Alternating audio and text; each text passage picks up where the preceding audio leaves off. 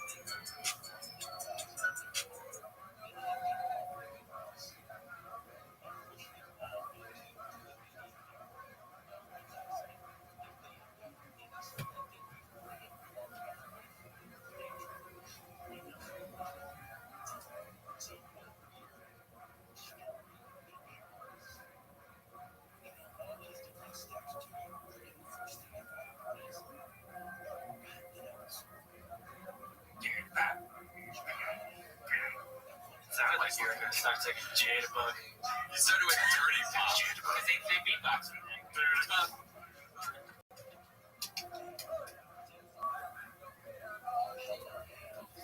Wow, those sounds sound like pretty honestly. Should we start the show? Yeah, let's start the show.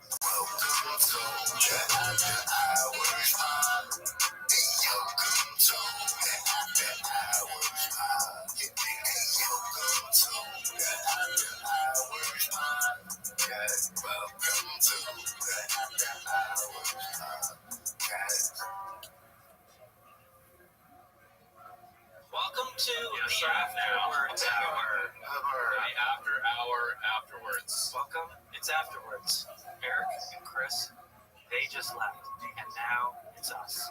And we're going to talk about stuff. We got a lot to talk about. We got a big show actually today. We got a lot of stuff coming up. We're going to recap some shit that Kev was telling us while we were going to get burritos.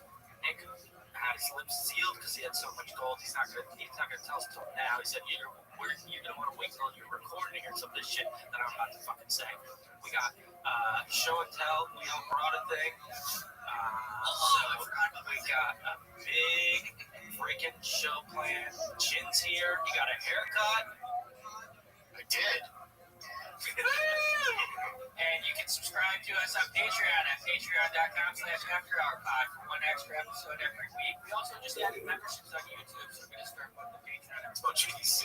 So in case you didn't want to go to Patreon and sign up for the extra episodes, you can go through it. We just got access to it. I'm going to try to upload over the next week on the old Patreons on YouTube. We did say our main goal was to get access to YouTube memberships, then we're going to stop hotting. Right, because once that's the tip of the knives for watching, yeah, that's it. We're done. We're keeping turn up. I have folks. Yeah, I decided to continue to march forward despite meeting our goal. We got to set new goals. We're going to keep going. But yeah, go to the Patreon. Oh, and give us Apple reviews. We actually have one. It came in since last week. Yeah, I'll pull that up right about now. Everyone, pull that up right about now. Yeah, 12 out of 10. there you go. From Leo Kirsch 80. If I'm not mistaken, I believe that is the host of Movies and More. So, fellow podcast brethren. Oh, is that your nephew? No. It's the host of Movies and More. Why do you rate that, Casey? This podcast is a 12 out of 10. All the hosts are great. My conversation, and most of all, funny. This is a podcast that can bring up your mood whenever you're down. My favorite character, quote unquote, on the podcast, Nick Davis, is hilarious. It seems like you'd be a great godfather. Anyway, keep up the great work, guys. Wow, that's so sweet. That is Exclamation points for every sentence. Thanks, Leo.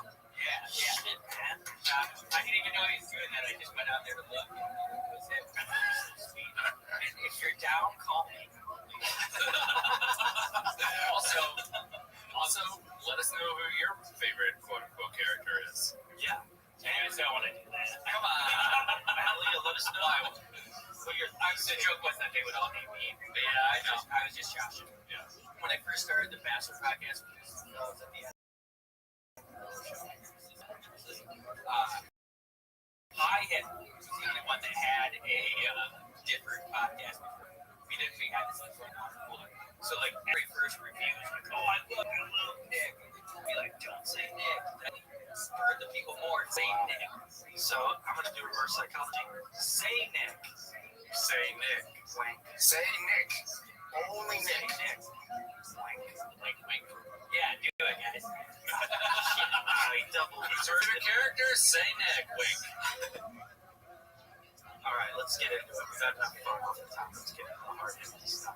We got so much hard hitting stuff. I'm really excited for Show Jumbo. Really cool people. I've had a real big bathroom fiasco at my house. So I live in an apartment building. There's stairs. Apartment across from my door. People below us. People below the other people. The people below us moved out upstairs across the hall. So it's empty below us. They went in there cleaning stuff. They're like, oh, there's a leak in their shower. It's coming from your shower. We got to get into your bathroom and redo it. And I'm so like laissez-faire. Like, okay, cool, whatever. Come Thursday, cool. It comes Thursday. We didn't plan. We're working there through depth all morning. It's like impossible. They fix it. Plumber comes the next day. He's out.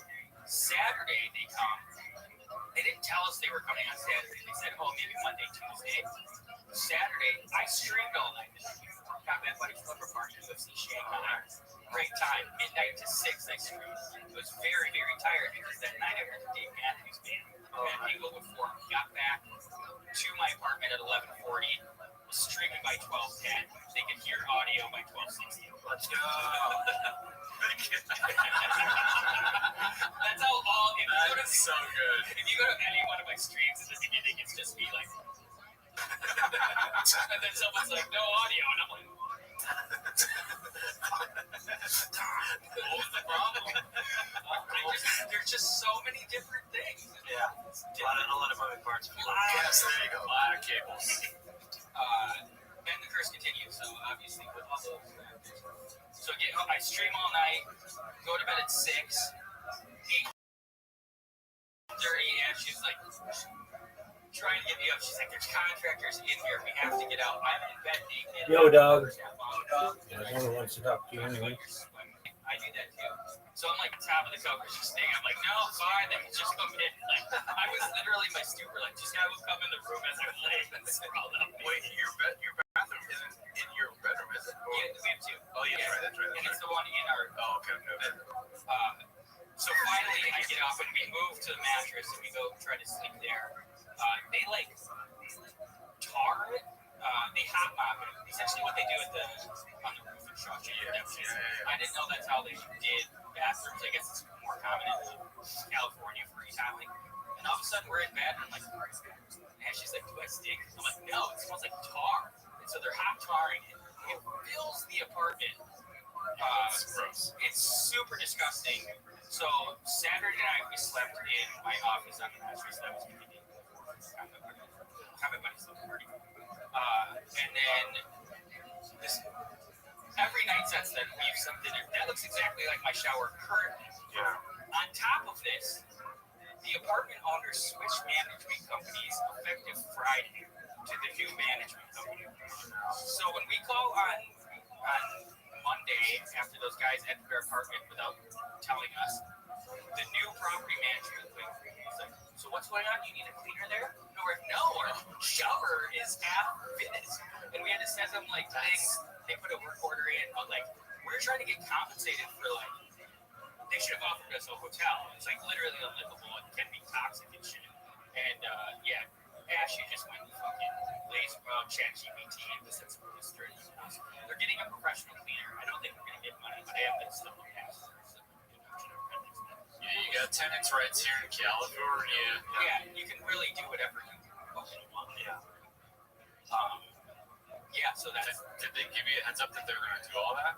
They said they had to come in and fix, and they gave us 24 hours notice on Wednesday that they had to be Thursday. That was nothing about the mopping and all that shit. Yeah. Damn.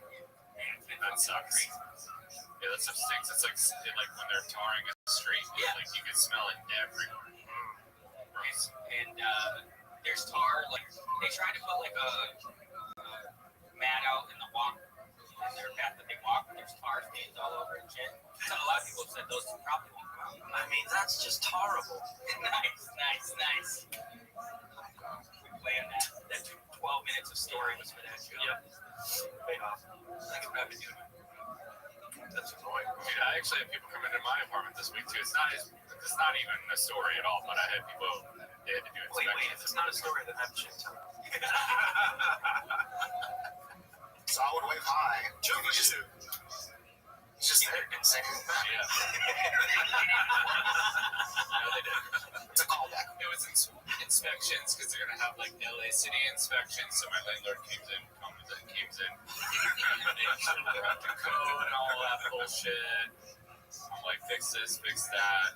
Your boobs are huge. Yeah. And it sucks. They're just in our house. My dog is like wants to be all up in the grill, so he's losing his mind. Bro, people in your house that you don't want in there is the worst. Because I don't even know where, especially because my apartment's not that big, so I don't even know where to go when people are in my apartment. I seen a funny, I'm just sitting there like an idiot. I seen a funny meme about that. Some guy was like sitting in the stairwell of his apartment, or the stairwell up inside of his apartment. He's like, they're in here fixing my shirt and dryer.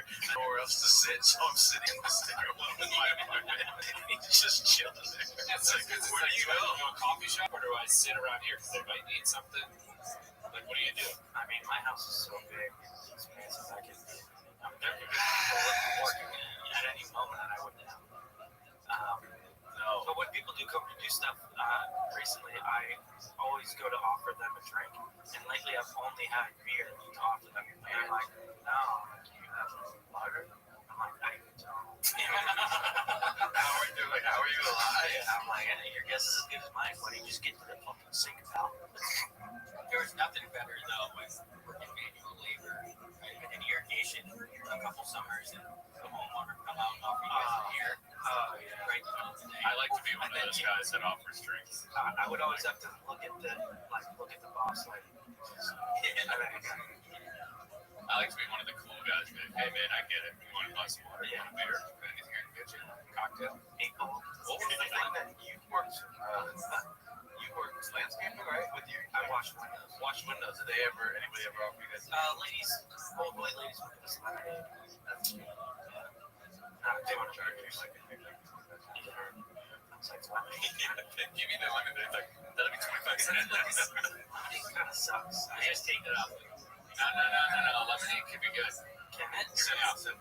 Cold, ice cold lemonade. Alright. Let me make you a lemonade someday.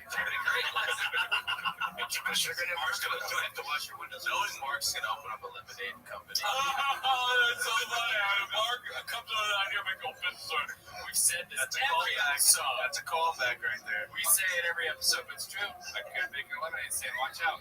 Actually, during COVID, I wanted to do a thing called sidewalk slushies. What was that? Because we were getting cocktails and stuff, like mixed delivered to us, and they would like, it was that California open. Yeah, but they would deliver booze to your house, and it was like, normally couldn't do that, but they were like accepting it because it was COVID and everybody felt bad for each other. And I was like, I don't open a business, dude. Yeah, and I didn't, but I wanted to. I still want to. Here's exactly what you would do if you ordered a lemonade stand. You'd call it a lemonade sip, and it would every time come with a chair. Lemonade sip. This? Next Tuesday, Mark's gonna be like, I just opened up the fourth location of lemonade. And you all thought it was a stupid idea. And I'll be like, that was smart, literally my idea. Well, you projected it as my idea. Honestly, the picture I just sent to the group chat, that's a type of business I think Mark would do. Whatever Nick sent me. Yes. I don't want to look at whatever Nick sent. Yeah, you played visually. It's okay. Oh, you gotta wait for the. That looks so sketchy though. Yeah, I mean, that's just how you steal a baby. Yeah, I saw that. I don't like this a little bit. So for the audio listeners, it says cry share. When baby drives you crazy, we drive them to sleep. So they drive a baby around that's crying. Yeah. In no world. These aren't parents. That's a crazy business idea. These aren't parents. Maybe it's a goof. It could be. The white van is really evolved. This is way better idea. Someone put a lot of money into that. Is there an age limit on that? I would like to go in there and just trim it around while I cry. Maybe we found our new sponsor. Yes, he's pretty sad. Come pick me up. My neighbors keep asking if there's something. I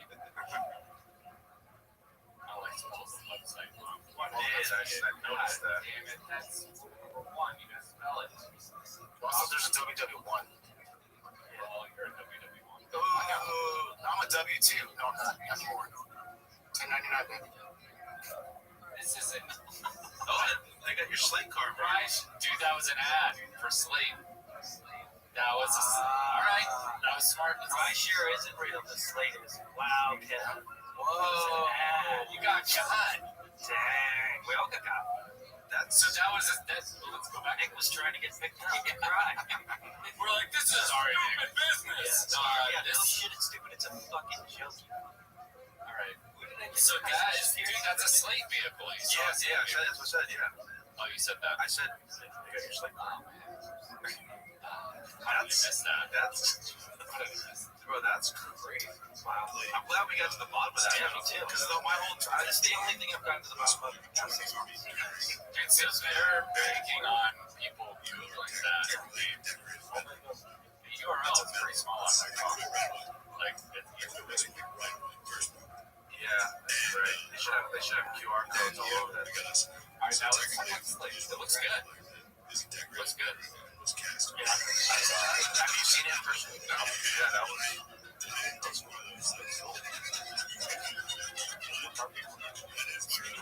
Did the Hummer almost fall on you?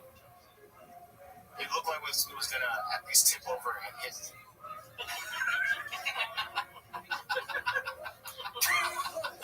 Damn it. The way you describe stuff, that's why. Yo, I was laughing at him almost dying.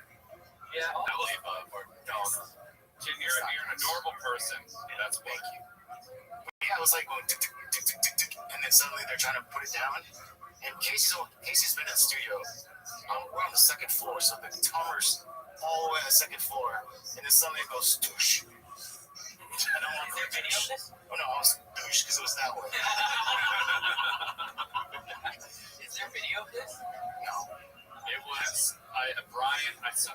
Maybe it's still on the story, or I could have him send it to us, but I don't know. I did see that I video. might not be able to have him figure that out.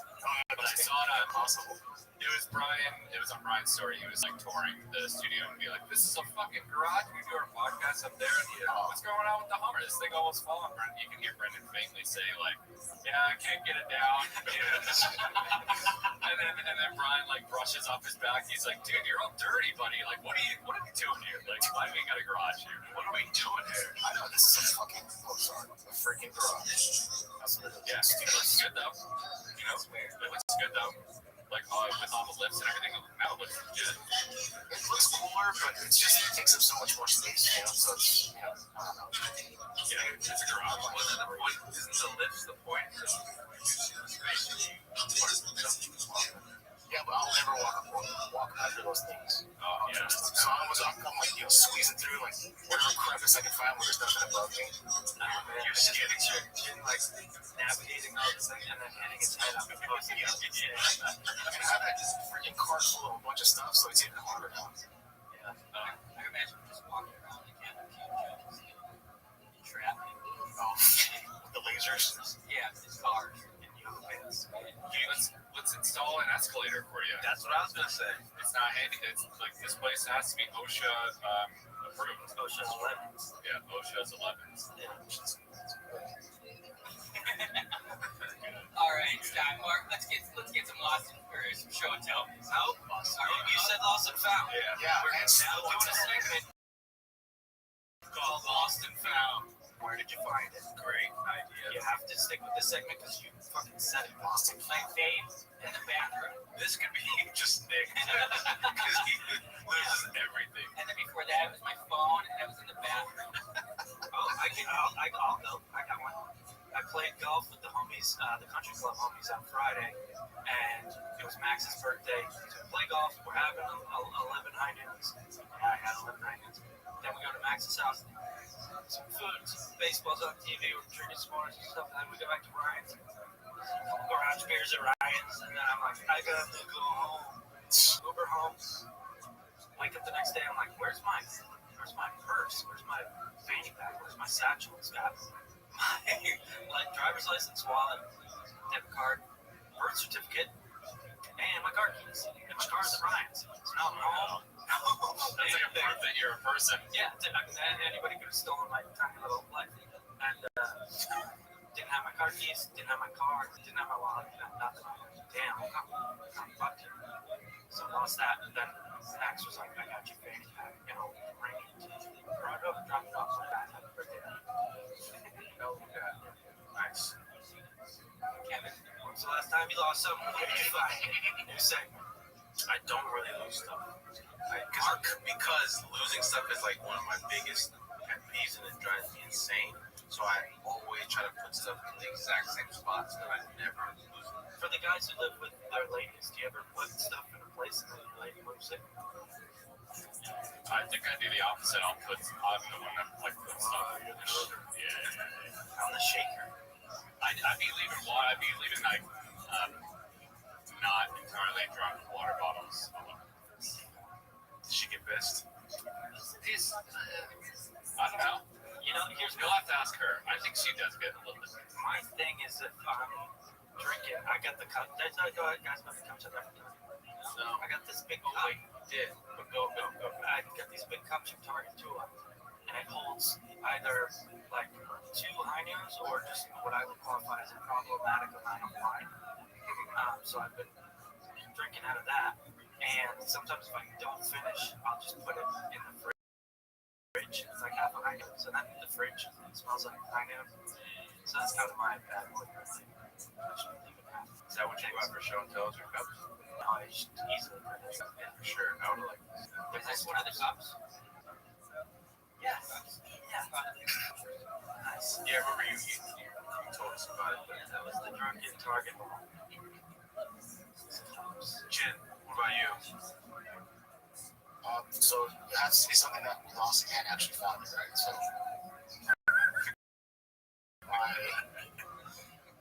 laughing with? Mark was laughing. It was me and Casey. I am not laughing. I don't laugh at all. What is this? Those cases on the far right is one Nick's other podcast, and two of the cups I got. I see you. Is that your root beer? Jess loves it. I love She loves that. Pop root beer. She also likes the sea root beer. Anyway, what'd you lose, Chick? Where'd you find it? How's the... Why is that exciting? I was visiting my friends in Orange County, and I always bring my backpack with my laptop because of, our work shit can pop up at any minute. If I upload something or whatever, a lot of moving parts. So I drove all the way down to my Rothschild, hung out, drank, had fun. I slept over that day because I don't want to drive, messed up. So early morning, drove back home. I was gonna work, do prep for the Monday show. So I was driving home on Sunday. And as soon as I get home, I'm like, where's my backpack? So then I realized, at least it wasn't gone. I knew where it was at, but I was like, fuck. It's like an hour's plus drive to get to, the hills. You could you have, what is it, like the, yeah. I didn't think about that. Yeah. I'm recently jumped on board with that. Oh, definitely. The Uber courier. Yeah, seamless transition. I had, because of the combat money slumber party, I had Kevin deliver me 5 eggs. They used PD to get through the whole street. He put it in a box, labeled 5 eggs. No, it's about this big, this wide, and all that was in there was a little bit. That's funny. Just one? Yeah. That's funny. That's funny. Yeah, that's good. That's good stuff. Right. One more. I wish I would have said show and tell. All right, let's go, Mark. Let's finish this up. I can't really recall anything, but I think I've lost my rangefinder. You're what? But then I didn't find it, so it's not a lost hand. Yeah, see? Oh, yeah. Fine. Yeah, I lost my Garmin watch. Or like range loser. Rangefinder. Yeah. It sucks because one, she got me one and it was a good one, and then I lost it. And then I bought it. I got a cheap one off Amazon. If I lose this one, it's like $40. So You got an app, but it's rangefinder. Dude. I know. You're Big dog. 100% correct. Can you hear me? How did stand-up comedy go? Really well. What'd you say? Really well. Oh, that's amazing. Did you record? Nah. That I joke about that would be better if I had Down syndrome and autism a lot. Why do you always say that you're going to record it and then you don't? I'm nervous. Okay, I understand. Are you ready to lose? But yeah. So you didn't. I said that I'd like a world where when I think it would be cool when I die if God had Down syndrome and he gave me a hug. If I get to heaven and he's rude and he doesn't want to hug me, I'll be pissed off. And they thought that was funny? Yeah. That's great, man. So I'd rather go to hell than having a God with autism. That was funny? Well, great. Did they think anything that you said wasn't funny?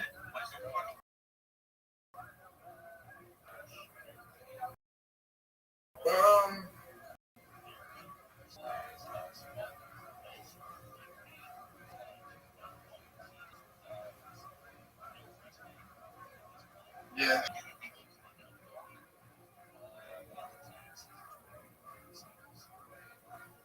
Kanye West stuff. Okay, but I mean that's not that bad.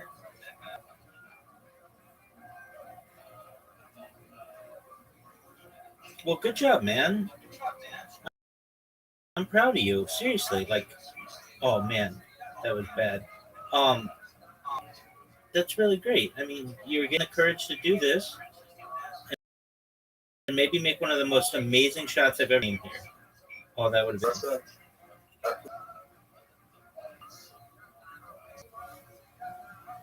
I said,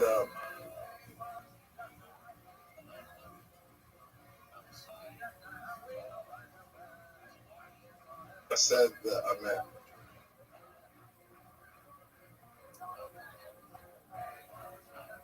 Oh, I didn't actually say this. I didn't get the joke right. But I said I met a neo-Nazi. I met a neo-Nazi that told me his son was autistic, and then I told him that the person who discovered autism was Jewish. Then they quickly,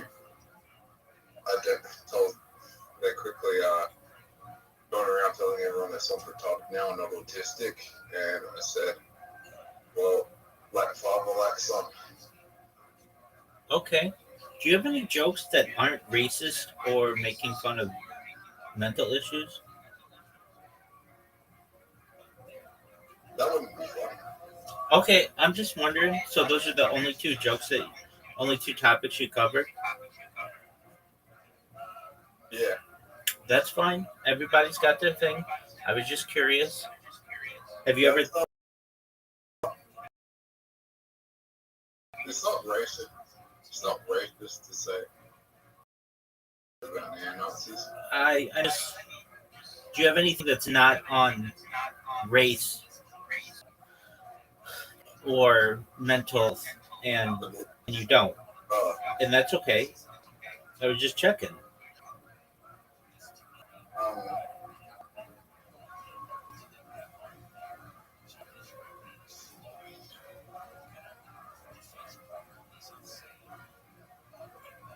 But that's really great, dude. You got up there. someone called me, Somebody called you what? What did they call you?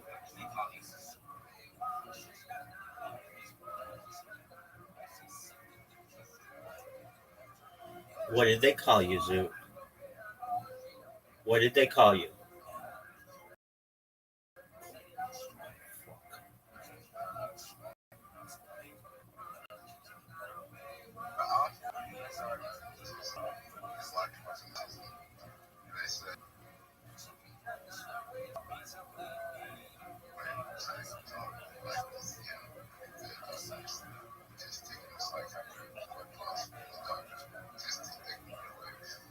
being retarded.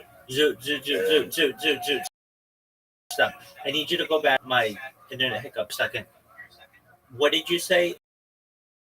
What did someone say to you? Can you repeat that? Can you hear me now? Yeah. It was my fault, not yours. I asked them if they like being autistic, and they said, I like the fact that I can get away with saying retarded because I'm autistic and not having an M-word pass. And I said, then I asked them, they asked me if, like, getting autistic. You still there? Yeah. They asked me if, like, getting the autistic diagnosis was like eye-opening event as it was to them. I said, no, I don't even think I have it. And they said, well, your mannerisms are fucked. And I was like, you called us both retarded and you're telling me my mannerisms are fucked.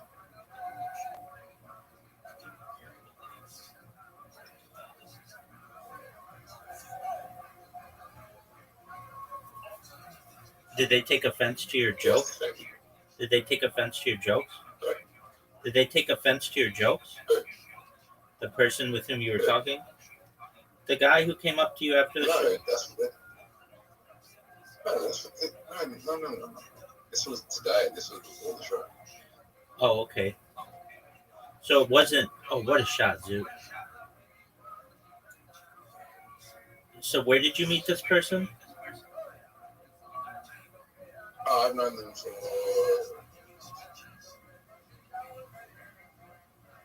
6, 7 years, maybe 7 years. Oh, okay. When do you think they're gonna come out with the ghost mini golf? Rabbi, I've known this person 6, 7 years, but I've only met them in person 3 or 4 times. 4 times. Okay, why that? Uh,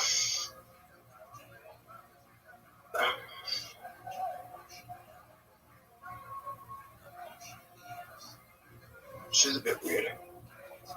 Oh, it's a chick. Yeah. Is she hot?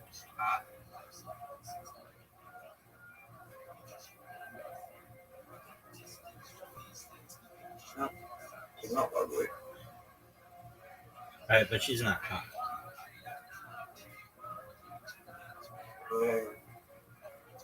There was a time where I was attracted to her, but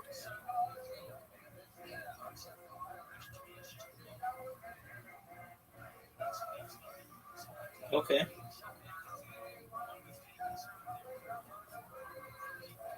we met in person and we were like not attracted to each other. So you were attracted to her, but she's not attracted to you. No. Just at the time, I'm attracted to each other. Okay, how did you guys meet? End up, but then we met in person and we were attracted to each other.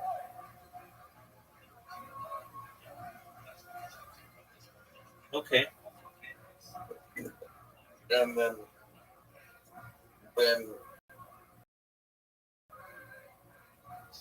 she met my best friend. Did they date? No, not dating, but living together. Oh, that's dating.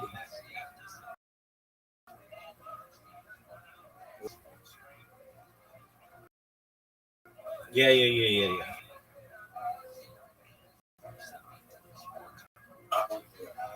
He's living in that attitudes, like, outside. Are they fucking?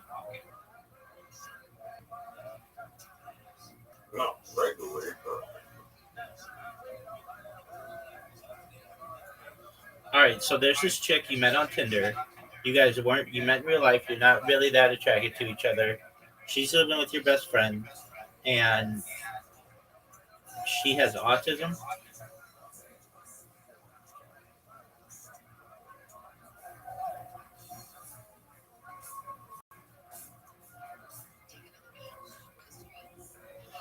Zoot, you are a very difficult person with whom to communicate.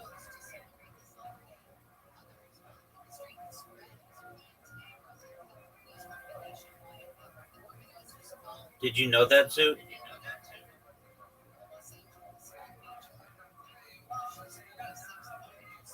Zoot. Zoot.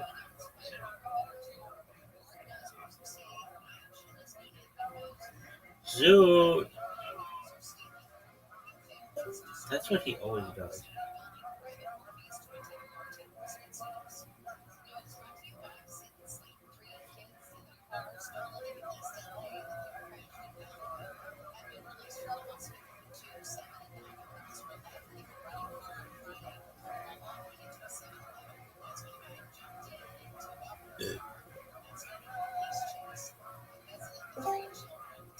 There he is.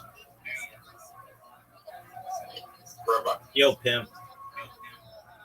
So she has severe autism where she believes whatever the doctors tell her she'll believe she has.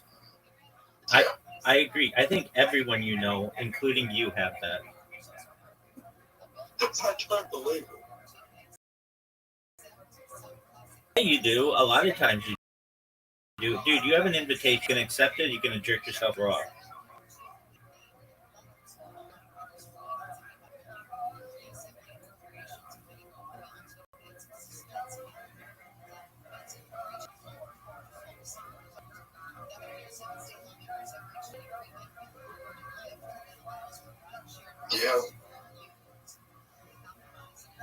Do I have super? Yeah, I don't believe everything. Do I have super? But tell me. Yeah, you're pretty close.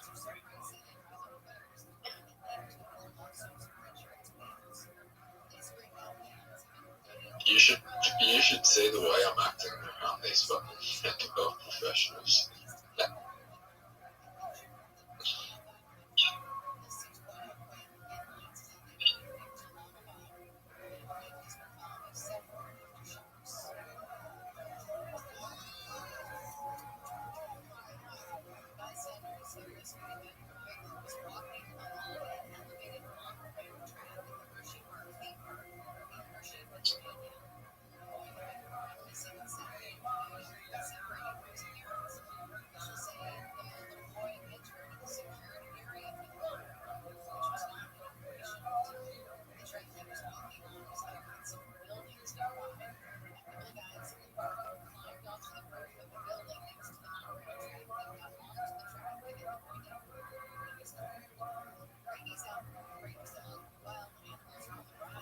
So, do you know what the dragon attack is?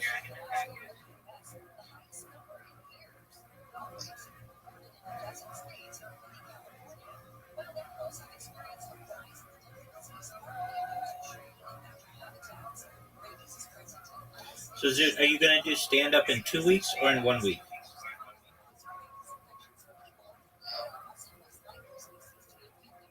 No, not next week. I need to wait a bit longer.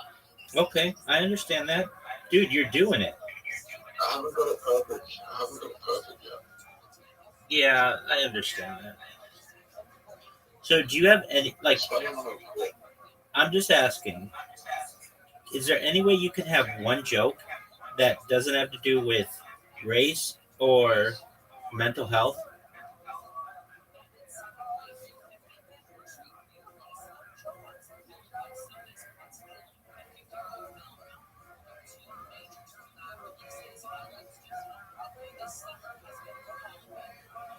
I need money to fucking book this because that's happened. Wow, Zoot, that's quite the tick, man. Nothing legit. Okay.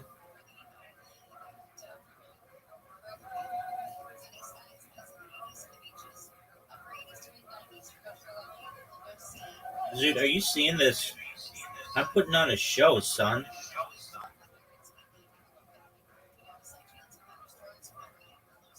Dude, are you seeing? Oh, fuck. Dude, you have a chance to get 2 right away. Get those 2. And don't fuck up. Get them. Dude, you fucked up.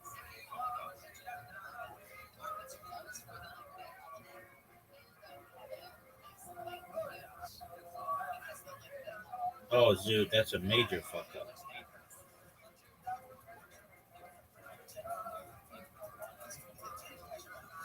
Look how good that was.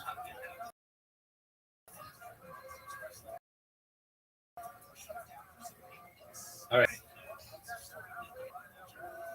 Oh no, I just knocked your ball through your disc.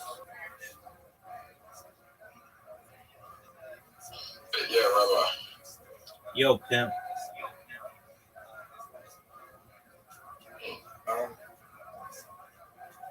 This girl has really bad, mental health. It's like she didn't know her mental health.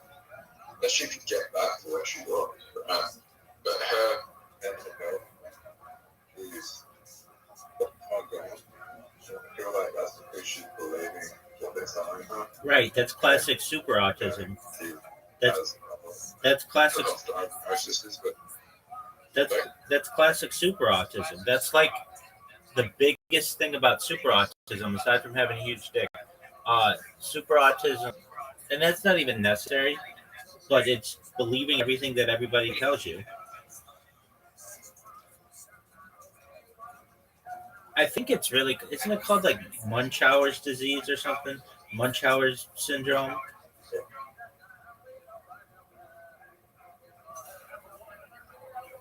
Dude, are you ready for this?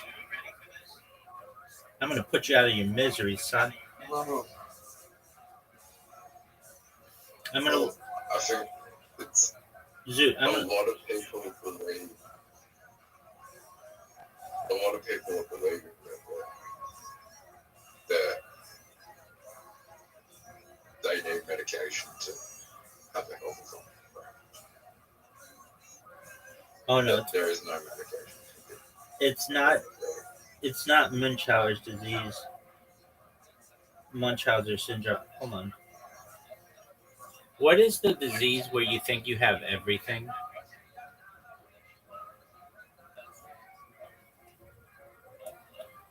Oh yeah, it was. It's Munchausen syndrome, but it's not called that anymore. Why isn't it called that anymore?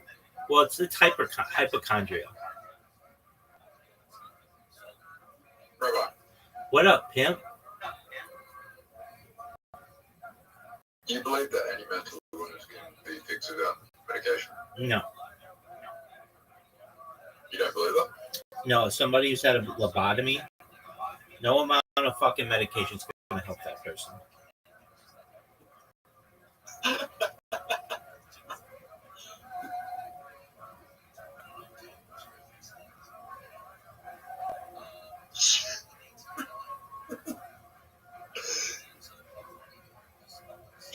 And that's why we made lobotomies illegal.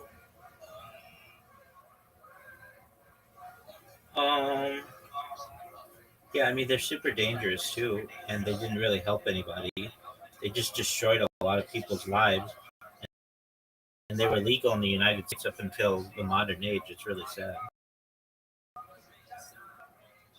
When did they become illegal? I think 1967 or something. Let me look it up. He gets a lobotomy in 1.4 cents. Dude, I knew a guy. Kid kills him. Just a moment. Did dad have Did my dad have a cup? I knew a guy. I knew a guy who he didn't have a lobotomy. He had this really interesting thing. He is married to a very predominant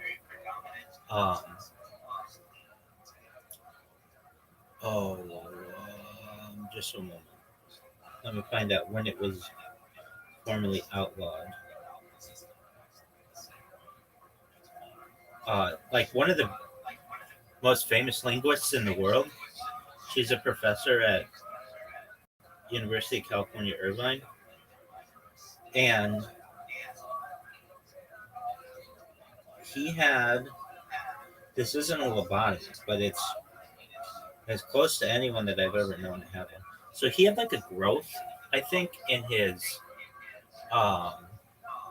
body, like in his brain cavity, and they stuck a needle between his eyes and either sucked something out or injected something, I'm not exactly sure what, into like part of his brain, and it caused him to lose all kinds of weight. He wasn't really that, he's a tall dude. He wasn't all that fat, but it just caused him to lose like 80 pounds. Like he went from like, I don't know, maybe a little chubby to very, well, like pretty thin. He's kind of he's like a weird kind of guy.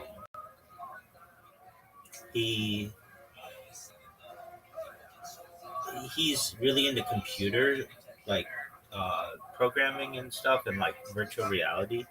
He helped to like build like virtual reality systems in like 20 years ago. Anyway, that's the closest I've ever known anybody to have a lobotomy, that's not what he had, but I've never known anybody to like stick anything in their brain. It seems like the Soviet Union became the first nation to ban it in 1950, and the USA Dog, why isn't it? It should just be like boom. During the 1970s. Okay, California was one of the first states to outlaw it in 1977. That wasn't too long ago. No, I'm just looking up. that's right. The last recorded case was 1967.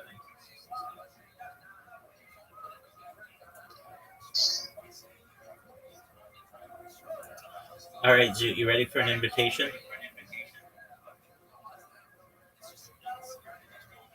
Zoot. Zoot, you have an invitation and everybody's waiting on you. Zoot, you have an invitation. Zoot. Zoot, are you going to accept your invitation? Zoot, I'm talking to you.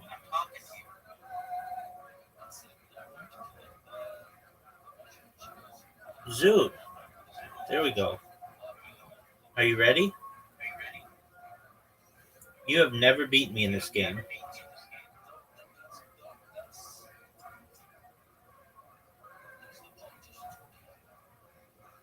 Though you came close once, at least to my knowledge. Zoot, are you even playing?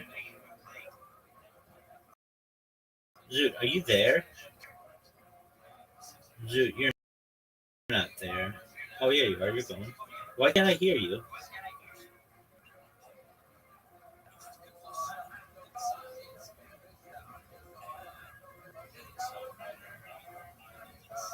Zoot. Yeah. There you go, big dog. I miss your voice.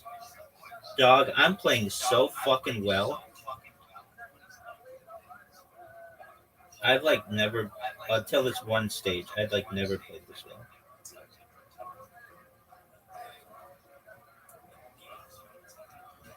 Zoot, are you happy with the results of your stand-up?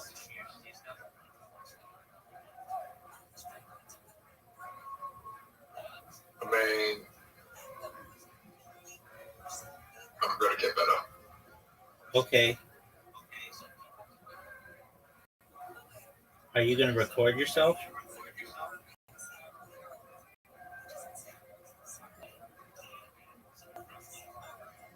Zoot. Yeah.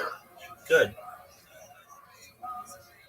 Oh, by the way, I didn't write a single thing down when I performed. Well, usually you don't write it down when you perform.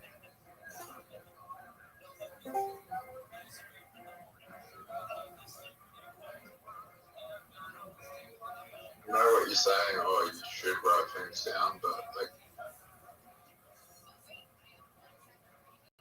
Rabbi, Yo, pimp.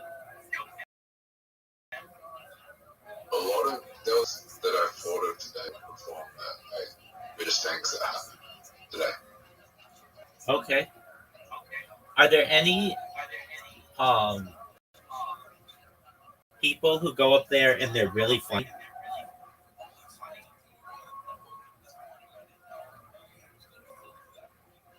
Or does everyone kind of suck?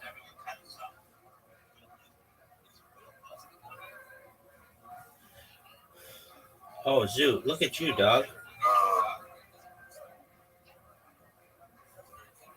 Tonight they were pretty average. There was someone that really sucked. There was a few people that really sucked. How many people performed? Good job, Zoot. Zoot, what the fuck are you talking about? I have bad hand-eye coordination, dog. You're fucking good at this game.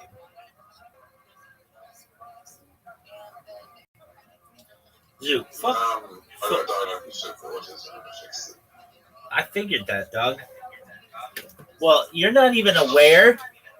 You might be in a class that you didn't even know existed, and it's known as Uber autism. Did you know that you might have Uber autism? Uber autism, my friend, is like super autism, but better. I think you I have. don't have autism. No, you do. I think so. Uber autism is where everybody tells you that you've got stuff wrong with you, and then you believe it, but then you sort of don't believe it. Okay.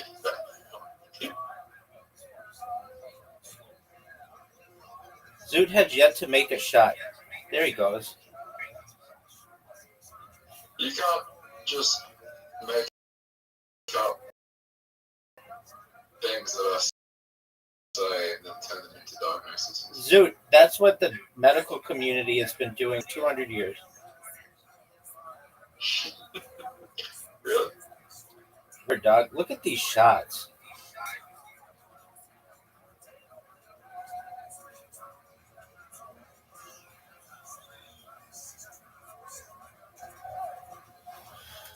Zoot, what is it like to be patient zero for Uber autism?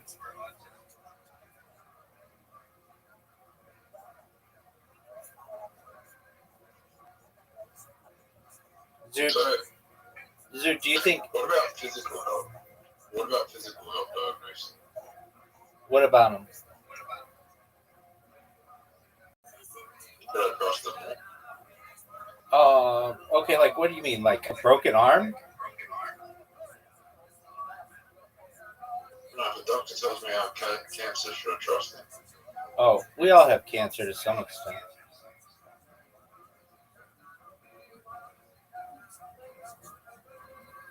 I know, but it's not life-threatening. Right. How does cancer become life-threatening? The mutated cells become large enough that they become like a tumor, and it forces your body to fight it, and all of your energy that you use for fighting it begins to kill you, and then it can spread, and then basically all your body does is fight this tumors.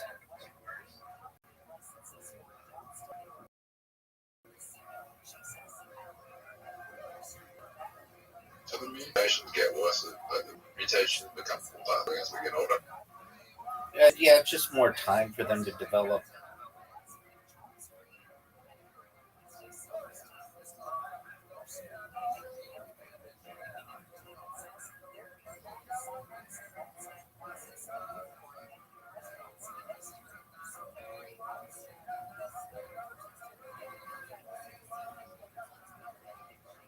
My friend had bowel cancer. Your friend had bowel cancer? Same age as me. Wait, what did your friend have? Bowel cancer. What's bowel cancer? Yeah, they're like only 6 months older than me. What? I don't give a shit how old they are. What did they have? Bowel cancer? Yeah, bowel cancer. What the fuck is that? Bowel cancer. Spell it. BOWEL. Bowel? How? What is that? Colon cancer? Yeah, Who calls it bowel cancer? that's what we call it in Australia. Oh. Okay, so your friend had bowel cancer, aka colon cancer, and they are 6 months older than you are. Yeah. Are they doing well now? And he has they're in remission, but they have a colostomy bag and nothing works for all the waste. They can't have sex again because nothing ever works. They can't ejaculate. They can't piss. They have to use the colostomy bag. Okay, that sounds awful.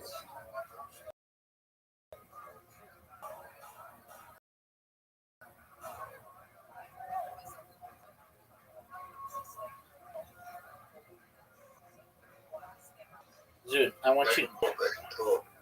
Yeah, he told me. I was there at the beginning as well. Like I walked in. He worked at like EV Gang, which is basically GameStop.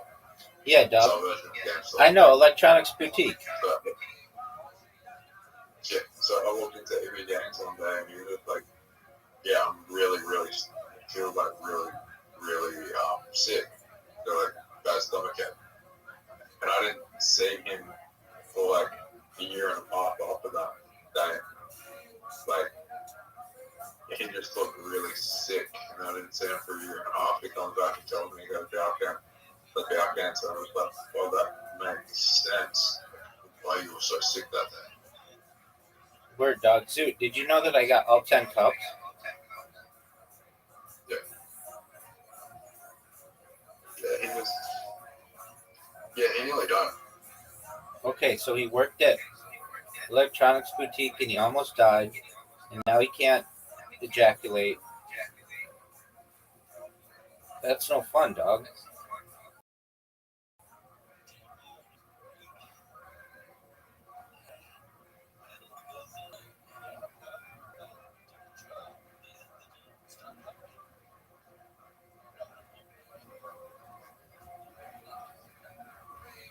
Better him than me.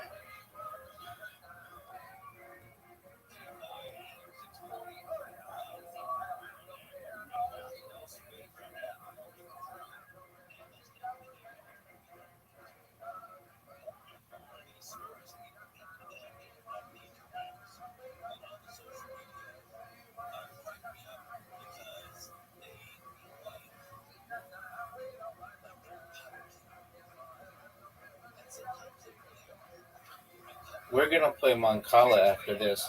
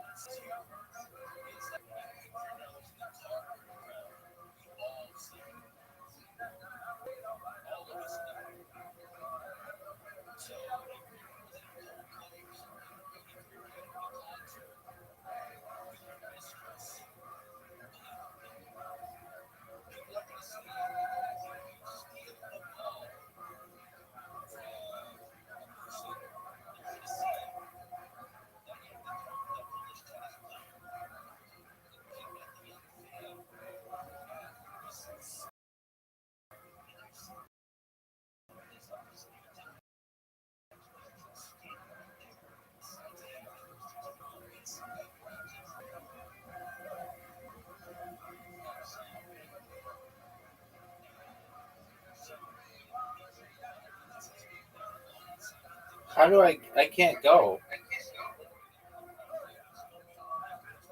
I can't go.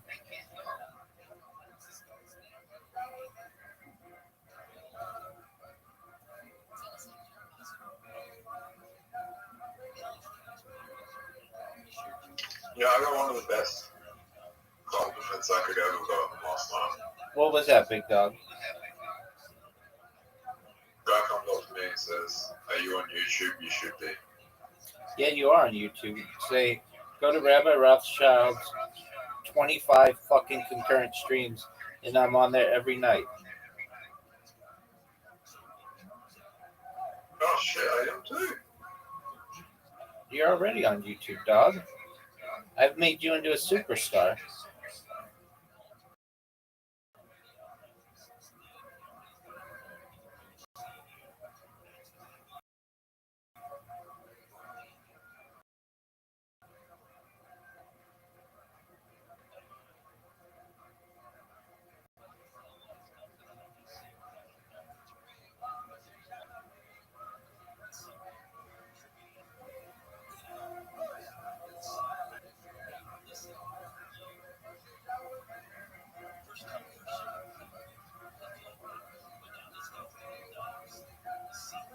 in the future when you go viral and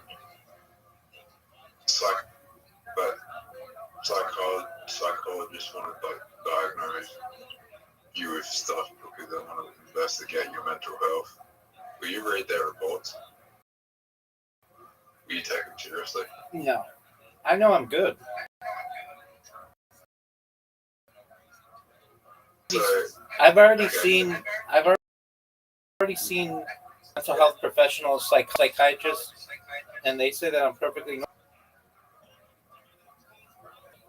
yeah, but you have.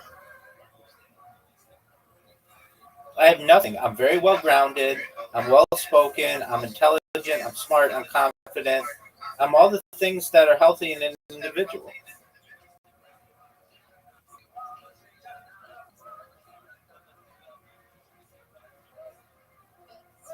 If anything, they may say that I'm overconfident, but everybody is. But that's a good thing about people who do what I do. You have to have some amount of confidence to be able to do what I do, which is literally live stream your life. If you don't, you wouldn't do it. You would, like, the first time I got somebody who came in and called me Jew or kike or any of the other bullshit that they call me, I would just stop. I don't let that get to me. Oh, but I fucked up, Zoot. I fucked up. Zoot, you just won. Probably. Oh, no, for sure. It's over. You won. You've got 25. 26.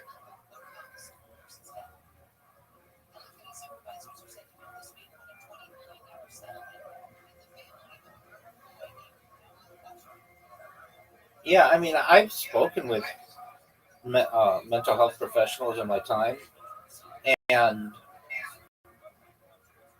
we just, like, this is how it goes. They're like, all right, so why are you here? And I'm usually like, to get a prescription for some type of legal speed. And they're like, all right, well, what's in your life? And I'll be like, well, I'm doing well at work. I have good social skills with women. Doing well in my personal life, in my social life. Um, Really, everything's going pretty well. And then they're like, all right, cool. And then they write me a prescription. That's how it always goes.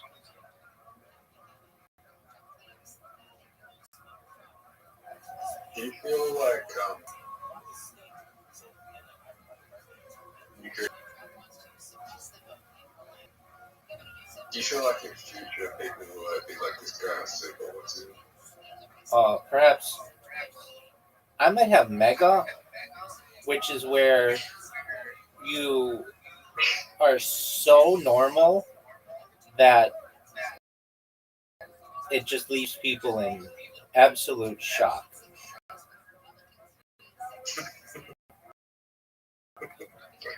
You are not fucking normal. Sorry. Very normal, dude.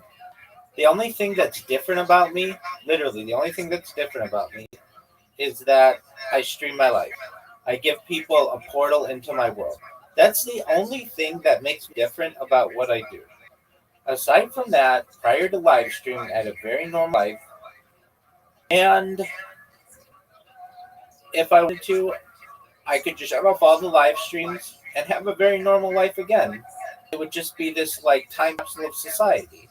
But I choose to just live stream my life. Literally, it's like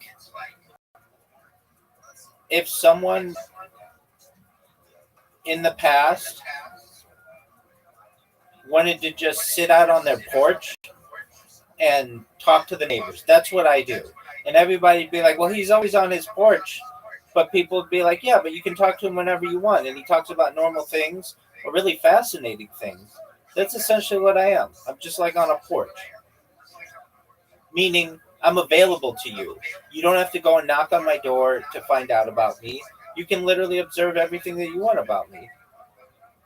Of anything, I think people in the future will say like that. I don't know what it is. Okay, so whatever the opposite of a voyeur is, someone who like likes to watch other people. I'm the opposite of that. I guess they'd say like I like to be watched, but I don't really care about being watched. If I cared about being watched, I would like do everything I can to get viewers. I don't really care about that. I honestly am fascinated by the fact that I can record my life and watch it in the future, and other people can do that too. That's super real. That's super cool to me. That's that's frankly why I do what I do. Wow, you're doing really well. Um, I want people to be able to watch in the future. I like to sometimes go back to my old videos from like now almost 4 years ago and watch what I do. It's really funny to me. I really kind of love it. The longer I get away from having made a video, the more I love it. Meaning the older videos that I have are some of my favorites. I have where I sing, where I dance, where I play golf, where I drive, where when I eat, like all the stuff that I do is just like I just think to myself, wow, I'm watching this now like 4 years later. I wonder what it's gonna be like people watch it 40 years later. Zoot, are you gonna go or are you just gonna jerk yourself off raw?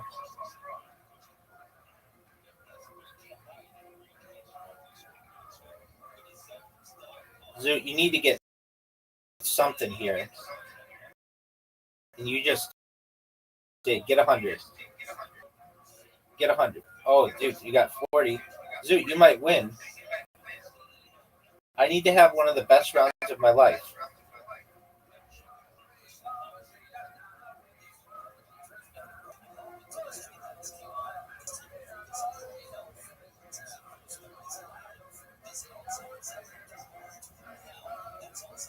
Oh, Zoot. All right, you need 210 points. Are you going to be able to get it, Zoot? You just need 210 points. Zoot. Oh, and you got 100 right off the bat. It's over. It's over, son. Get another one. Get it. Oh, it's over. You won. Dude, you just destroyed me. Get another 100. Get another 100. Get another 100. Wow, Zoot, that was really good. Excellent work, my friend. That was your first win. That was phenomenal.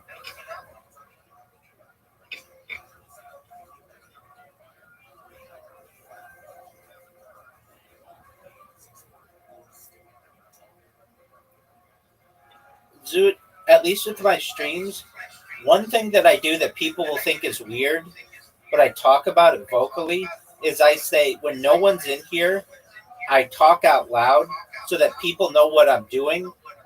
I don't always, though. A lot of times I'll just be really quiet. But I want people to, I want content, but I also want people to know what goes on in society.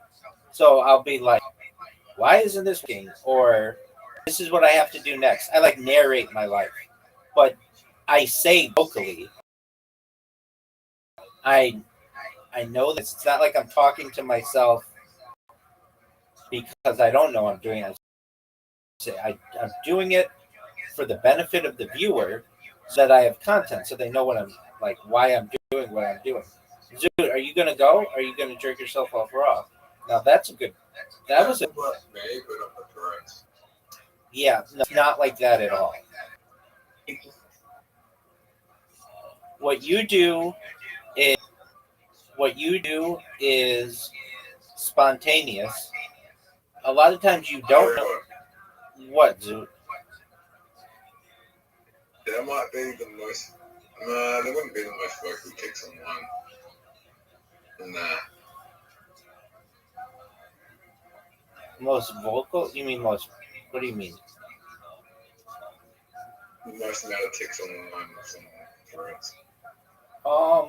I see this one girl who does it, and she's like on TikTok. She doesn't like.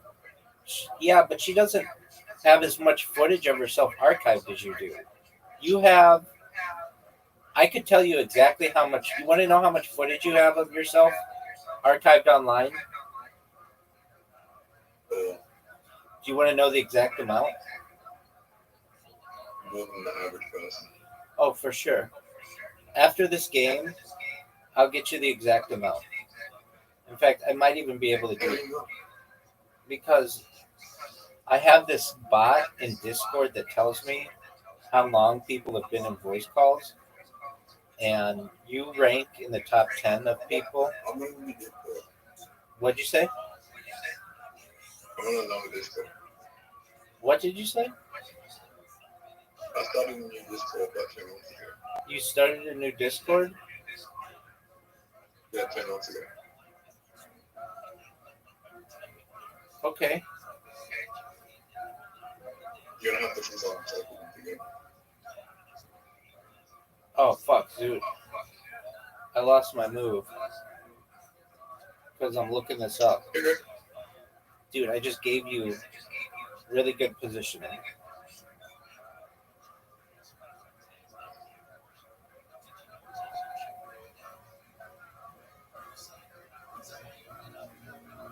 I'm gonna tell you something. What do you want to tell me, Zoo? Like, do you believe the statistic that I think it was 55% of males 18 to 30 haven't had sex? Wait, what was that? 55% of males 18 to 30 have never had sex. 55%, 18 to 30 have never had sex? Yeah. Is that in the United States or in... Global. Yeah, maybe because... Okay, so you've spent...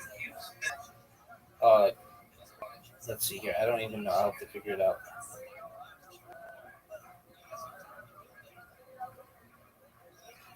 You're ranked number 8 in this Discord of people who've been here the longest. Not just the longest, but spent the most amount of time.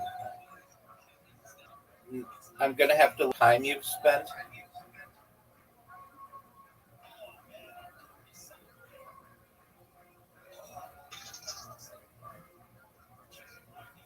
So like I'm the main character. Yeah, in a lot of ways you are. Okay, you've spent.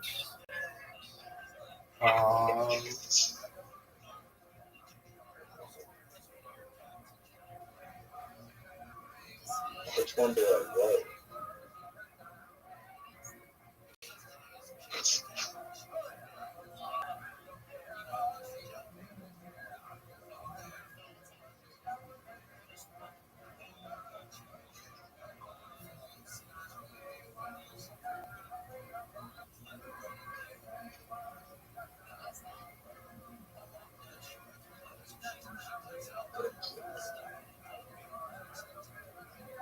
Hold on. Okay. Oh my god.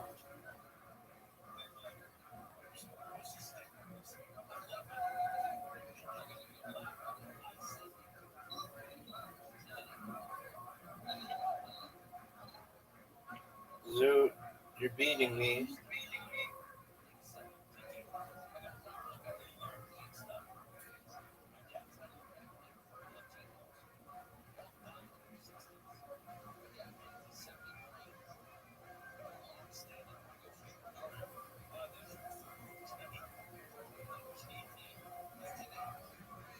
Oh man, I just gave you free shots.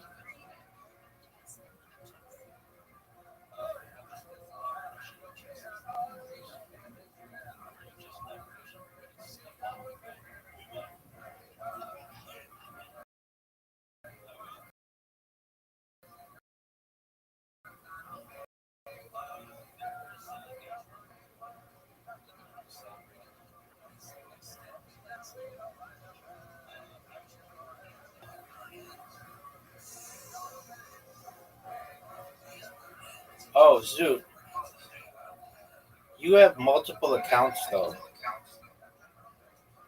Yeah, like that. Oh, so you've spent a lot more time here than I thought.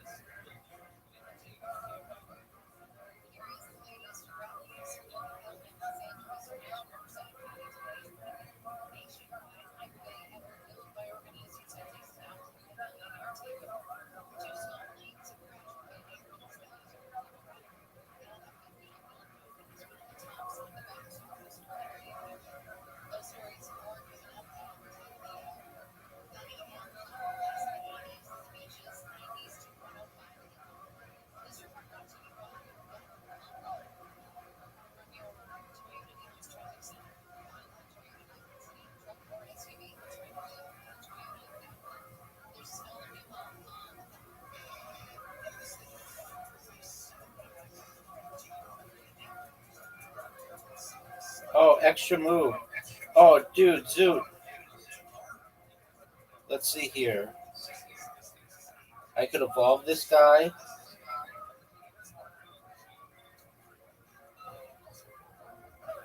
That would be, or I could boost myself. This is a risky move, but it might pay off. It's a really risky move. Incredibly risky. Maybe one of the riskiest moves in the history of this game. Zoot, what are you gonna do, son? I am 1 point away from losing to you. Oh, but Zoot, look at this move. Zoot, you ready for this, son? I'm making a comeback on you.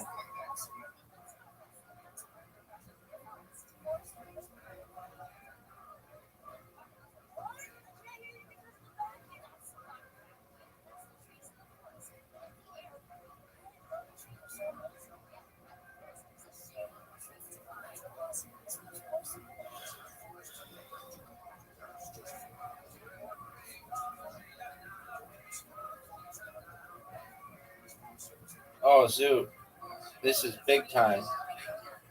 That was good. You did 20 damage, son.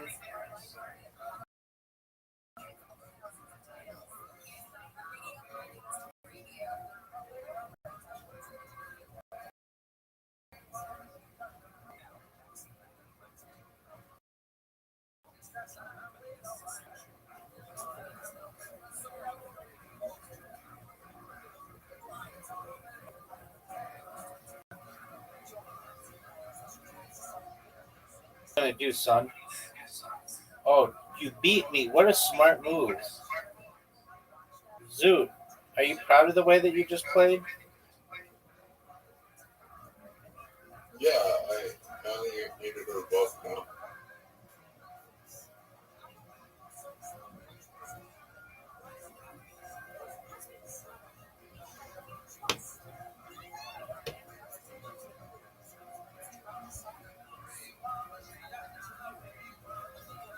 Here we go, Zoot.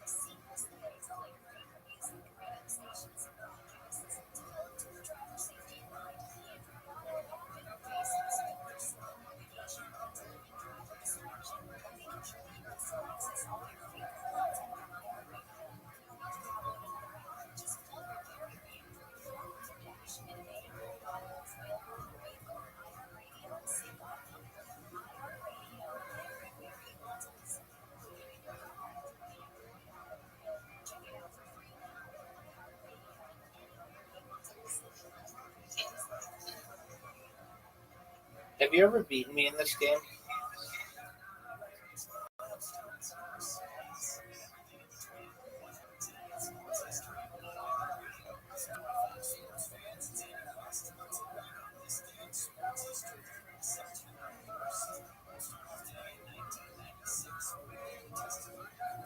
Hey, Rabbi, why do you think a paper or kick? Paper or kick dog. They hate me so much. I emailed them earlier today. Not kick, just hate them. Kick. What do you think that is? Well, I get to the point where they start to like me. It's known as it's known as mere exposure effect. Basically, if you're exposed to someone enough, you'll eventually start to like them. Like, even if you hate them so much that you like them. It's like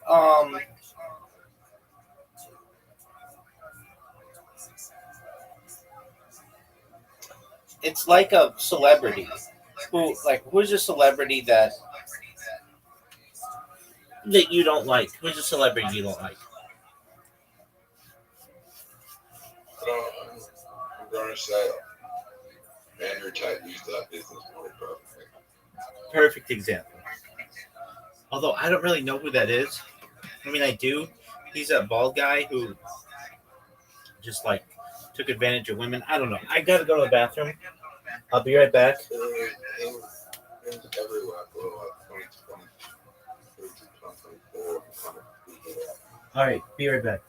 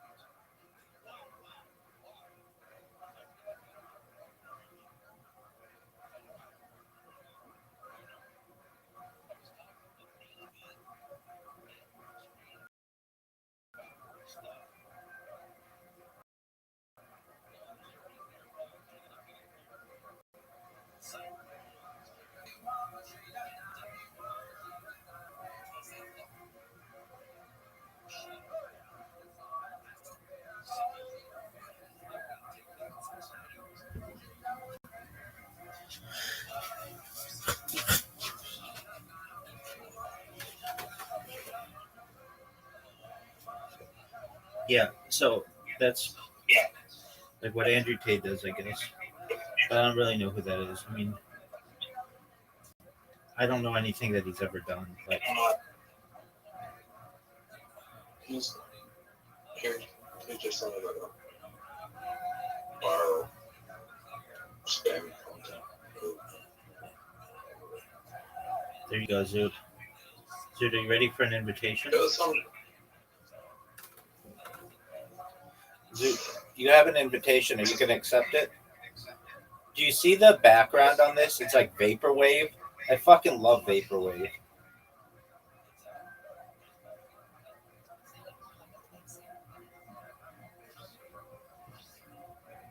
I believe that every the worst person on earth has done something. All right. Every practice. Yeah, of course, Doug. Everyone. Everybody knows that, son.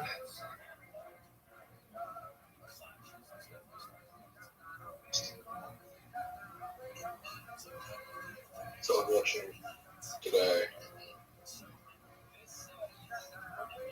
an interview with a guy in prison who ran over his 4 children. All right, well, that's sad.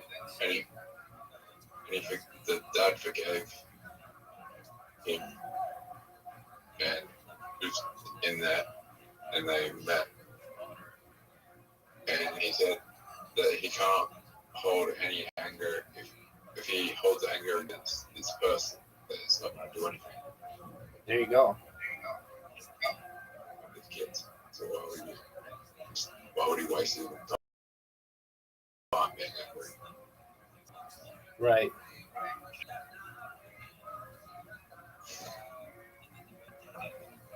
The drunk driver.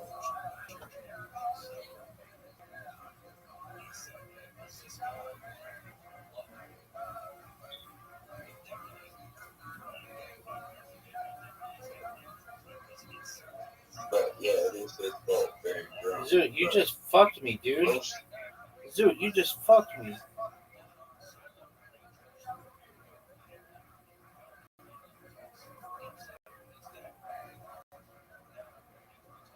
Dude, Zoot, you're gonna win. Yes, I'm Zoot, you're gonna win.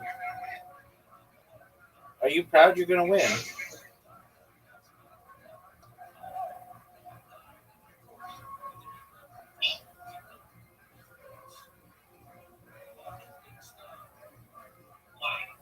Zoot. Zoot, you won. Zoot, you won. Good job, dude. I've used on direct drive and changed to that.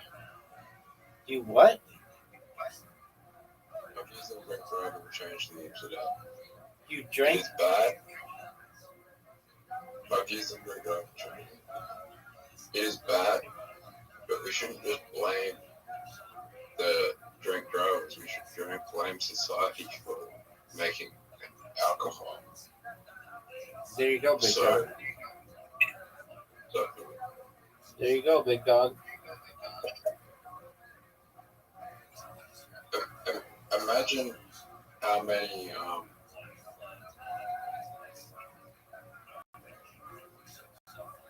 cases of drink drive could have been prevented if we didn't make alcohol so socially acceptable. Word, dog.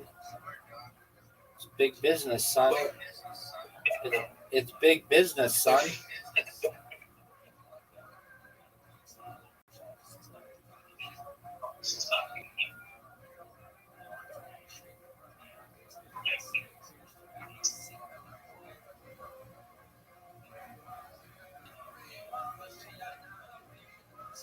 If I told you what alcohol did, and it wasn't socially acceptable, and it just been invented, there's no way in hell you'd want to try it. I'd probably want to try it, but not want it.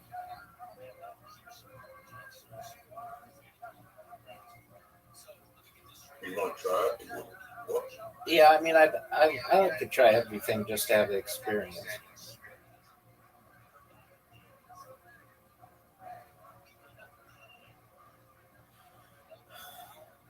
Zoo, are you gonna lose? Zoo, this bitch is over, son.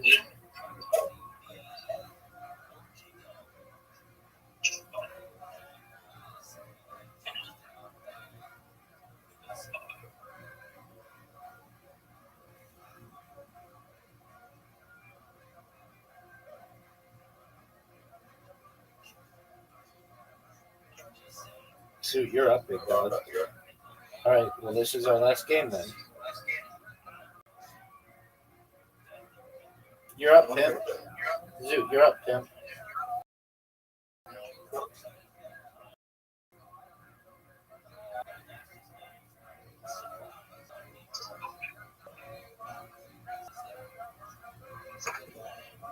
I see what you're trying to do. Thanks, baby. Tell me what.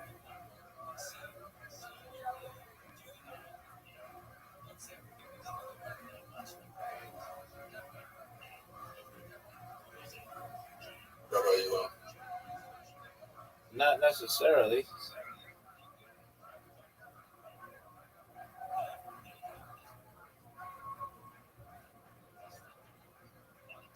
Yeah, that was a good match.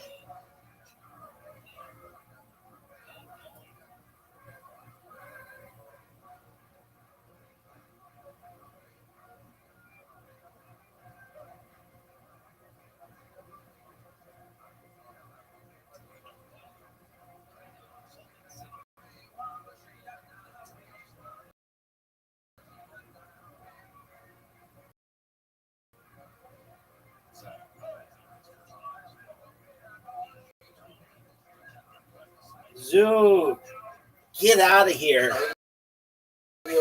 Get out of here. Get out of here. Get out. Good job. That was phenomenal, dude.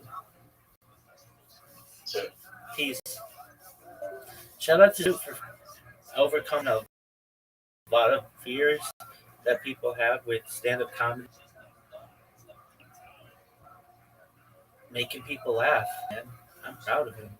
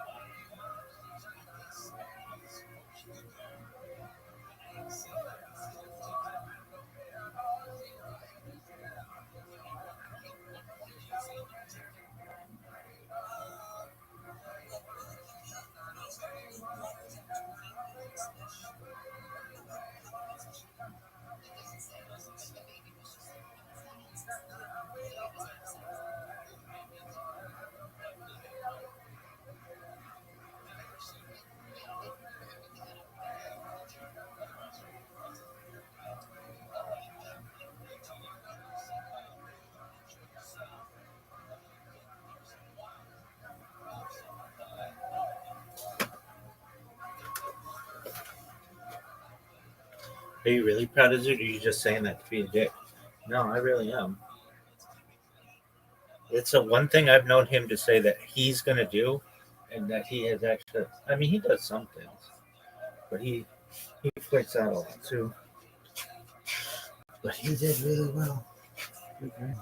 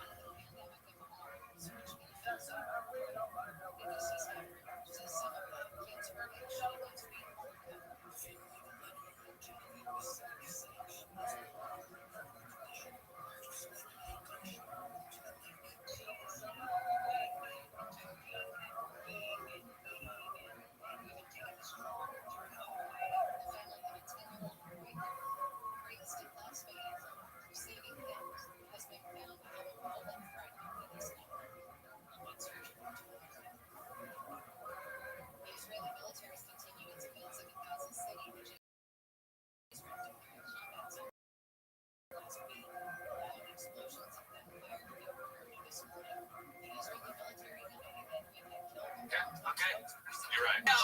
Music. Let me Google show and tell music. Googling show and tell music. Do we have a song in mind? Unlicensed. Jen, just got it. Jen, sing for us. I like that. In a world, it was at that moment he found out.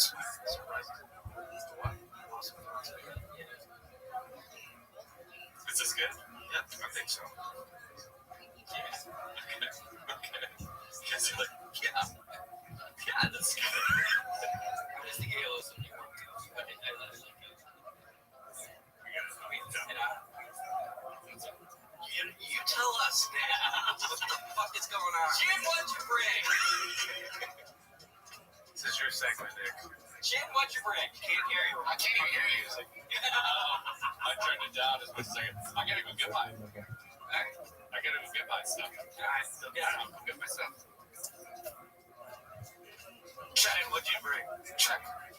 It's so hard to hear you guys. Yeah, we should just turn off the audio. But Mark's gone. Okay. We're stuck with it.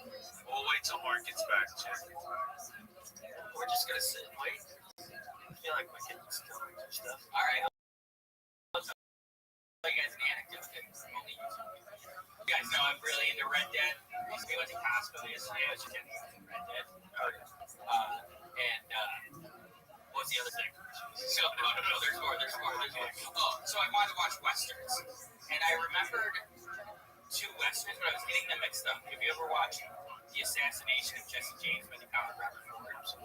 I was thinking that was with this guy, Colin Farrell. But he's in a Western called American Outlaws, which is a lot more fun and actiony. And I suggested to Ashley, we should watch The Assassination of Jesse James by the Count of Robert Ford. She was like, is it sad? It's kind of a rough week. She didn't want to watch that. I'm like, no, it's not sad. And they checked ChatGPT, and it largely considered one of the saddest westerns of all time. So I'm really glad she. But American Outlaw. Cool. Thanks. I got a movie idea. Nice. American In-Laws. Nice. Sorry, Robert De Niro. Meryl Streep. Maybe a Ben Stiller. It's going to be similar to a movie that they've already done. Anyway. Where'd Chin go? Did he die? I guess Chin's gone. I think he got crushed by the hump. Do you guys want me to do my show and tell? Yeah. Okay. I'll pop it. All right.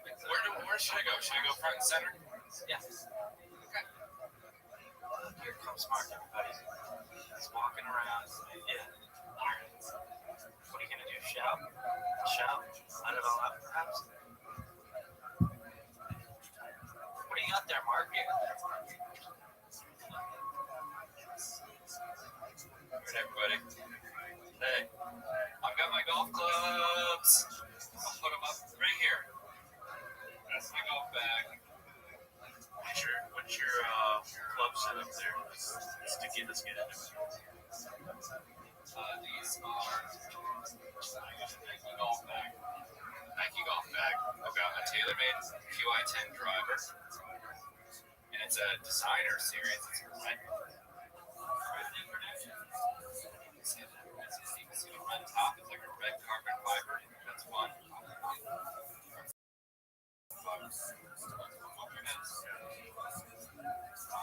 I've got 3 hybrid. Ping. Ping. What?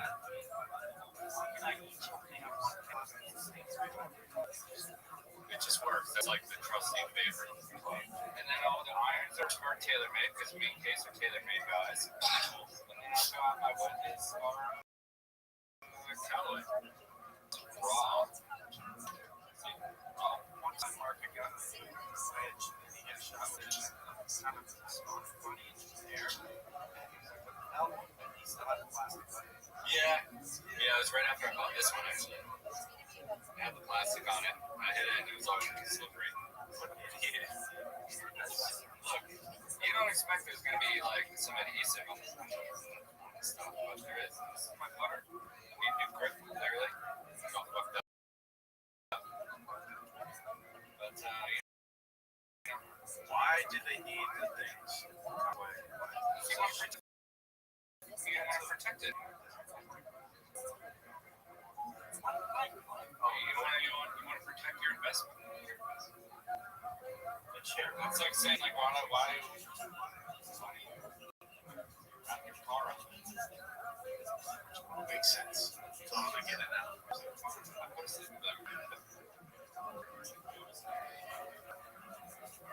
Good show and tell.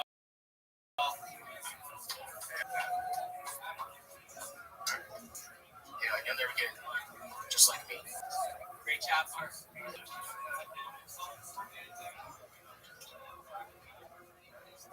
That's awesome. The zoom in on that driver is nice. Use the same. What else you guys got? Okay. He's so happy. Look how excited he is. He's got a little grin on his face. He's so excited. Ryan, so I was a very prolific writer as a young man. Just brought it some bottle books. Did you just visit home or something? I brought it back like a year ago, and then my buddy. Oh, go back to that. Hold it up. I will. So what started it was my buddy in 7th grade. We made books. This is the potato and tennis menace. Oh my god. And we all made it with duct tape bindings, and my buddy just randomly said his was about 2 legs too short. I didn't do epidemic, and they took my legs instead. And he said after he screeched out of the page, he's like, why don't you shop this around my legs so we can get this made? And within a minute, I went and grabbed mine. I was like, I'm just doing some reading myself. He lost it. But this was the Potato and Tennis Menace, 7th grade. It was basically based off a Mitch Hedberg joke where he said, like, you think Pringles were supposed to be a tennis ball factory, and then they got potatoes and fucking cut them up. And that's basically, she's going to mix tennis balls and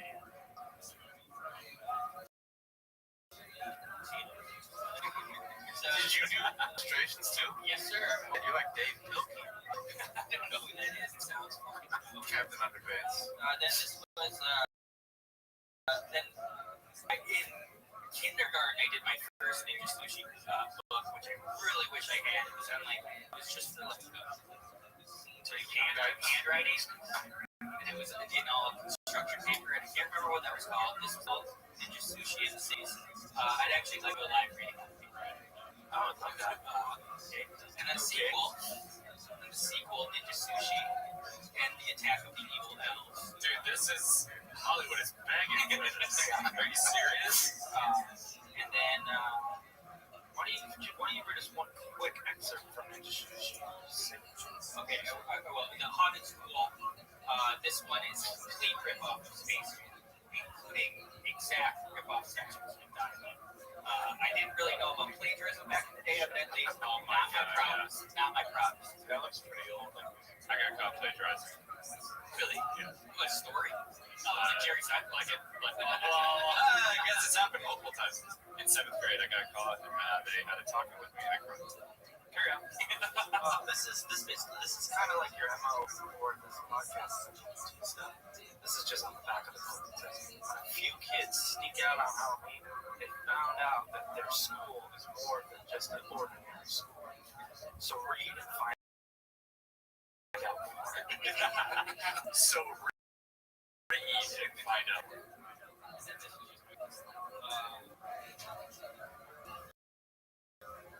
Oh wait, no, the robot. That makes I was gonna say, I didn't get it on. No, this is its own thing. This one really.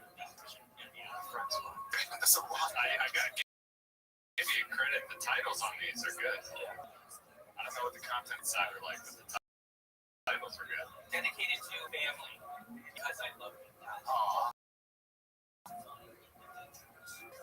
So just one.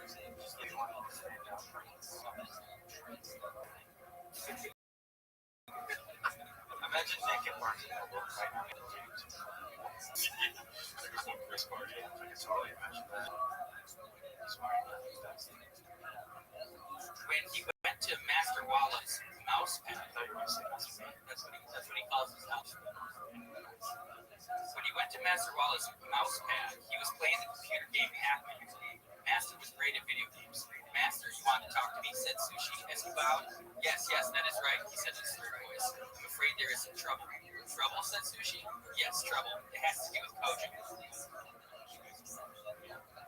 He is coming back, but not to make up with you. He's making plans to take over Snellwood.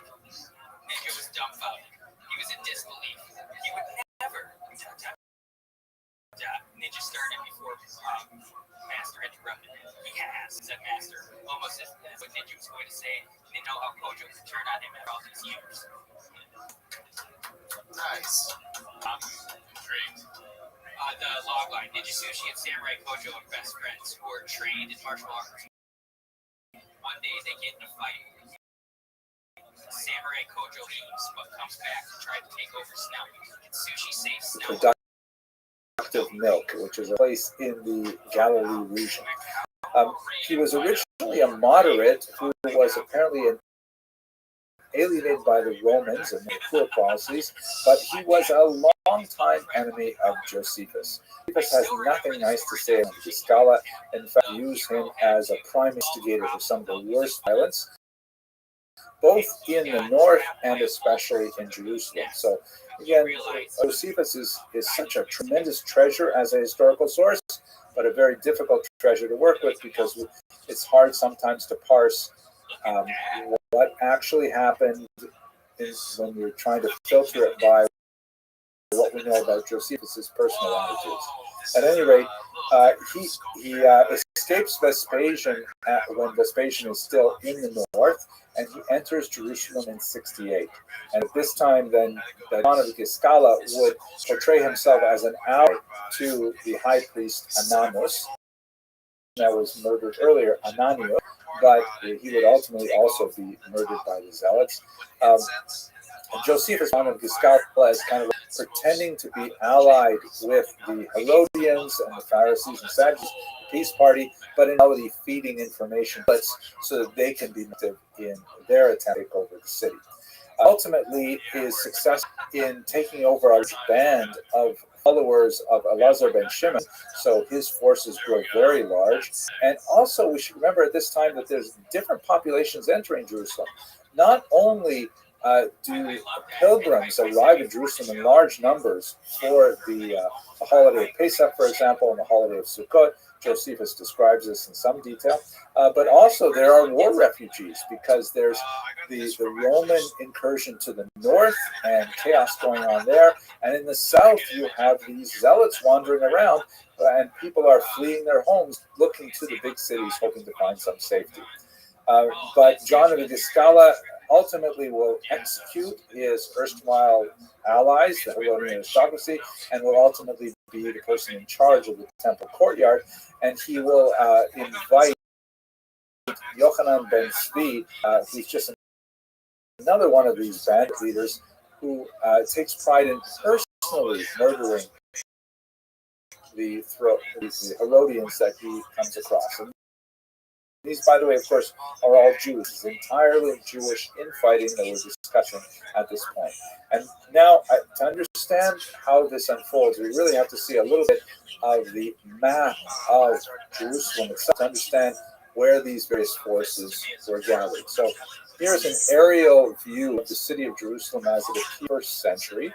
And you can see the kind of African nature, meaning when they are closer together, like in the Kidron Valley, which is in the lower right corner, that means a much steeper incline. And when they are further apart, it means more of a plateau. So Jerusalem is built of these plateaus, and there are some significant geographic separations by the valleys that are in there. So we're going to look at the Temple Mount, which is located here on this particular plateau. We're also going to look at this tower called the Antonia Tower, which is the most significant military fortification of the temple grounds itself. It was actually home to a contingent of soldiers at several points in the war, and it is the base from which the military activity would ensue. We also have this region called the Lower City, and of course this higher class area called the Upper City, where Herod had actually built his own palace. There are also several walls around Jerusalem. There is the so-called First Wall, which is kind of an extension of the wall surrounding the Temple Mount itself that encapsulates the Upper City and the Lower City, but and so it's sort of like a larger expression of the Temple Mount wall itself. And then a second wall was built that protects the Antonia and reinforces some of the northern suburbs. And finally, the population of Jerusalem would grow. A third wall was built to the far outside. In fact, that would be penetrated very early on by the Romans. And so now that we have a little bit of geography, we're going to return to some of the major players. The high priests and the Pharisees, this is one of those, this is a peace party. This is the unusual, coming together of ideological enemies saying, we may disagree about a lot of things, but we certainly can't have fighting in the streets. They call upon the larger population to repudiate the zealots who are actually engaged in, wide-scale massacres at this point. The zealots end up taking over the temple ground, where they become trapped because they can't get out of the multiple walls, and this is their only base for self-defense. They do manage to sneak out a messenger, however, who goes to the south to the Idumeans, which is an interesting population, and asks the Idumeans for support, claiming that they have been oppressed, like the Idumeans, by the aristocracy, by the Herodians, and would they please send troops to rescue them in Jerusalem. Now, Idumea is here in the south of Israel. It's an unusual part of Jewish history because this is the only time when Israel engaged in any form of forced conversion. And in fact, after the Idumean incident, it was decided never again engage in forced conversion. This is something that occurred under one of the Maccabean kings, the Daneans, and among the many negative results of this was the birth of Herod, whose father was an Idumean. And so it's widely regarded in rabbinic thought that the whole idea of forcibly converting any population to Judaism was just a bad one to start with, and Herod was in many ways the punishment that the Jews received for it. At any rate, you have this population in the south that identifies Jewish, but recognizes their distinctiveness from the Judeans, say. There are lots of interesting discussions about patrilineal descent and matrilineal descent in this context, but again, not for this short presentation. And the Idumeans find themselves taken in by the argument that the Zealots offer that they're being persecuted by the aristocracy. The Idumeans also have a kind of a feeling that they're often looked down upon and are persecuted, so they send 20,000 soldiers to rescue the Zealots in Jerusalem. These numbers that Josephus offers have often been challenged, and we have to take them with a grain of salt. But even if it's a significant fraction of 20,000, it's still going to be a lot of people. When they get to Jerusalem, they are held off by the city walls, and the high priest Ananus comes out and says, "Hey, please understand what's going on here." And he makes an impassioned saying, "We are not, oppressing the Zealots. They've come in here, they've committed violence, and this is not good for us. If the Romans see us all fighting with each other, it's just going to weaken our movement." And he tries with tremendous effort to keep the Idumeans out of the city. He is unfortunately unsuccessful, because one of the Zealots slip city once again and actually opens up the gates for the Idumeans. And this is when the violence just gets much, much worse. The Idumeans enter, and together with the Zealots, they massacre the high priest Ananus, and this actually happened on the temple grounds. This considers this the point of no return for Jerusalem, meaning before the Idumeans and his murder, the Kohen God, Josephus felt that maybe the Judeans could patch it up with the Romans, saying sorry about those Zealots, sorry that we couldn't, keep them from destroying Cestius Gallus's legion and things like that. Really, we didn't mean those things. But once the high priest Ananus was murdered, the population would descend into a whirlpool of violence, and there will be no one left to adequately defend the Jewish cause in front of the Romans, and he felt that at that point really Judea was doomed. The violence extended beyond the attacks on Herodians, but it went into the civilian areas as well. The local defenses of Jerusalem, the civilian militia, was attacked by and overwhelmed by the Idumeans, and also door-to-door attacks on the general population at this point, where the Idumeans and the Zealots would simply mock and rape, killing as they went. To give one example of the level of lawlessness, the Zealots wanted to put a particular prominent individual named Zacharias on trial, and they convened a Sanhedrin, a grand jury of 71 members, to convict him of the crimes they accused him of. But the Sanhedrin did not want to go along with this, and so instead the Zealots simply slit his throat and threw his body into the valley over the city wall. Just a kind of extreme lawlessness going on at this time. And then finally, it gets so bad that even the Idumeans regret their role, and they say, wait a minute, we came here because, we thought we were being oppressed, but we see that you are the oppressors, and they decide to leave. They leave in disgust. Before they leave, they release all of the prisoners, and many of them end up to join another one of the Zealots, Shimon bar Yoria, who is also active at this time. This particular coin shows possibly Shimon ben Yoria led off in chains by Vespasian. You can see on the right there is a prisoner there, and some numismatic experts have associated with him. He plays a very important role in the eventual triumph in Rome. Up until this time, he has not been in Jerusalem. He has been ravaging the countryside, and there's general lawlessness that has spilled way beyond the city of Jerusalem and way beyond the Galilee region. There's this widespread hooliganism and highway robbery, literally, and people are being killed. Not only the regular Jews of Judea, but the Edomians as well. Incredible savagery associated with Shimon Bar Giora, regularly amputating limbs from his prisoners, and quite often just mutilating them and sending them back to send a message to prevent any further resistance to his movement.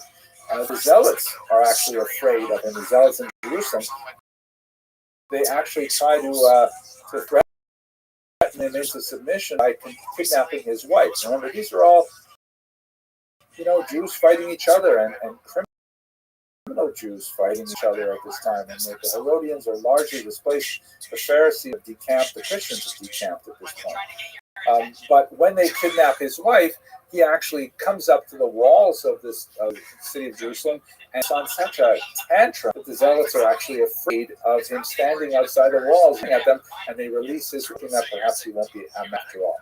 He ends up being part of the invasion of Jerusalem in the spring of 69, along with the Edomians, and he ends up dominating the lower and the upper cities with them. Here is the forces are three major areas. Lazar ben Shimon, one of the early zealots we spoke about, is actually in the temple itself. John of Giscala is controlling the temple courtyard, and there are like rings of walls that protect them from each other.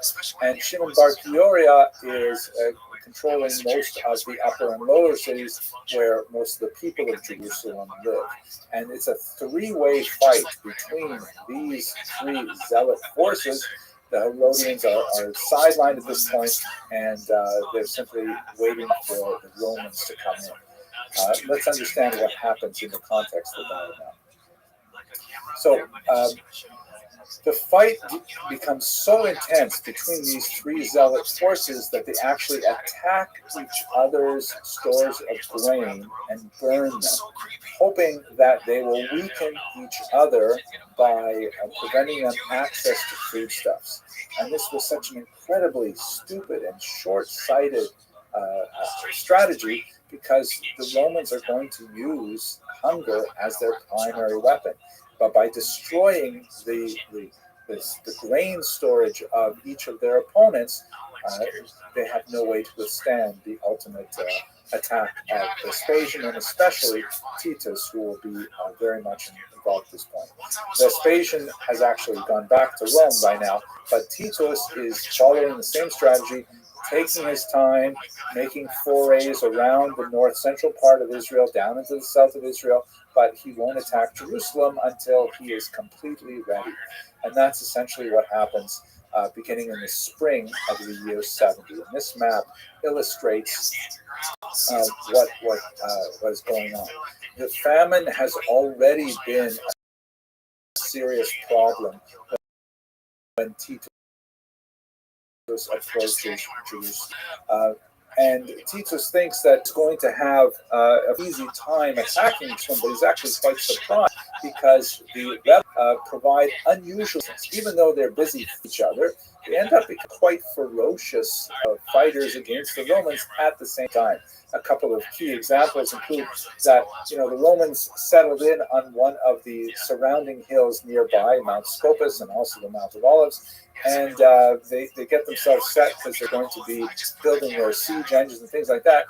The rebels surprise them by pouring out of the city of Jerusalem and actually attacking uphill at tremendous disadvantage to themselves. And they actually manage to make tremendous progress. Titus himself is wounded in one of these attacks until they finally are able to push the rebels back into the city. And they very narrowly evade destruction by this bold and rather unusual attack. Another example, the Romans, their way of destroying the city is going to be with people and technology, specifically the building of siege engines, which are that they can wheel up to the wall and then they can throw things over with catapults and they can climb over walls with them. But it takes time to build these things, and there are certain places where they are, most ideally situated. So while they're busy building these things, the rebels actually dig underneath the ramps that they intend to use for this, and they build a tunnel underneath with wood. And when the Romans place their laborious product of their work, the siege engine in place, the rebels set fire to the wood in the tunnels, collapsing the tunnel and destroying the siege engine. It's hugely frustrating just because this is schlepping out, so to speak. The war is going on much longer, and it's actually embarrassing to the Romans that the Jews should be having such success. Josephus puts it very well when he says that the Romans held it to be terribly disgraceful.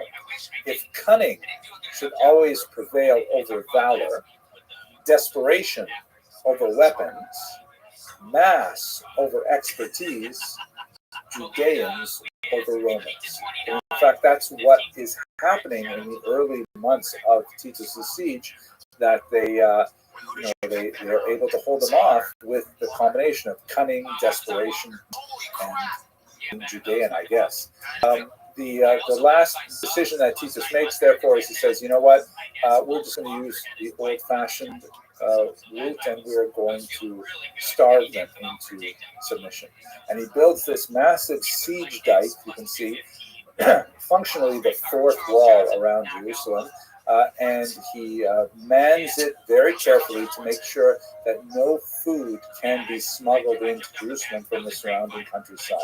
He shuts down any possibility for Jerusalem to get any provisions from the outside. When you combine that with the fact that the Zealots have already destroyed their own grain stores, they descend into a horrible level of famine, which Josephus describes in very pathetic terms, involving human cannibalism and the same kind of terrible things that ironically are also described in the book of Jeremiah and in the book of Lamentations and destruction of the First Temple. In the end, Jerusalem is doomed, and it will fall to Titus's sieges. The story behind it, however, is somewhat complex. Josephus that Titus holds a war and says that he wants to burn out the temple complex and take care of the last rebels, but he wants to actually preserve the temple itself.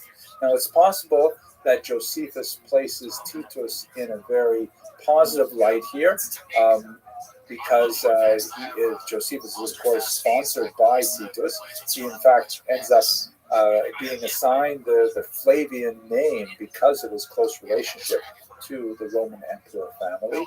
But it's also possible that Titus wanted to preserve the temple because, after all, it was like one of the great wonders of the world. It was one of the most fascinating and well-known architectural feats, renovated significantly under Herod, and attracting thousands upon thousands of pilgrims from all around the Middle East, Jews and non-Jews as well. So we don't really know how true this is, but it's not impossible to imagine that Titus did not actually want to destroy the temple itself. He wanted to destroy the rebellion, and he may have rededicated the temple to Jupiter or something like that, like Antiochus did when the Greeks conquered the region. But this is at any rate the account that Josephus gives us. Now, the rebels, in the context of this fighting, which we've discussed in a little bit more detail in the previous lecture, they rush out to engage the Romans. And in that context, according to Josephus, one of the rebels grabbed a piece of burning wood and threw it through a window into the inner sanctuary, and that was actually the spark that ignited the burning of the temple itself, which continued from the 9th of Av well into the 10th of Av. Of course, the reason for the commemoration on this day, 9th of Av. So if we can consider for a minute that we look at the beginning, and I remember reading, it was so fascinating to see his account of the destruction of Jerusalem, viewed from the lens of a Protestant theologian from Germany in the 19th century, and he concluded by saying this: a Jewish authority in the earlier sense no longer existed, meaning with the destruction of the temple, the ending of the sacrifice that actually occurred a few weeks earlier on the 17th of Tammuz. What the Jews knew about how they were to relate to God in a physical way no longer existed. Authority itself had disappeared. The only center left to the people was the Torah.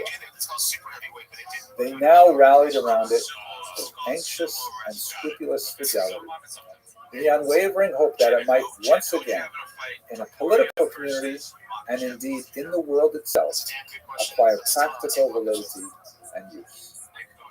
Fascinating way to conclude his discussion of the temple. And hopefully this will be the last 9th of Av that we have to commemorate together, and that the next time will be a celebration in a rebuilt Jerusalem. Thank you very much for your attention. And I hope that for those of you who are fasting, you conclude the fast well. And, Justin Hoppe actually thank you. fought at 267 pounds. Oh, you missed the heavyweight limit.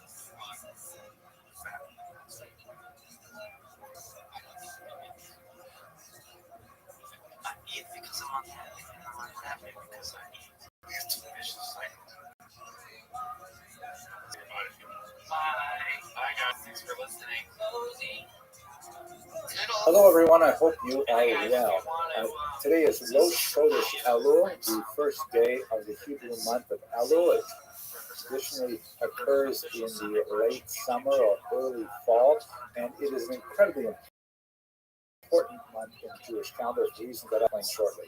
I'd like to take a moment as a kind of a departure from our traditional Jewish history lab format, social, political, and economic history, and look at literary history. People have sometimes criticized the nature of Jewish history as being a combination of books and pogroms. That may have some value to it, but for today we're going to focus on books. We're going to look at these really amazing trend in literature, which has become to be known the Musar tradition. So let's just take a step back, though, and talk about what exactly is Elul. So according to Jewish thought, the high holidays, which begin with Rosh Hashanah, the beginning of the year, this year falls in early September, is a period of judgment for all humanity.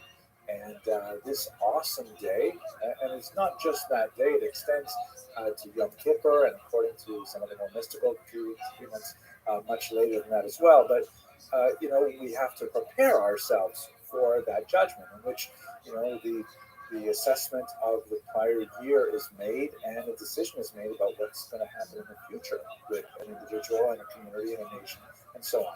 So the month of Elul is this penultimate month in the Hebrew calendar, and it is set aside as a month of self-reflection, of self-analysis, of determination of, how well one has done over the year, how close they are to the person they want to be. And it's an opportunity for us to look at our lives and look at how we treat the people around ourselves and try to make amends. Apologies is a very big part of Elul. This is considered the best time to kind of, clear the accounts we have with other people, not only in terms of paying our financial debts, but also in terms of paying our emotional debts, and trying to wrap things up so we go into Hashanah with a clear conscience and a record as possible. So in this context, it has become a tradition for many centuries now that Jews read literature related to repentance during the month of Elul. And I'd like to give you, over the next few minutes, some of my favorite Elul reading texts, some of which I've loved so much that I ended up publishing something on them myself. But I hope that you will find this as meaningful and, in a kind of cathartic way and as joyful as I do. But it is really a good feeling to be able to reach deep and to think how one behaved, and then resolutions about how one will try to improve his future. This sort of coalesced historically something called the Musar movement. So the word Musar is kind of an unusual term. It literally means to hand over, kind of like in a relay race, hands over the baton.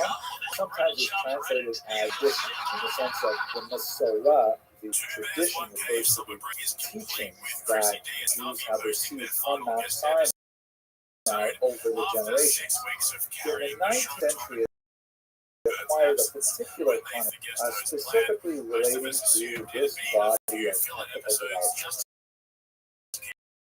That there's a whole series of exercises and kind of like a sub-discipline really focusing on how to improve one's character. It was pioneered in the 19th century by people like the altar of Rabbi, Rabbi Salante, a phenomenal individual. I wish we had a really good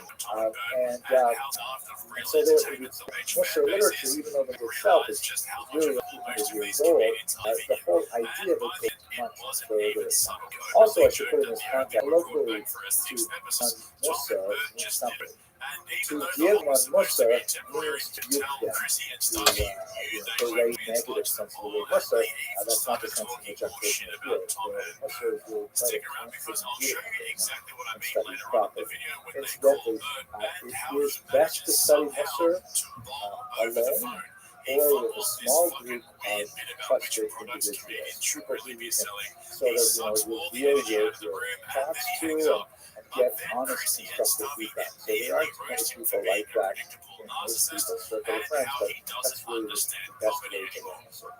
We're going to be looking at the Musar canon, right? Like a series of works that are the go-to texts adopted by the Muslim. I'm not at all going to be exhaustive. There are so many fantastic books, some really classics, but I'm not going to talk about them very much because they haven't really resonated with me as a personal approach. For example, there's a very important medieval work called Shari Tshuva, The Gate of Repentance, which is good. I enjoyed it, and it's a classic. Many people derive tremendous benefit from it, but I find that the whole discussion of levels of regret, he identifies 20 different levels of regret. Not just like puts me off, not just damn straight. I'm going to look at books that I found very meaningful, and hopefully that will make it impact. The first book that I'll look at very quickly is something called Pirkei Avot, or the Tears of the Father. This is not, strictly speaking, a narrow work in the Musar tradition, but it is central to the canon. It is an ancient book. It's a collection of statements of the rabbis from about the year 200 before the Common Era to about the year 200 of the Common Era. So about, close to 400 years of rabbinic wisdom, all boiled down to these little pithy comments, which are absolutely stellar. This and all of the books I'm going to describe to you have been life-changing books for me. Pirkei Avot comes in so many different translations, I couldn't decide which one to provide for you, but I will give you this website, Sefaria.org. If you're not familiar with it, definitely check it out, because it has an incredible wealth of Judaic texts, often in translation, and Pirkei Avot appears there. It also appears in your prayer book if you own one. That is in this particular section. There's 6 very short chapters. It comes to about maybe 25-30 pages of this text without commentary. It's usually found in the sections beside it. By the way, I should mention, these videos, I know they reach a very, very broad audience, so I'm trying to speak to people who have never heard of Pirkei Avot before, to people who have virtually memorized it, and I apologize if I'm being virtually redundant for those of you who are advanced, and for those of you who are new to the Musar tradition. Welcome, and I hope you enjoy these things. One other text that I will not speak about too much, but I should mention at least here, is the famous Tovot HaLevavot, or Duties of the Heart, which was written around the year 1080 by Rabbi Rothschild, a very important Siberian thinker, who produced the work in Judeo-Arabic that is widely studied. To my mind, even though it is generally considered the beginning of the Muslim podcast. Pirkei Avot is 1,000 years earlier topical work, although it has tremendous amount of ethical implications. I think the same thing in many ways applies to Buddha's work, and it doesn't resonate with me as much as the later ones will. Let's go to the ones that I find really. Miss Aquarius, So I've divided how you these doing? books of 4 categories, and I know if you're familiar with some of the things I've published, I've sometimes divided literature into different categories. For this video, I got How you living, girl? how-to books of Mussar, like how does one actually move? What are the steps that are required to do That's this? amazing. Is it And good? then what I'd like to call the psycho-emotional, in which we already Excellent. What are your know plans what for your we Labor have Day? to do. But like, please help us find some motivation. Please convince us that we really should be sacrificing for the Absolutely. higher Are you gonna? which also, all of these Oh, I'm categories building robots, each other. entertaining the masses. Leads Are you very gonna take a nap? on some of the mystical teachings. Quite a fascinating way. Excellent. Finally, the last category that I How's the is cake? what I've called postmodern. A difficult term in some ways, but not so. Let's start with the Yeah. So now you, one without of the books that me, had such an impression on me. how's it I wrote a commentary on it. And, this is a shameless book plug because I feel really excited about this All particular right. work. Are you gonna be able to do it? So Maimonides wrote this massive Word, work girl. called the Mishnah Torah. And if Are you poke feeling around stronger? On my website, you'll find all kinds of videos. I've discussed it earlier about it. But basically, he was the first. That's what I like to hear. The entire Judaic tradition to kind of encapsulate in one word exactly Absolutely. how does one do Okay, I thought they were doing it in the fall. Okay, so How does in one do April they're gonna get. the term repentance is not a really close translation for tshuva. Tshuva actually means more like return or respond, so coming home, back to center. That's the best way we have it in English. So, Oh, that's beautiful. this particular Are book, they?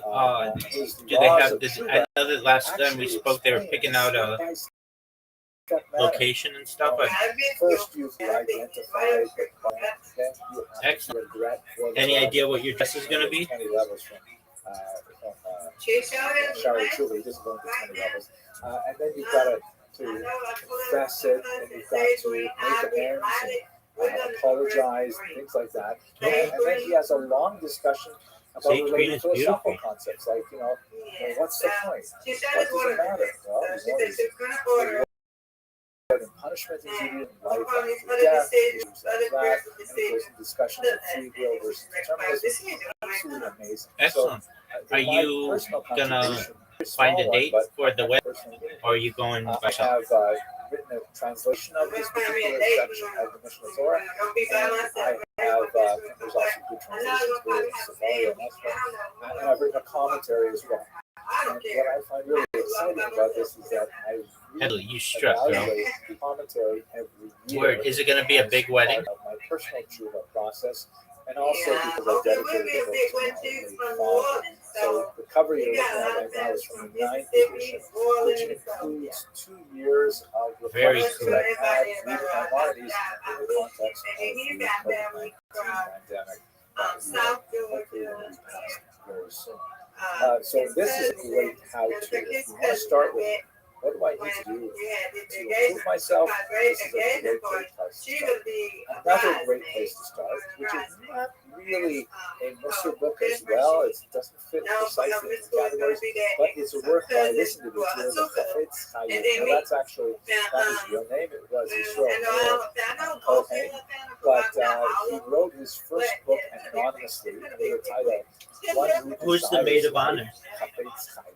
Here's cover actually, and it's based on a verse that says, "Who is the one who desires life?" It's in the book of Psalms, chapter 34.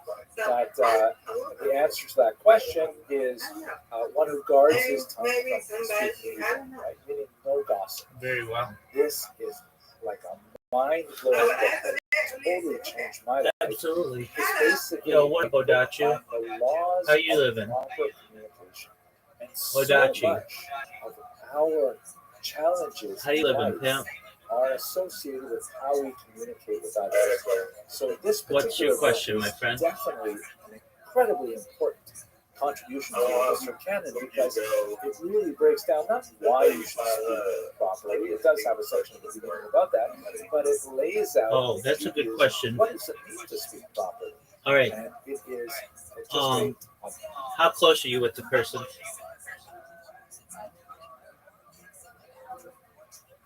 Known him for like almost.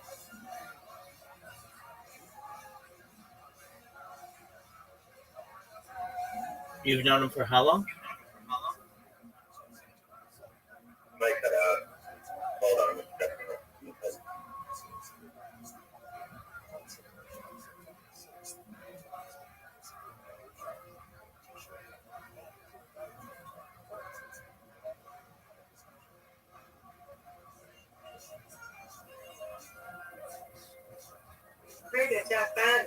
I'm afraid about that. Absolutely. That's worrisome. Odachi, can you hear me? I can hear you cutting out. I'm driving. Okay. So, how close are you with the person? It's not like your child. So, how long have you known them? I've known him for like 10 years. Okay. Almost. Okay, so you've known them for 10 years. Do they have family? Yeah. Okay, have you contacted their family to see if anybody in their family has had contact with them? What did that? Have you contacted any members of their family to see if anybody in their family has made contact with them? Yeah, I talked to his mom today, and she hasn't heard from him. And then I texted his roommate. He's been working all weekend, but he said he hasn't seen him in at least a day. Yeah, it's too soon. And but here's the thing, right? I last talked to him on Friday, and his phone has been going straight to voicemail since Saturday, and it's now Monday. Okay, I mean, that's fine, though. What if his phone broke? For 3 days? Yeah, absolutely. Especially on a holiday weekend, definitely.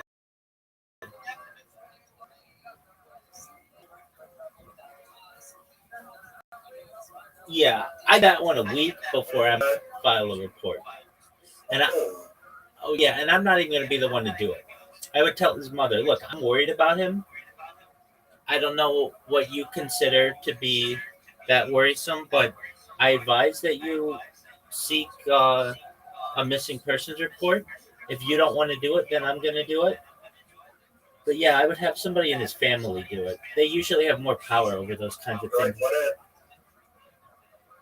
if, because his roommate's at work and he told me he would check when he gets home, so if he's not there today, we would still wait.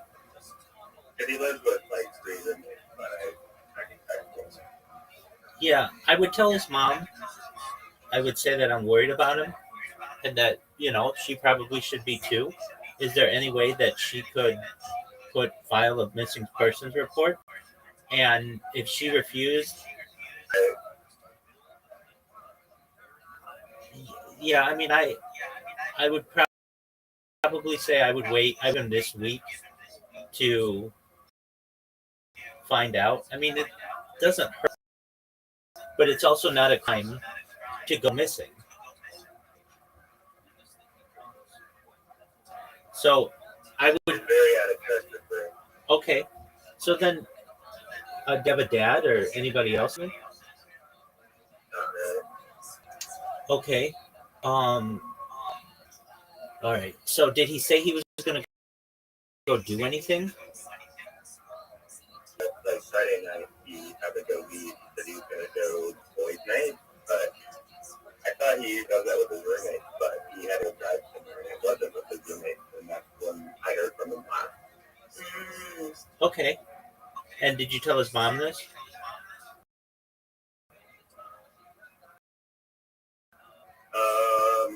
No, I probably should. I just Yeah, Friday. yeah. So I would fill her in on everything. I'd say, look, I spoke with him on Friday. This is very uncharacteristic of him. He hasn't answered any of my telephone calls. I'm just wondering, have you emailed him? No, I don't think he did the email. Okay, but I mean, it's We're worth it. not that old. Okay, that's fine. His phone's going straight to voicemail, and I'm worried about him, and I know other people are worried about him. Would you please file a missing persons report on him? That's basically her responsibility, as she's the next of kin, and the police are going to cooperate a lot more with his mother as opposed to just a close friend. Now, let's say she hasn't done it by Friday, then I would do it. But I'd give his family a week to do it. I'd give them, especially because it's a holiday weekend. I would give his mom a chance, probably to file it by tomorrow or so. But I would fill her in on all of your concerns because, I mean, well, firstly, you're an amazing friend, for having so much, concerned friend, and especially because this is out of character and everything. I would fill his mother in on everything. Hey, his phone's going straight to voicemail. He said he was going out for a boys' night. Does he have a car? Yeah. Okay. Was he drunk or anything Friday night? He's very legit. He doesn't do that. Okay. So, I would say he wasn't. He was sober. He was going out with friends, but it wasn't that I thought with him going. His roommate hasn't heard, and I'm concerned. File a missing persons report, and you just fill her in on prodding of someone else. You probably.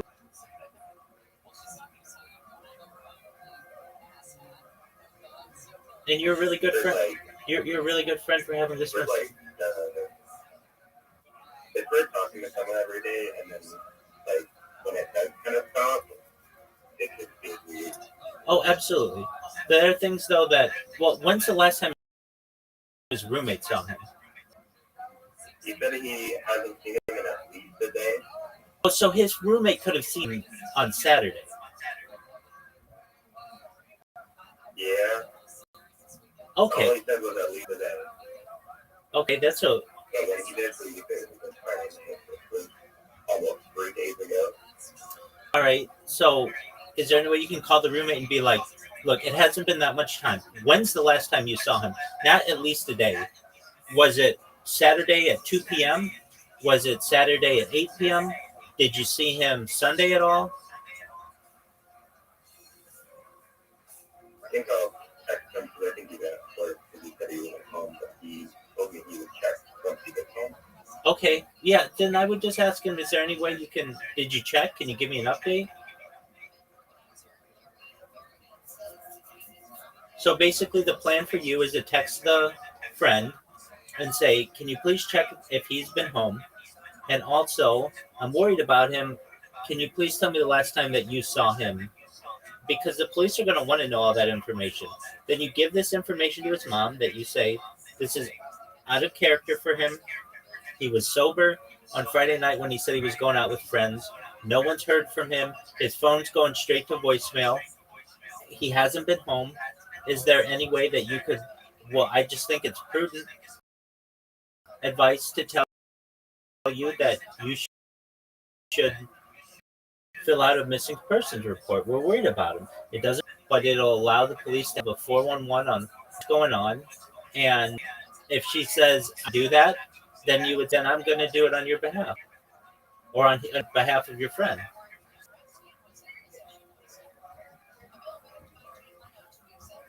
Yeah, let me get to the phone. Okay.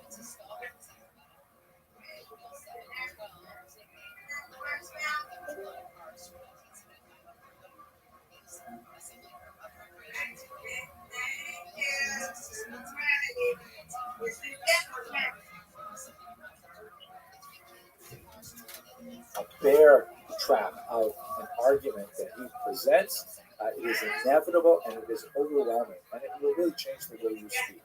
It's very hard to keep every single detail of the laws in this particular book, the founder of the Muslim movement, Israel Salanter, once said that it is sufficient for one to simply read this book and sigh, and I wish I could live up to this level of personal integrity, but it is fantastic. I will give away just a little bit of it. One of the huge, perhaps the greatest contribution of this book is pointing out that, according to Jewish thought, it is forbidden to relate any negative information about anyone. Full stop. Like, what? That just eliminates every conversation I've ever had, or maybe like 90% of every conversation I've ever had. So there are 7 preconditions that, if one meets all 7 of these preconditions, one may in fact get negative information. But no, you can't spell about anyone anytime. It's a really great book.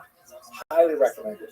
If you are not familiar with rabbinic thought, it's hard to read in translation because it will introduce you to so many other ideas to understand it properly. This is also because he wrote it not for regular people, but really for other rabbis. He wrote, you can tell from the initial chapters, that it's really intended to convince the rabbinic elite that, hey, we're not speaking properly. We have to do a better job. Look at all these things. So it's a high-level book, and I would recommend it. If you'd like to access this wisdom, I would He's start very with concerned something for like his friends, this which is an sort of admirable like quality. Mythologized version of it, which is kind of like watered down for Absolutely. people who are not necessarily so overwhelmingly familiar with the rabbinic thought, and it's also laid out in a very manageable size so that you can study it over a period of time. There are like days in the short notes, so you can say, okay, day 1. Yeah, I met him day 2, last day week. 3, and so on.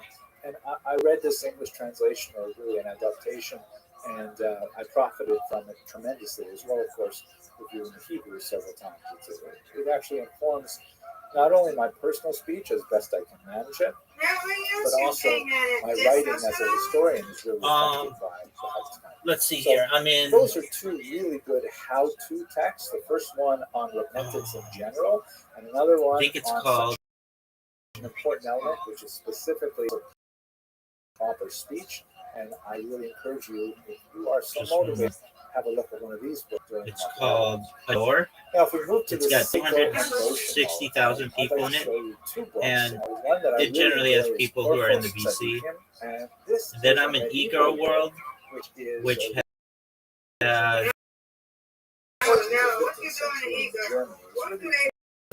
well, I mean, it has 500,000 people in it. It's one of the biggest servers. I mean, it's just like people who like to play video games. But if I remember correctly, the reason why he eventually revealed that he was the author is because there was some people. It's they have voice channels, social, call, nitro, anime, active, emotes. It's not sexual. Orphos Tzadikim was written anonymously. An e-girl is generally a girl who likes to play video games. Possible that it was actually written by a woman because it has all kinds of. That's okay. Absolutely, I kind of thought the same thing. Now it can get. There are women who do more than that, but not in there. And the reason why I'm in there is it's like a top 10 largest server on all of Discord. It's very big, and so I'm in there. I don't ever talk to anybody in there, but occasionally I get groups of people who come and hear from there. And then I'm in socialized, and then I was in this other server. I was in it longer than ever till last week, and they told me they basically said I can't stream in there anymore. And I keep asking why, and they don't tell me. So that's fine. I have another device in which I could stream. And like basically, if it's a big server, I just post up in there. I turn on my camera. I leave it, and they eventually kick me out or ban me or whatever, and that's fine. I don't understand. Well, here's what happens. people in. You get somebody who comes in and they're like, who's this person in the VC? Always. And then somebody else. And then they say, well, exactly.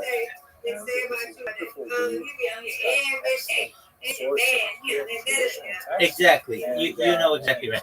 So then somebody will say, I don't like him because of his profile. It's advertising another server. Or I don't like him because he's always online and I don't like looking at him. It's just because people have nothing else to talk about, then you become a subject of their conversation, just like you've witnessed in Socialize. And I mean, as you can tell, like I don't interact with those people. I literally don't even know what they're talking about. They're muted. And if they have an issue with me, that's fine. You can literally shut off my camera and you can mute me, so you never have to interact with me. But people, and then people also like to, I don't know, want to call it bullying, but pick on people, where they'll be like, hey, moderators, I don't like this guy. And it's like, okay, well, he hasn't done anything wrong to you. Now, I get some moderators who say, frankly, we like that you stream in the server because it makes other people want to go into the VC as well. If one person's in there, then it's not like no one's in there, and that means other people will go in there eventually. Like I've described it like this, but this is exactly what it's like. No one wants to be the first person to get in the pool. They don't want to be the leader. So if somebody's already in the pool, then you're not the first. Then there's somebody else in there, and then everybody will go and enjoy the water. Like he wrote plays, for example.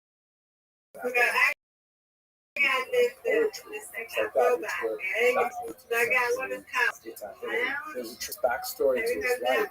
Yes, I have. Child prodigy who was then mercilessly attacked with false accusations that he was a follower of Shabtai Tzvi, a disgraced false messiah, and so on. And this is the book of his maturity. He wrote in his late 30s. He actually died a very young man after Israel. But this is an absolutely fantastic book. Now, I specifically recommend this edition, the complete Mesilat Yeshayahu, because for hundreds of years now, since it was published in the 1730s, we've been studying one particular version of Mesilat Yeshayahu, which is kind of like a straightforward text of ethics.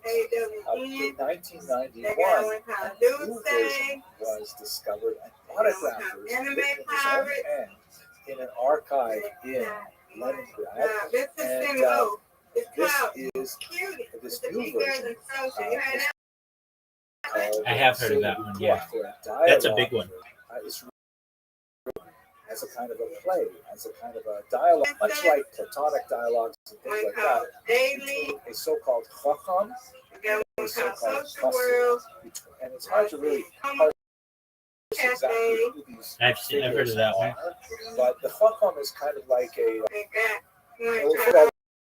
The two of them were friends in their childhood, and then they separated sometime in the early adolescence, and they meet up with one another. You get the impression that they're probably about 25 years old or so, and they meet each other again. They've changed quite a bit since they were children. The chacham has kind of a well-read individual with higher education and appreciation of secular culture. There's some kind of program in which you can enroll.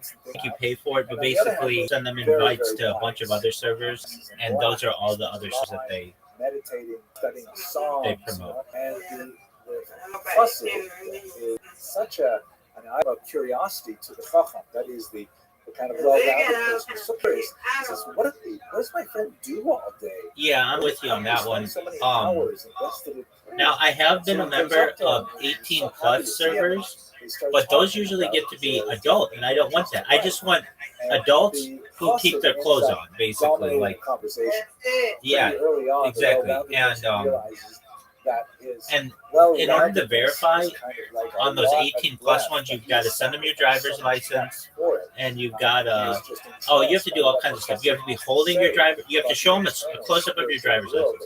Then you have to hold your driver's license in a picture of a selfie. and then you have to do a hand symbol. Like they send you an emoji, and you have to do a hand symbol. And on the one where you're holding your driver's license, you also have to be holding a picture of yourself with the name of the server, your username, and the date. Oh, it's incredible, Miss Aquarius. It's absolutely incredible.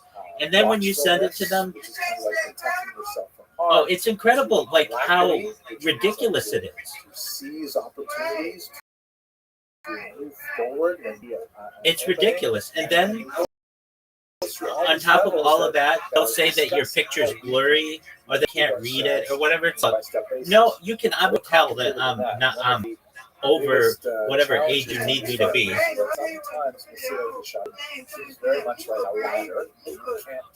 Well, yeah. And then it's like, well, I don't know what you're doing with this data. They're like, no data is saved. I'm like, quit that. Like, I don't believe it. You got weird people in your moderation team. Who knows what you're doing with this information? No, I haven't. Is it good? Both of these things coexist in the sea like a shadow. Please poke around my website. You'll find I know. Is it good? Anyway, I find this particular thing just so amazing and strong. So that's kind of the one of my favorite ones is karaoke. It's a karaoke lounge. Forces you to think about it in a different way and react. That one's fun. Let's go to the Kabbalistic squid. I see it. So Bougie. really originates in the But they kicked me out of the karaoke lounge because they didn't like that I slept in there. And it's like, that's not my fault. That you can always shut my camera off. So I don't understand what your deal is. Like, if you don't like me, mute me and shut my camera off. It's as simple as that. But they didn't like that. And then there's another one that's just the singing lounge, which is good. It's smaller, but it's got some nice people in there. And then I'm in this one. It's called Camp, and it's like really big in the Philippines, and it always has a ton of people in there. It has a lot of people in there. And I've met some really really nice people in there, and they do karaoke as well. Yo, what's going on? Hey, long time no see. Hope you're doing well, man. The Talmud asks, how can one cleave to God? God Have you been? By metaphor, an all-consuming fire. How are you supposed to, cleave a fire? Well. And it says, well, what you have to do is essentially you have to do what God does. Now, in order to do what God does, Yeah, he it's important. seems to be He argues, Rabbi He's Cordovero, back. that you have to understand Brandon always comes in here with lots of devices. I a love it. little bit of a Hello, how you doing, buddy? And in that regard, he turns to the Sfirot, which Living the dream, dog. Essentially this, how can I describe it? Excellent. Hope you're enjoying your Labor Day, big man. Understanding God's interaction with the universe through a series of emanations.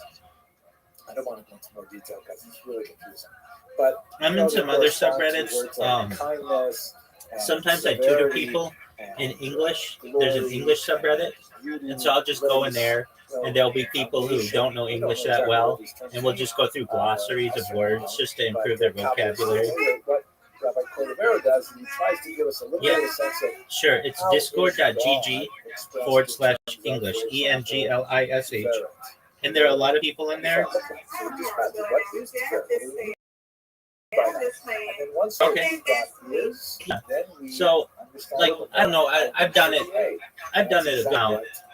People are always like, so you just come in here for free and tutor people? And it's like, yeah, if you need to improve your English, I'm willing to help you. So you make like corrections if they're saying something incorrectly. But most of all, I just go in there with glossaries of words and improve people's vocabulary. So I just find a random group of people, and they, if they don't have a native English speaker, they just don't know as many words. And so we'll just go and I'll ask someone like, all right, so what are your hobbies? What are your interests? And somebody will be like, I like soccer, or I like football, whatever. So like, okay, well, let's learn all the English football words that you would need to know. And so we'll just go through I'll just go to ChatGPT and get like a list of glossary words of football words. And as he Yeah. goes to each of these 13 Oh, just levels, he describes how just an God forgives us in this way. yeah, it's just an English-speaking Discord who generally so much so that I wrote are a translation not and commentary English of that as a first chapter, language which is huge. speakers, It's like 1/3 of the and entire Pontific Torah, and a title and I'm about certified forgiveness. as a Because, teacher one of the to biggest teach things English about as a repentance foreign and language, Monteverde and is so being able to yeah, I know a little bit about how who to. have transgressed. Well, I shouldn't say that. I mean, I'm a native English speaker, It's so clear I that know quite a bit about English. Now, even that, my English isn't perfect, but it's better than probably 95% of people. And really, the people in there just need to learn more words.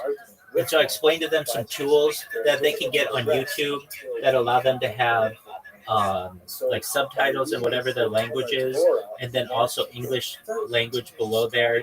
And then, so Miss Aquarius, you were asking what's ChatGPT? It's amazing. It's what's called an LLM, a large language model. But basically, you can go in there and ask it any question, and it will put it together for you. It's AI. So just like watch this. It's so smart.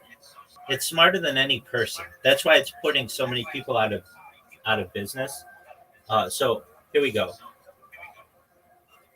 Hi ChatGPT. I want you to write a poem that rhymes about my friend Brandon and our friend Miss Aquarius. Miss Aquarius likes to play bowling with Rabbi every night, and she likes to get spares, and she's going to be in her friend's wedding coming up as a bridesmaid. It doesn't have to be a really long poem, maybe 300 words.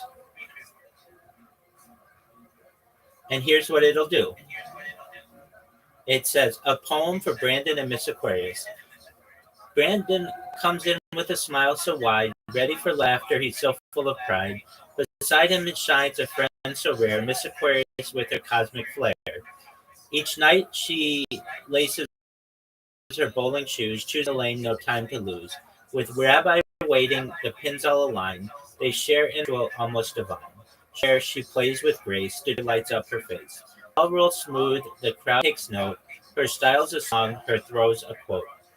But outside the alley, life spins too. A wedding approaches with skies so blue. As bridesmaid she'll stand, her heart aglow. A friend's big day where love will show. She'll lift her glass and dance till dawn. Just one moment, it's updating. She'll lift a glass and dance till dawn, her laughter bright as the breaking morn. The gown will shimmer, the vows will ring, and all will smile at the joy she brings. Through spares, through strikes, through moments sweet, her spirit makes the world complete. Brandon, Rabbi, all who care, friendship's gift is always there. So here's tonight's shining lanes, to wedding bells and joyful refrains. To Brandon, Miss Aquarius true, a friendship timeless, strong and new. May pins keep falling, may songs be sung, may every heart remain forever young. For life, like bowling, is best when shared with loyal friends who've always cared. Like, how smart is that? That is neat. I love that. Oh my God, that is so cool. Absolutely. So you can do this yourself with whatever you want. Like, so here's what I do with people in English. I'll say, please provide me a glossary of 10 English words to help people who want to learn more. And then it'll say goal. When a ball completely crosses the goal line between the posts under the crossbar, it's how teams score points. Goalkeeper or goalie, the player who guards the goal. They are, and it has penalty kick, offside, corner kick, free kick. It'll do anything. You can say like add a bunch of big numbers. It'll tell you that. It'll tell you like anything you want. What's a question that you have, Miss Aquarius, that you've never known to which you've never known the answer? I don't know, man. You got my head hurt. That's okay. If you ever If you ever want to use it, it's just chatgpt.com. And it'll also do pictures for you. It'll do diagrams for you. It'll create charts for you. It's putting a lot of people. It'll code for you. It's better than any coder that's a human. It's literally like a revolutionary type of technology.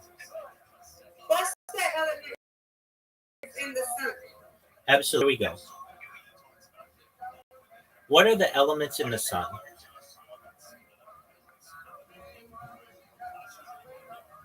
Mostly made of gases, plasma. And while there are many elements inside it, a few dominate. Main elements in the sun by percentage of mass. Hydrogen, it's about 73% hydrogen, the primary fuel for nuclear fusion which powers the sun. It's about 25% helium, produced from hydrogen fusion in the sun's core. There are trace elements, together 2%. These are much smaller amounts but still important. Oxygen, carbon, neon, nitrogen, magnesium, silicon, iron, sulfur. These heavier elements are often called metals in astronomy, even though many aren't metals in chemistry. In short, the sun is mostly made of hydrogen and helium, with a sprinkling of heavier elements that influence things like solar wind spectra and the sun's evolution. Would you like me to also explain why hydrogen and helium dominate? Yes. All right, so then we just say yes. And it says, perfect. Let's dig into why the sun is mostly hydrogen and helium.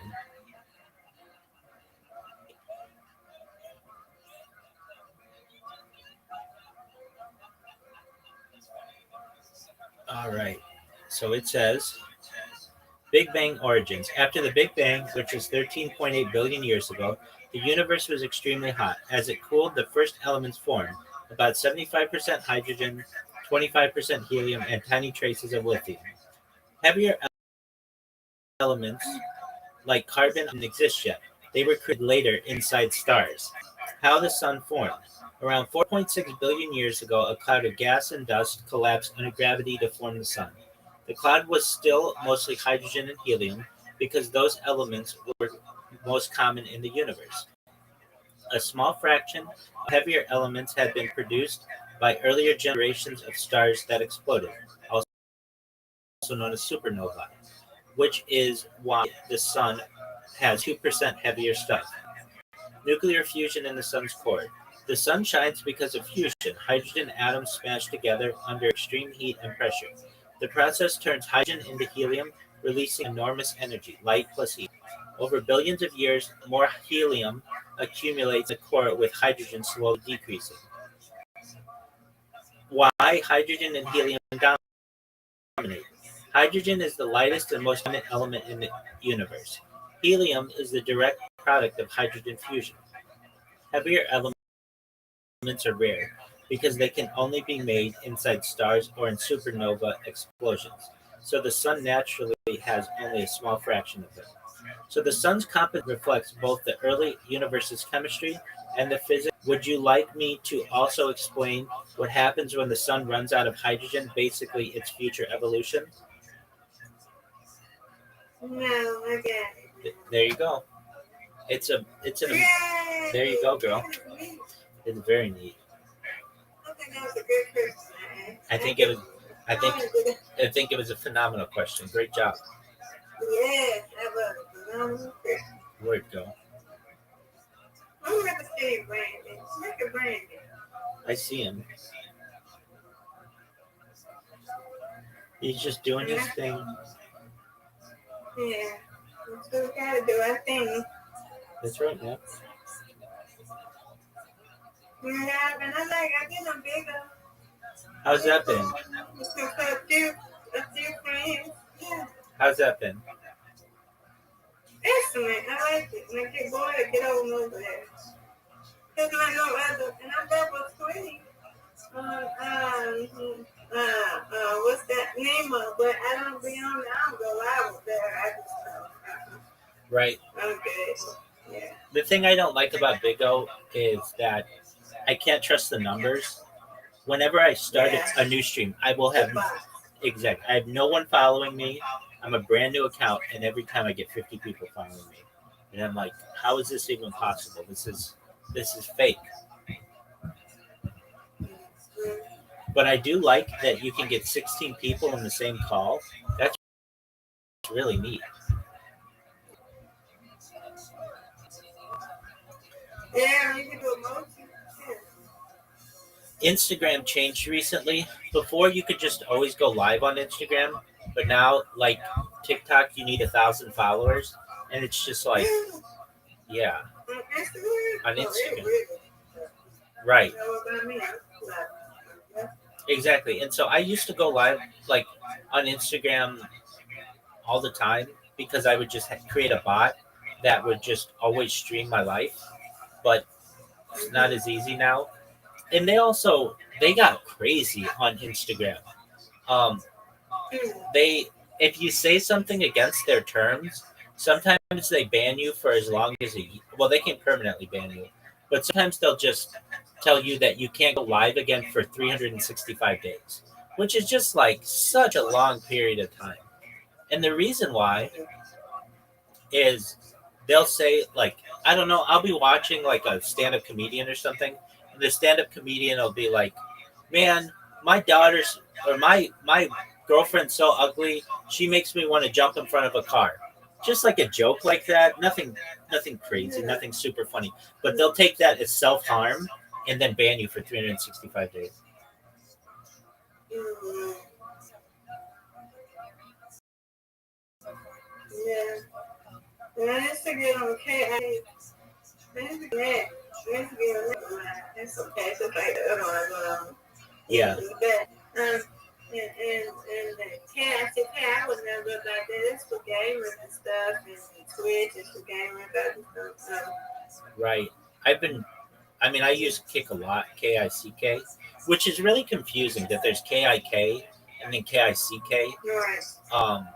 I spam a lot of people on KICK. I just go into their stream, I make a clip of them, I put my Discord in there, I follow them, and then I spam them. But I'm the nicest spammer in the world because if they ask me to stop, I tell them how they can stop me from spamming, which is basically put a 1 minute timer on me, and then I never spam them. So, but I am all over KICK, and then Twitch. I've been doing more, but Twitch has a thing that, and I think it should be an illegal practice. Like basically, if you do something that one of these platforms don't like, they can do what's called shadow ban you, which means that you still think that you're chatting, but you're not, and so it just causes What used to do. exactly. Now Twitter has become. I think it's not a good platform anymore. Um, it's just become the same people on there are always just promoting their stuff. This is what I can't stand, Mr. Curry. Twitter judges users on their interactions and their how much what do they call it? How much engagement is the big word for them. So here's what a creator will do. They'll take a picture of the sky that's blue, say the sky is red. And then they'll get a bunch of people come in who are like, no, it's blue, and here's why it's blue, and blah, blah, blah, blah, blah. And it's known as engagement farming, but all of those people arguing get them more money at the end of the month when the payouts come. And Blue Sky, they end up banning me big time. Like, not, well, here, I mean, just, I did so many different, like, I spammed them for like 6 months straight or 8 months straight. And they got wise to me and they made it really hard for me to do anymore. So I just move on, and that's fine. Everybody on there knows who I am. And I do like it more than Twitter, though. Well, in some ways. It doesn't have as many features as Twitter, but it's not as toxic. But what I don't... So else would you be would you be on something else like something like that? So the big ones that I've been on are recently are Kick. Kick is a big one that I'm on. KICK, and then Twitch, TWITCH or whatever. Um, and then I'm live on Twitter right now. I've been live, but like nobody ever comes into my Twitter. Um, I think I've been shadow banned on there. And then I'm live on Discord, and I'm live in Telegram. So Telegram's another one. I don't know if you've used that, but it's so you can. It's a different system, but yeah, it's on iPhone. So it like you can do video on there, you can do audio on there, but the big thing is it does messages, and it's a different system though. It's like you know how like Discord, you need to know like a group of people in order to have a good Discord. That's what Telegram is. So like basically, but it's good for some things. Like the reason why I'm in it, I'm in a cryptocurrency community that and so that's where we get all our updates, and they make memes, and they just say hi to everybody or whatever. And I used to be in a Telegram. My best friend, who's the one who get married, her cousin, had like a few years ago, did a 30th birthday party for Tennessee. So she goes out in the Telegram, to communicate with us exactly, about her trip. So, yeah. exactly, Yeah. and that's kind of how that one works. Mm-hmm. There aren't that many of them, and the reason why is because they're very expensive to maintain. So there's like, it's just limited. If I'm ever bored though, the bread and butter, the one that I go to the most is Reddit. Reddit always has new stuff, Right. and it's amazing. I learned so much from Reddit. Yeah, if I would let's say I didn't have any connections and I just needed to go live on something. Big O is one. There's also another one that I think I don't know. It's good. It's Camfrog. It's very old. Camfrog is like 25 years old.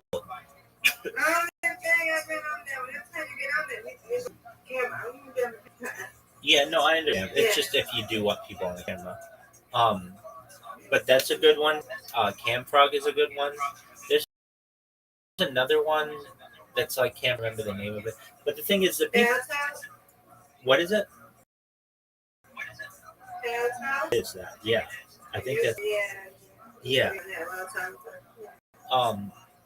But the thing is, the people who use those are the same people.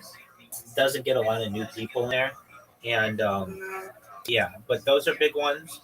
But if I didn't have anybody and I wanted to just communicate with people, Big O is where it's at because you can go in there and connect with people and do all that stuff. KIK is one where you can kind of do the same, but it doesn't have as many features, and it's a little older. It's just like Meet Me. I've been on Meet Me, but it's just like Meet Me, but Kick is okay. Yeah. When it comes to streaming, I know that's not what you do though. It's like impossible to get anybody to watch you on KICK or Twitch or YouTube. It's very difficult. Very difficult. Even to just get one person, let alone, a bunch of people. TikTok has this thing. They're obsessed with their algorithm. And so if you live stream on there, one time you'll get 3,000 people, and then for the next 6 months you'll get one person. It's like very difficult to judge. I don't want to say difficult to judge. Here's how here's how TikTok works. They allow you to go live. And once you go live, they judge whether people stay or leave your call. So if people stay,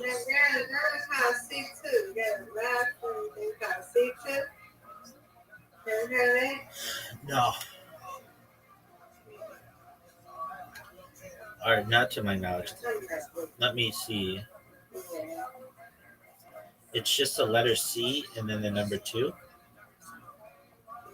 they might know, so they might kick you out. They just like big though, but they just started getting spots, and they only have 3. It's like it's just like big. You know, yeah, they might kick you out there. But I was just saying, do not go over there because they might kick you out. I understand. There's Snapchat as well, which is I guess Snapchat, but yeah. I mean, you know, we really do all. You can't go live and then just like post people. right. Exactly. I've never really thought that it was a good platform because I don't. When it was popular, it was popular amongst people who were young, and I always felt that it should be an 18 plus. Um, not like adult, but like just be an adult to be on there, and they didn't do that, and so it's a lot of younger people on there, and it tracks a whole bunch of a lot about you, and there there's just not a lot to do. Um, you go live or you can't even go live is what I'm saying. They haven't changed it in a long time, so I don't know. It's kind of outdated to me. I mean, it's bigger. I was over there, I did the virtual live. And I do the virtual live, I do that in the morning, like circle home. And I get Papa together. I just leave it on and play my YouTube on my phone. And there you go. And I just stay right there. Right. Yeah, that's a good one. And one of the fathers gifted me. Because, you know, I give her that gifting. That's all that was so Yeah, sweet. don't they give beans or something? Yeah. And don't you can like cash that out for real money. I don't know if anybody does it, but you do earn a little bit on that.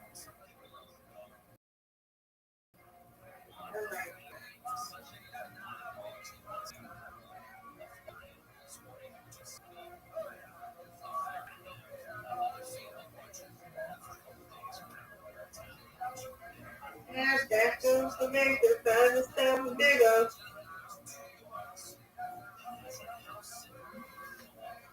I miss No Live. I miss No Live. I want No Live again, but I miss it. I never do. Yeah, that went out of business, right?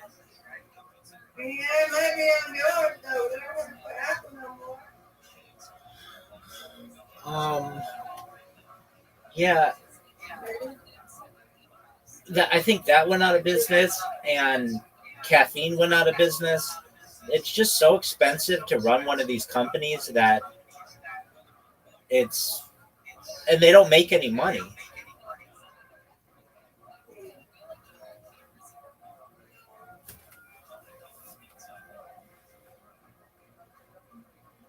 People don't realize, but not even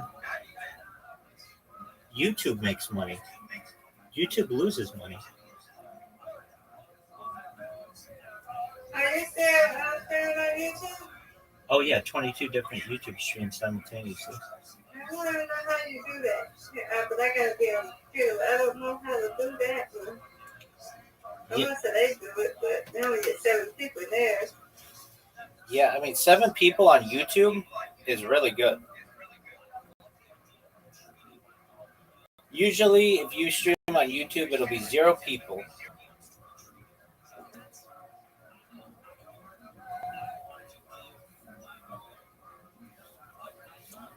I'll be right back. Okay.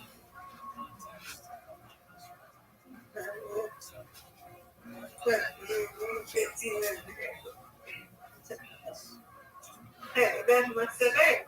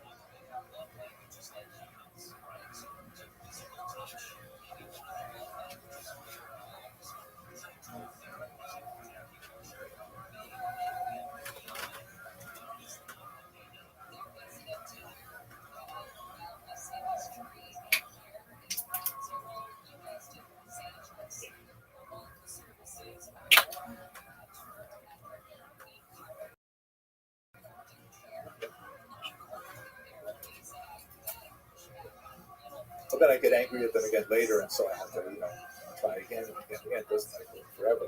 But nevertheless, this is really a transformational book. I encourage you to poke around my website. I actually have a series of each of those levels on my channel that you might find valuable. Whew, all that forgiveness. Wow. Now, finally, let's go to the last stage, which I've called postmodern. And the truth is, the three books that I'll introduce to you are not really direct addressing also in a postmodern sense. They're the entirety of books, but they begin to touch on. And we're still waiting for a really great postmodern reading of Musser. Here's one that I find just fantastic. I read a couple of years ago. David Bashevkin's Synagogue. All right, if you want to do YouTube, you have to have a Google account, which I'm sure you do. And then you need to verify your telephone number. And then after 24 hours, you're able to go live. Let me make me hungry. I ain't gonna eat some chips. You making me hungry. Bye. Yeah, you gotta eat.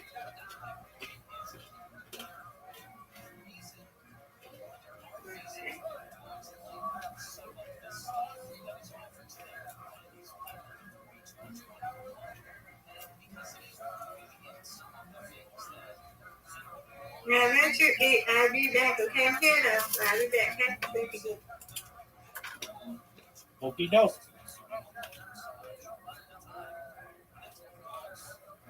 Tom and Bert have been treating us over the last few years. And the best part is you can tell this thought genuinely hadn't occurred to him before. That's how deep in the bubble these comedians are. To them, podcasting is just this fun little thing you do with your buddies while the ad money rolls in. And if the fans don't love it, well, they're just haters, right? But now they're face to face with something way more uncomfortable. The idea that the audience stopped caring about Tom and Bert a long time ago, and people have been quietly hate watching this show out of obligation, just waiting for someone to point it out. And once that penny drops, Chrissy and Stubby immediately start spiraling. And it's fucking brilliant. Honestly, the only thing that compares to this is the fighter in the kids subreddit for the first time. They go all in on just Tom and Bert. which is They a compare them to really, two really deadbeat profound dads book. who promise to stick around, but And ditch their Synagogue, I podcast think, baby will that made Hollywood give you call. hope They for start those talking like failures it's a in your own full-blown life. breakup. Like Like really they're make the a new difference for you. stepdaddies trying to win over a family that's Certainly been have emotionally music abandoned. for another And book it's that not even really subtle. looks at They say postmodernism outright straight we're on. just fucking around Is and people act this like this is the collection best of essays entertainment by they've the ever great had in their lives. Rothschild. That's not a joke. Faith That's a Shattered and diagnosis. Restored is the That's two title of guys the overall realizing they collection. stumbled into a Rav niche where the Shabar, who only passed away a competition number of was years two ago, guys who was checked one out of the years ago. few thinkers who really understood the nature of postmodernism and struggled to articulate the Jewish response that could incorporate the challenge that postmodernism places on the system of thought that Judaism represents. You feel it's a work in progress. You feel that there are attempts to deal with it, but kind of like this evocative photograph shows, it is sincere laughter at some of the challenges of the age we live in, and I really expect this to be this fun. No, I know there's going to be full. finally, this amazing book, which does address postmodernism in several of the chapters, remarkable book with general audience, restoring the common divided towns by the late American South. It just appeared this year, and it was very, very worthwhile reading by Duran, readers, Wow, okay. I give you a very quick overview of some of my favorite Musser books. I hope that you find some of them useful as well. I wish you a lot of success. Potatoes. Personal development. The next video is going to be going back to regular history, in other words, more pogroms, less books. But thank you very much for your attention.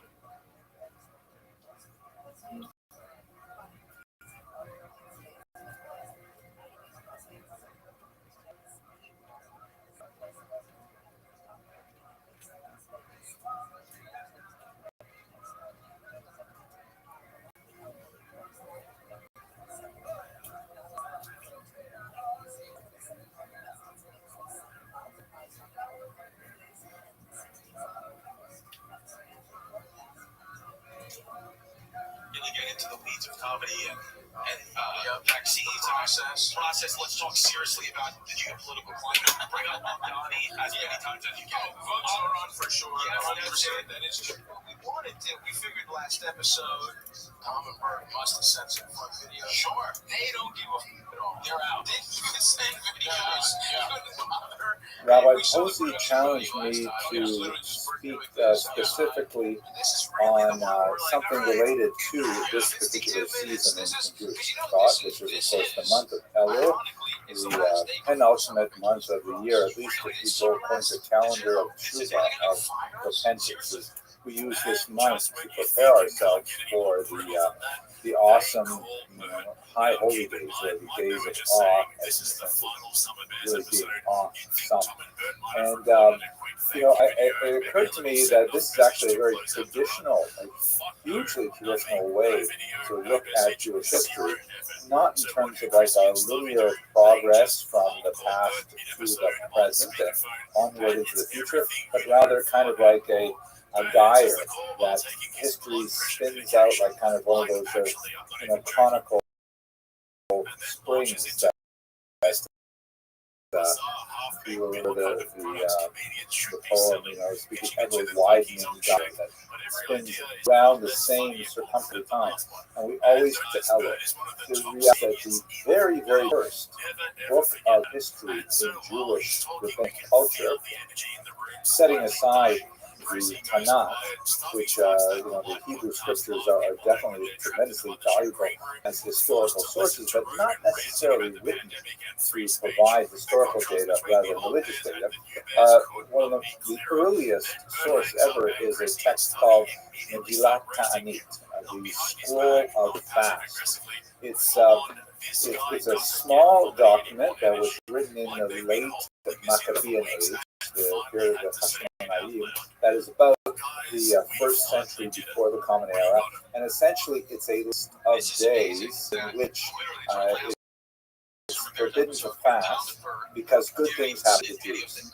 It's a very small book, right? Like, not that many good things happen, so therefore there are only so many days you have to fast or not fast. That's essentially what this text is, and it is really the first book of rabbinic thought that was ever actually set to text.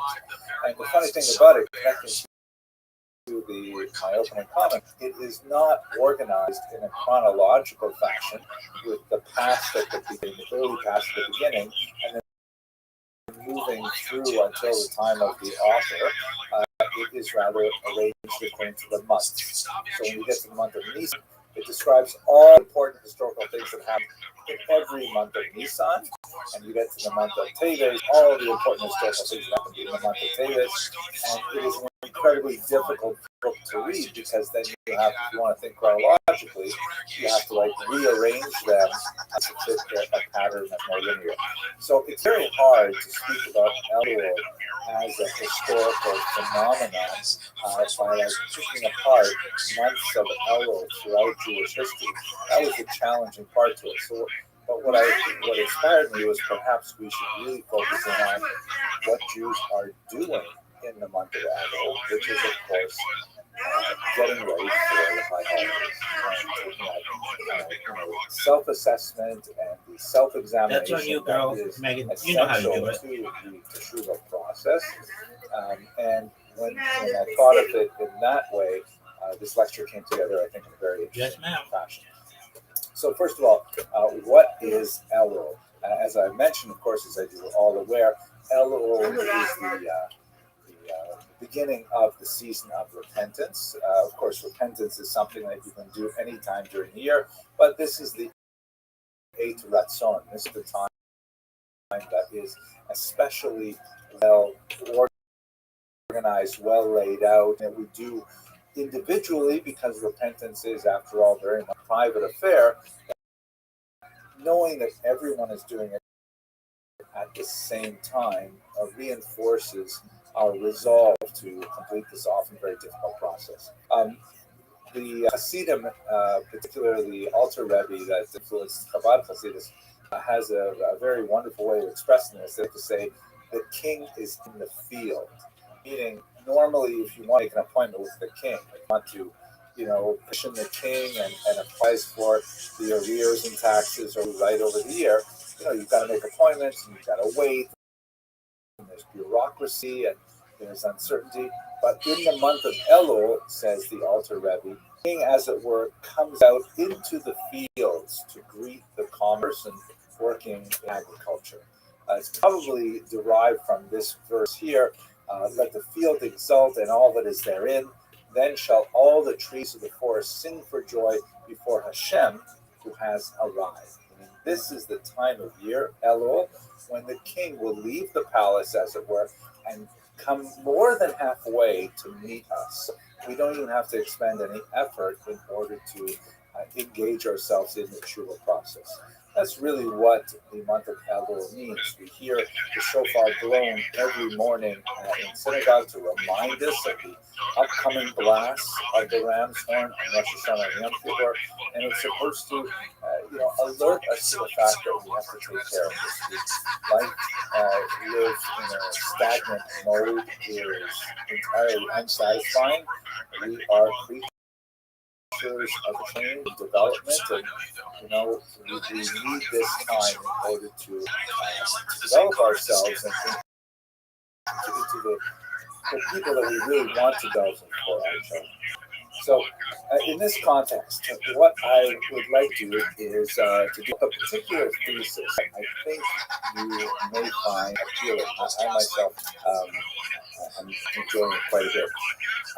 I tried to think of who are the great writers who have addressed Elul in very significant ways, and what do they have in common? What brings them together into this Elul movement?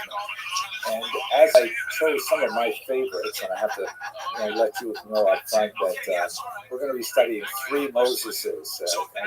Obviously, we could have picked hundreds of literary figures who engage with Elul in this matter, but I tried to choose three that are highly representative of the unique and lasting movement.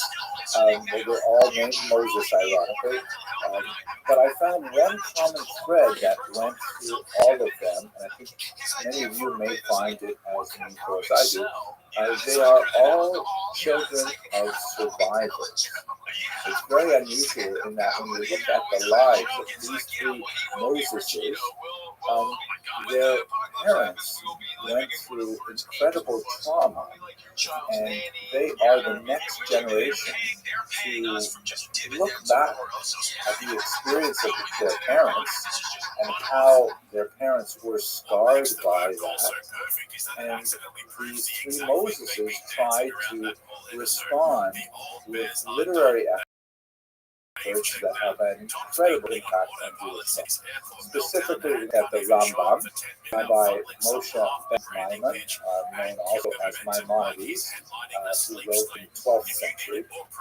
We'll look at a somewhat bigger but well-beloved to Kabbalists, the Ramah, Rabbi Moshe Cordovero, who lived in Sfat, in Israel, in the 16th century.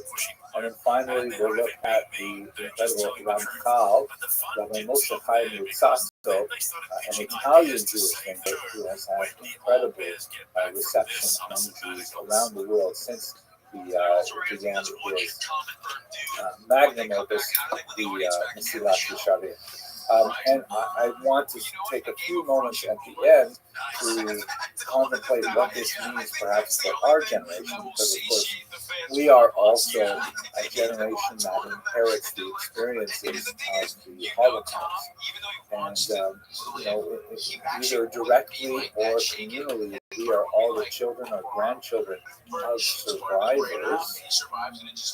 What does that mean for our generation? I could not think of any specific Moshe who reached that level, but I do have one suggestion that perhaps you will find useful. So that's the goal. Over the course of the next 40 minutes or so, I'd like to introduce you to these three thinkers. I'm sure that many of you are familiar with them already, but I'm going to focus in on their contributions to the thought related to Elul specifically. illustrate how their thought evolved from the trauma that their parents experienced, and show how, in their own unique ways, each of them contributed to creating a phenomenal ladder for tshuva that all of us can climb to this day. That is the goal. Okay, so with your permission, let's go first to Mo. Oh, and I have to say one last sort of like warning. I care deeply about all of these figures. I got a time, years in fact, studied all three of them. And on two of them, I wrote and published books. So it's hard to talk about people that I'm very enthusiastic without at least mentioning their own contributions, small contributions to the scholarship on their topics, but that's, caveat emptor. All right, here we go. So, Moses Maimonides. So, this is the great ego, of course, one of the most towering triggers of Jewish intellectual history, who strides across the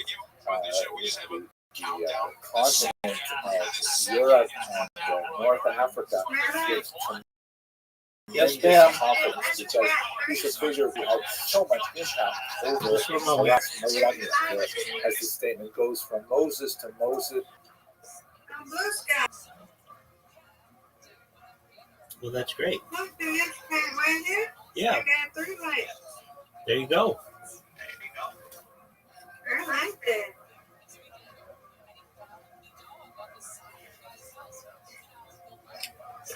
Yeah, I'm posted all the time. I just posted. I feel like it. There you go. There are 38 million people on that app. Right. But it's not available in And you Mississippi. can't even get out it no more, huh? Exactly. It's not available in Mississippi anymore. Why? I'm going to read you what they say.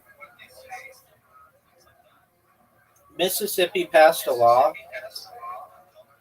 and the law says the social media platform Blue Sky has blocked access to its service for users within the state of Mississippi due to a new state law requiring age verification for all users. This decision, announced on August 22nd, 2025, follows the U.S. Supreme Court's decision on August 14th, 2025, to allow Mississippi's HB 1126 law to take effect. The law mandates that platforms verify the age of every user before granting access, requiring sensitive personal information and parental consent for users under 18. Blue Sky stated that complying with the law would necessitate substantial infrastructure, developer time, and privacy protections, which the small team can, and that the law would fundamentally change how users at site. The company also creates significant barriers to free speech and disproportionately harms smaller platforms. As a result, Blue Sky began blocking all IP addresses within Mississippi. The platform has not responded to requests for comment. The move has been described as the first major social media platform to take such drastic steps in response to the law. Users in Mississippi may positively bypass the block using a virtual private network. The law was passed in 2024 and is intended to protect children from online harms, though critics argue it creates significant privacy and free expression challenges. In contrast, the unrelated Blue Sky Inc., a Mississippi-based company, so does that make sense? Yeah, that's crazy though. I got you.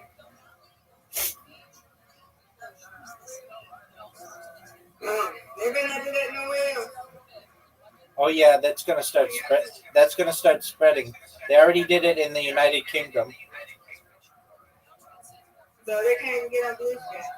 Yeah, so UK law, blue sky. Let's see if that one, what they say. It says Blue Sky is implementing age verification for its users in the United Kingdom to comply with the UK's Online Safety Act, OSA, which mandates that platforms hosting adult content must provide highly effective age assurance to protect minors. The law, passed in October 2023, requires compliance by July 25th, 2025, with non compliant platforms facing fines of up to $18 million or 10% of their global revenue, whichever is higher. As a result, Blue Sky began rolling out age verification features for UK users in July 2025, the full implementation coinciding with the law's enforcement date. To meet these requirements, Blue Sky has partnered with Epic Games Kids Web Services, a specialized verification platform that offers multiple methods for age confirmation, including facial age estimation using a model, uploading government issued ID documents, and payment card verification.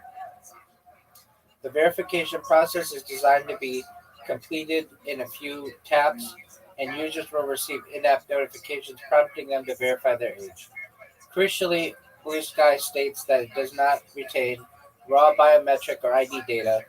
Instead, it receives only a signed yes or no token confirming the user's age status. So if they're doing it in the UK, I don't know why they're not doing it in Mississippi.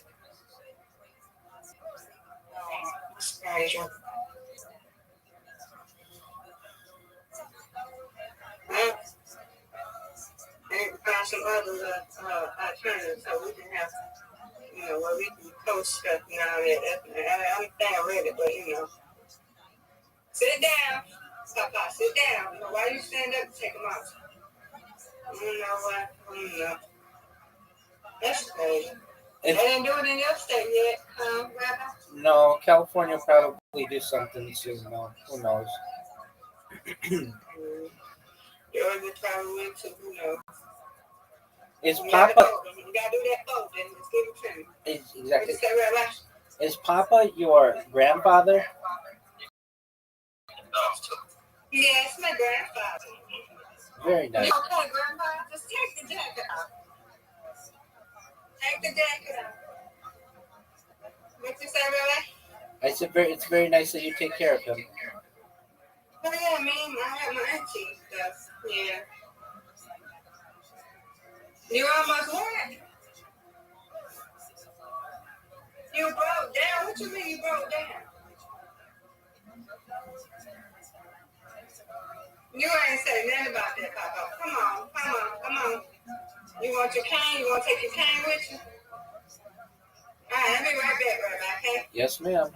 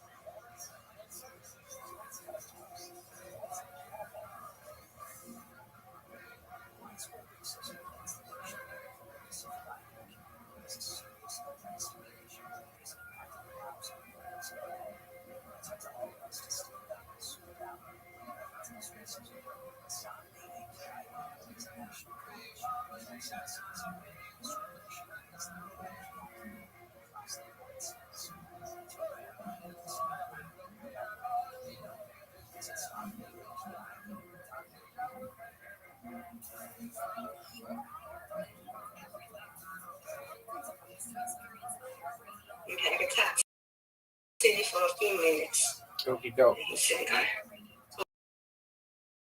it's full of it. What you Look, read it? I was looking on Discord, just seeing what are big Discords that have a lot of people going, and there's one. It's called the. It has more people on it than I think anyone that I've ever seen. It's huge. What is the camp? It's they do karaoke and social, Oh, okay. and it has right now,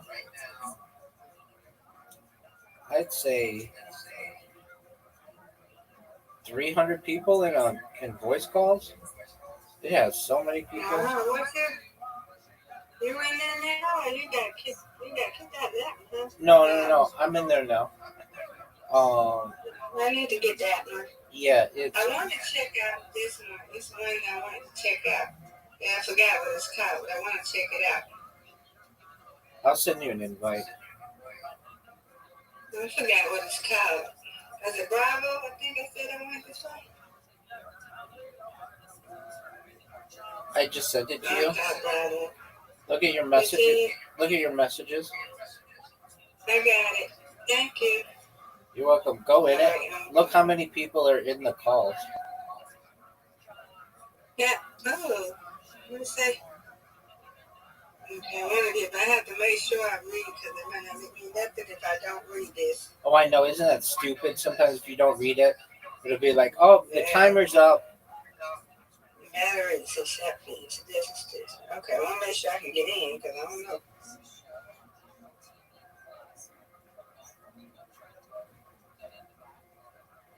Now they got rules. Not rules. Okay. Oh, yeah. Where you at, Rabbi? Oh, I didn't go live in there. I just was looking at people. Oh, yeah, I see some people. Okay. Scroll down. Look how big it is. Yeah, with a lot of people. Yeah.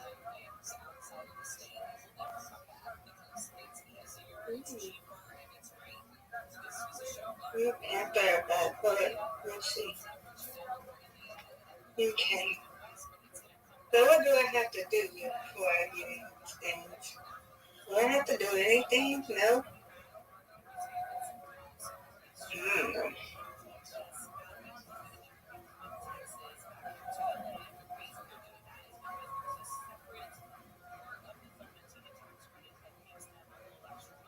No, that is cool. Yeah, profile. That's a game role. Use the button, use the button. Oh, game roles. Game roles.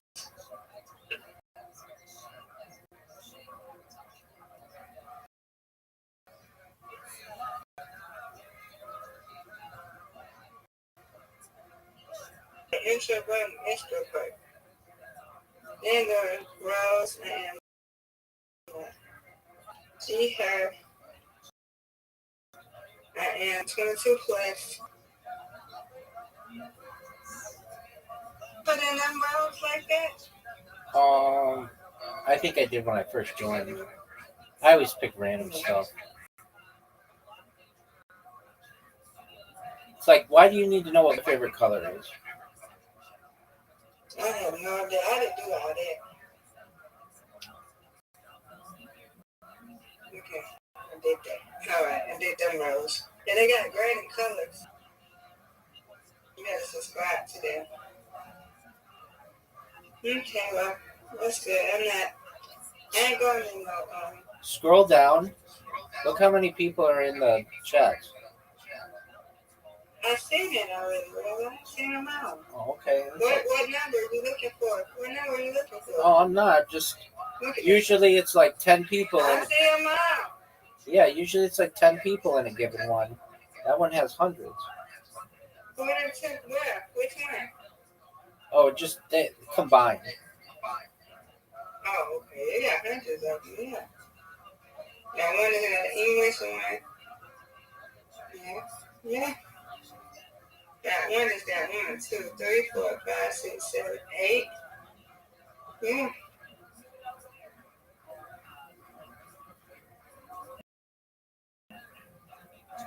Hey,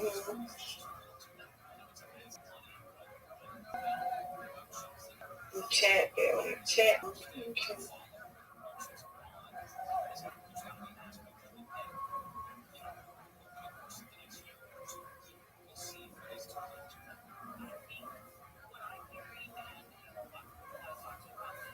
All right, Papa, I'm coming. Stay right there.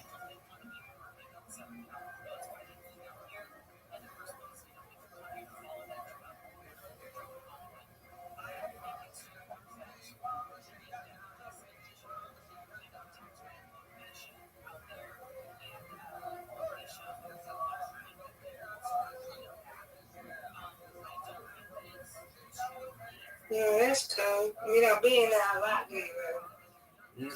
I used to. I used to sing karaoke in there a lot, but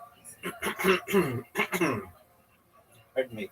I only have so many devices, so I can't always go into a bunch of them. They're really nice, though. I used to just keep my camera on, and they used to message me like, "Hey, can you please shut your camera off?" Not because we don't like you. It's because you, if you want to have more than 20 people in a call, everybody has to have their cameras on.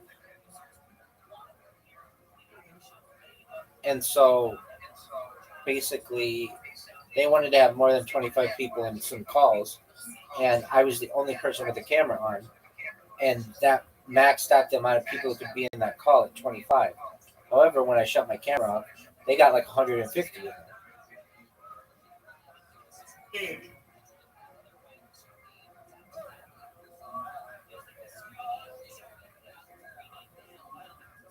I didn't count. It might not have been 150, but it was a lot of people.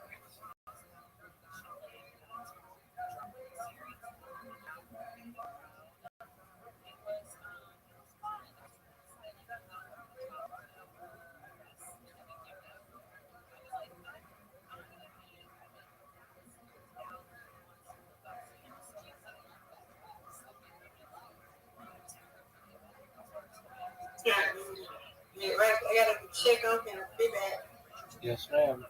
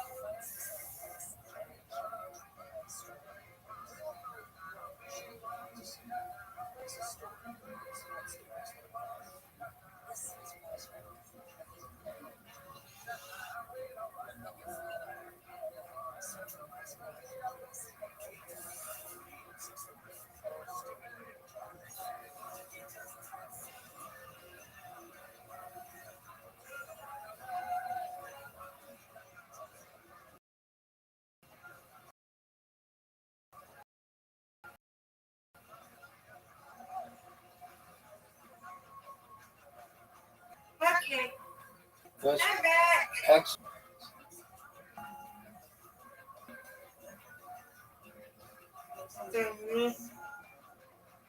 My mama showing me something. I don't know what she's showing me.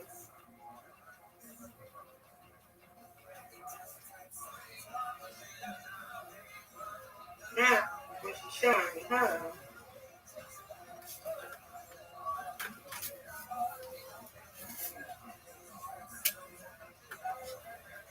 So what else you doing, man? I'm bored. I know you are. I'm gonna do some computer programming, some robots on Twitch, but I'm here. Um, I want to do that. all right. I just can't. I mean, if you want to, they can be really helpful to you. If there's like, what would you use a robot? You could get a robot to, you know how on Bigo, you like people can, Said no. yeah, you call it Bigo, whatever it's called. Um, Okay. I've heard it both ways. But you, okay, so you know how there's a thing that you like press that like boosts your room. I know it's TikTok, like you just likes. You know what I mean? Mm-hmm. Like basically, you know when you're on TikTok and somebody presses the heart button and it makes a bunch of hearts come up and it boosts your um, live stream. Oh yeah. So it'd be pretty easy. I could teach you how to make a file. Pardon me, I got the hiccups. That does that. I wish I could get on Twitter. I'm just not a gamer. I don't have a computer. And yeah, be on Twitter.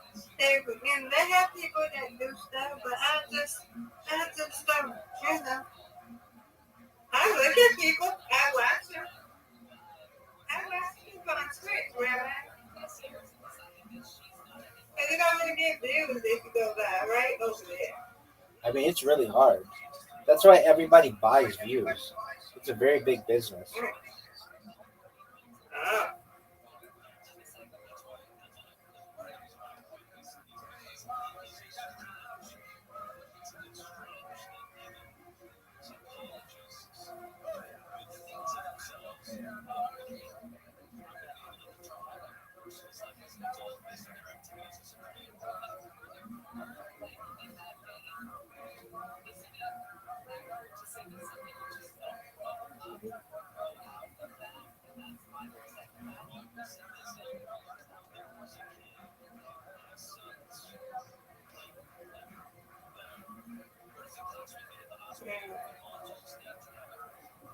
Go back on Big O again. What's new with people on Big O? What's new with people on Big O? Not really got people that be dancing, singing, and all that good stuff. What about People be really do stuff. I'm not gonna be paying no. Only thing I pay, I'm not paying $10 just to help you. I can't. I'm not doing that. I have stuff to do with my money. word? Yeah, I can't do it. Everybody got it, you know. Mm-hmm. But what you about to say? Yeah, I find that a lot of times people, it's not even a real person. They'll just like play a video of themselves. It's not live, and Yeah, that, I think that too. that can be frustrating. You know what I actually love to watch on TikTok are people who do trick shots with ping pong balls and like stuff like that. I love that. It's like the most uh, it's the most mindless content, but it'll just be somebody who just has like a solo cup and pong ball, and they'll just be throwing the pong balls from across the room, and then just trying to make it in. And if they get it in, then they end the stream, and they just basically throw these balls until they make it in. And believe it or not, that to me it's like endless entertainment, but I like it.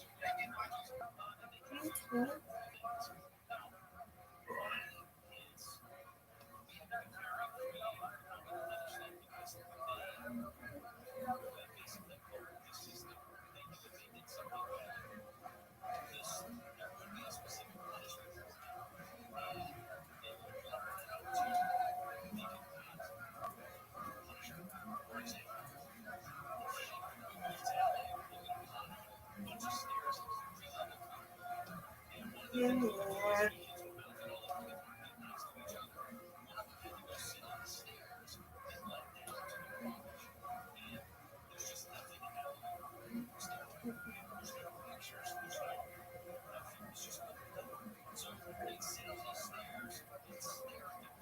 I guess I play some bingo or something.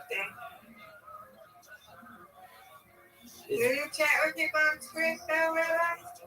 On Twitch, yeah, I get people in here. That's how I met that guy who was in here earlier. Who was looking for his friend. Oh.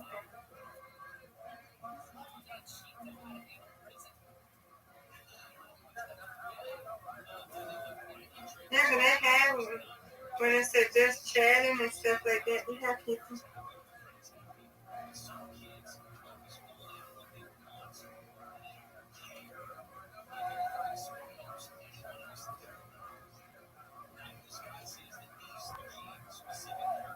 You see, just chatting. A lot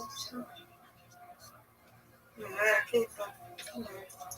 You and just chatting too, Rabbi? On Twitch, yeah.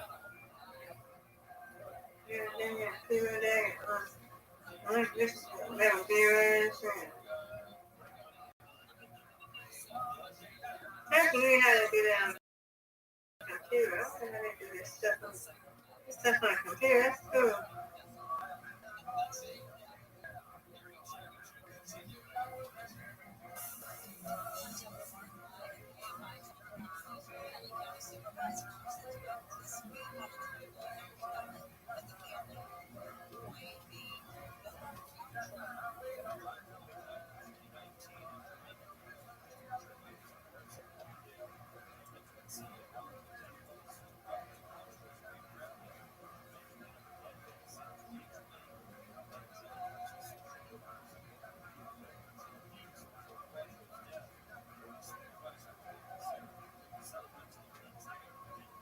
I hate these ads.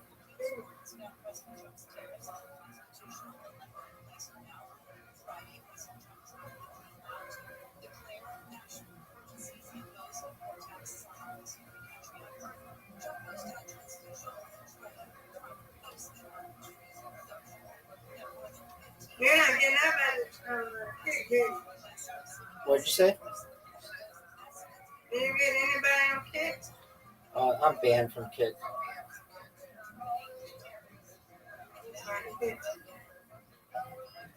People just be hating for no reason. I'm on Rumble. Yeah, that's how to do that. But, no. Rumble has a lot of ads.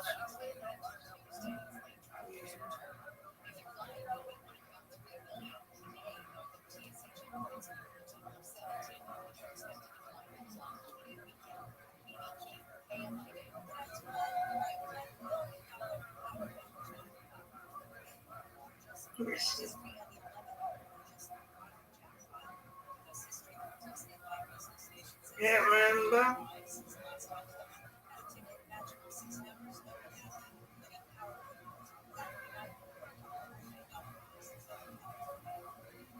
What category is this one? Where is it? Barrel Glove? What is it?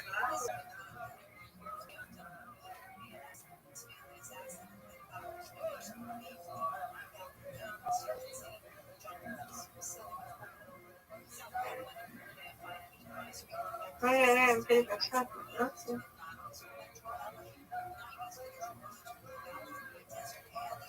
Good.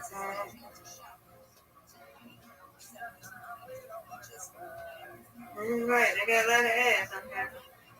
Alright, there we go. They have to be able to pay for it somehow, and it's really expensive.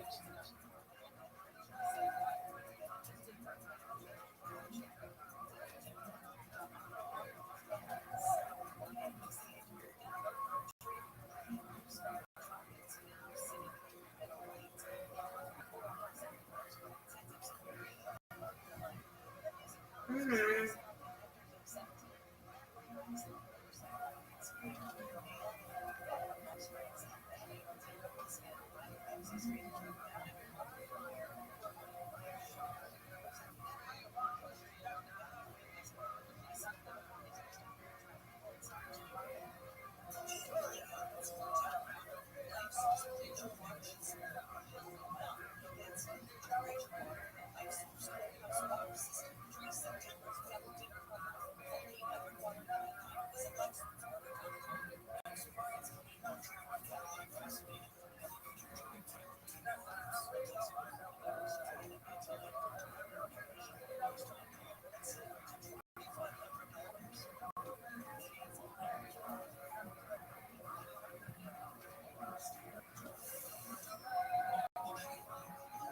Right. Do you get anybody in Bramble? Not really. Of the ones where I get the most people, I think I can make a quick last of it, tell people to come in a certain server. If you come, where I be at, you know? yeah, I can do like you do, but I don't want to be spamming it. I just want to, right. That's what I do. Hmm.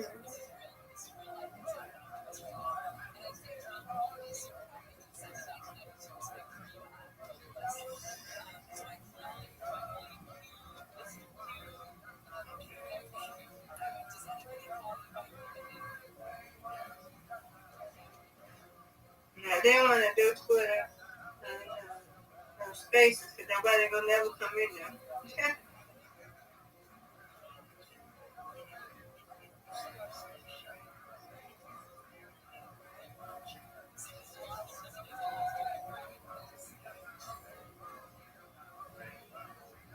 The Rabbi. Rabbi.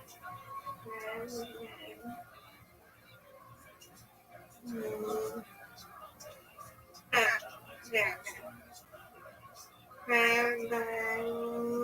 Well, how you say your name? Rothschild? Correct.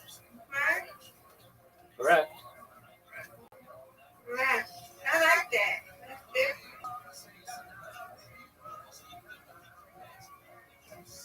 I like them.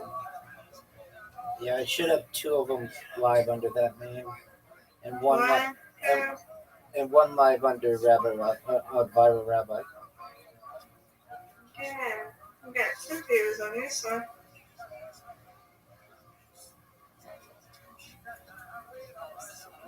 I hear myself up there. I gotta mute. There you go. I had to mute myself up there.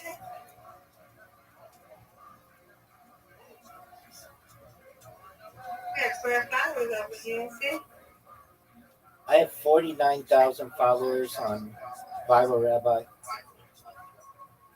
You do? Yeah, they're all bought though, so don't believe it.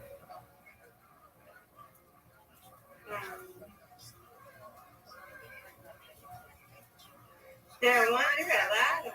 You got one, you got 127 followers. Right. Hi, Rabbi, see you.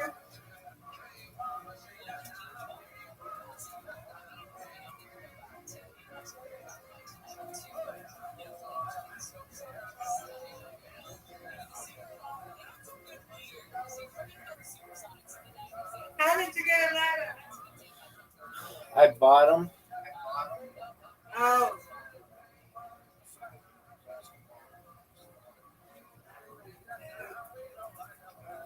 But they will never talk.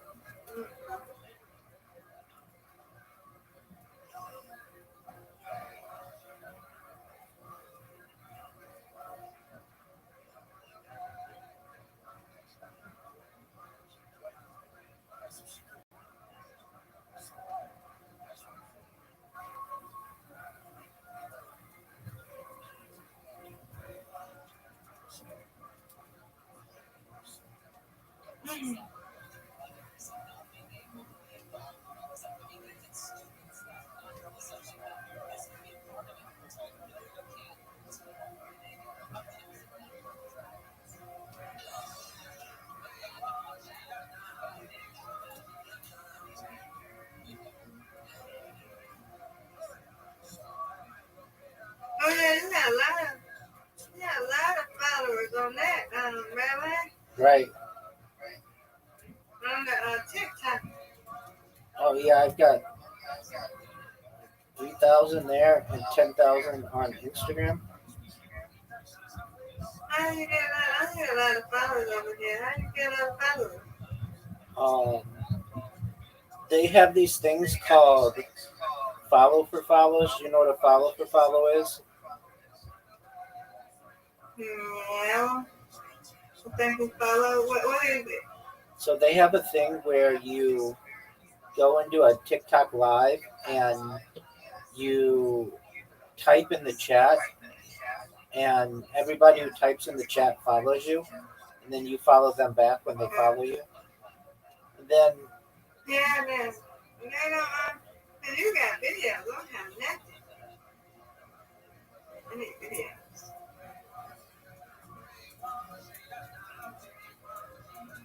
Yeah, I gotta get videos.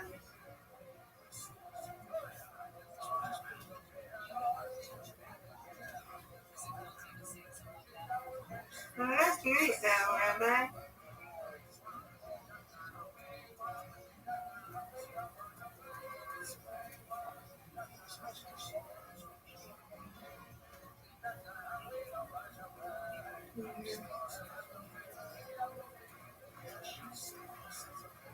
That's neat.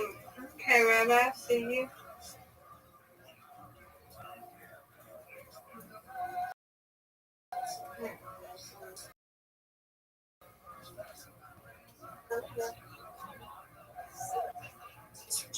I don't know why this thing is so loud.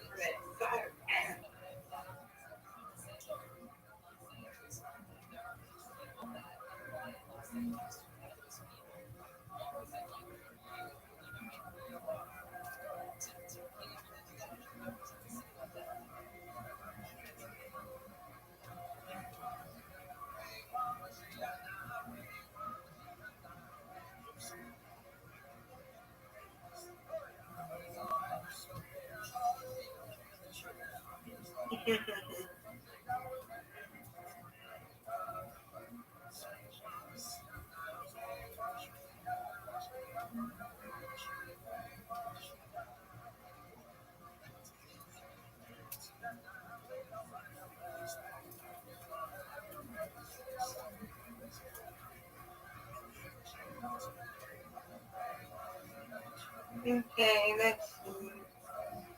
There we go. So I search follow for follow. yeah,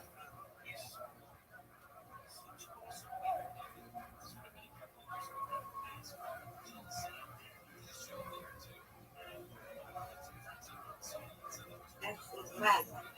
Follow. Great person for flowers. Live follow me, please. Okay, I got one. I got a follow party.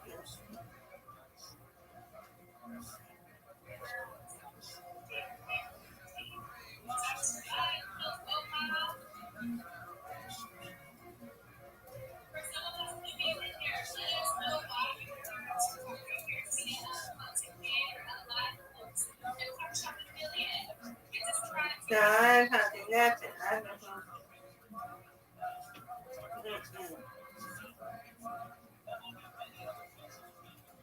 No, it's not even heavy.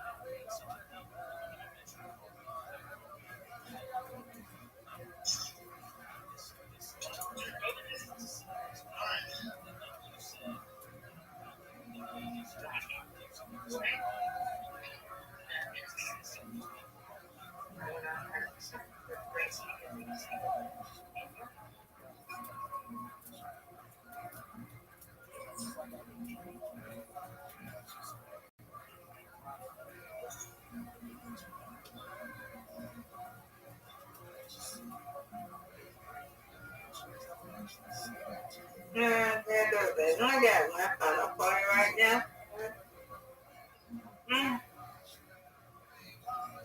Oh my. But I got other one in the other create a channel. are you spamming in the chat? I got that. She was saying that you knew to ask all this answer questions and stuff. I ain't trying to do nothing. I just want to follow it.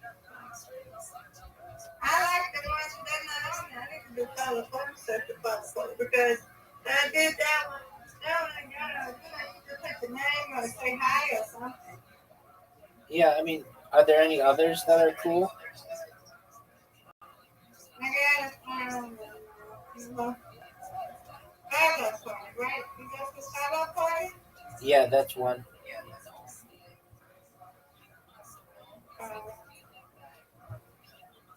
If you see one, Rabbi, you blocked that.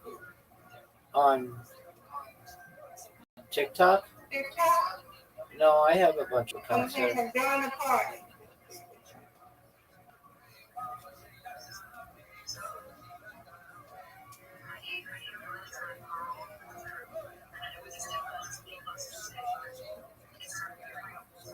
Okay, I'm going to the startup party.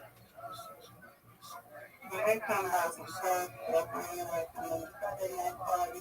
Welcome to the party. Let's get some hanging or something. Party next time down there. Follow the live. And they best to chat.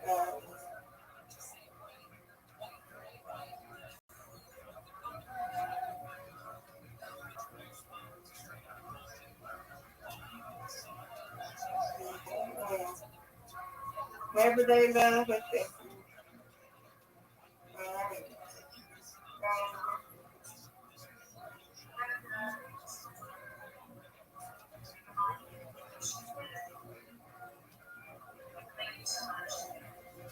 yeah, once that spell kind of shit, talk about every day you build the community.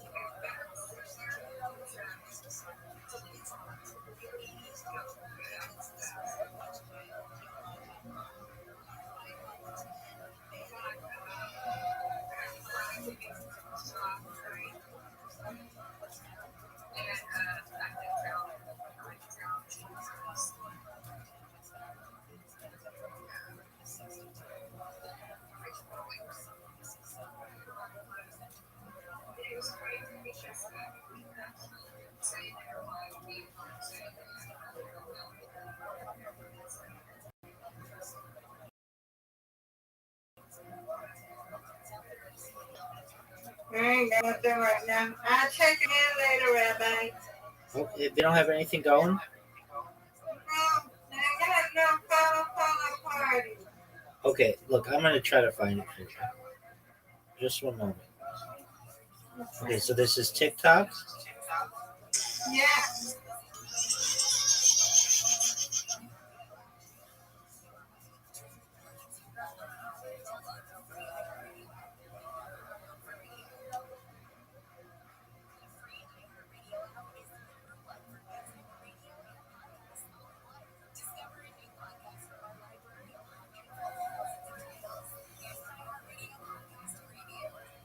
All right, so if I go follow for follow,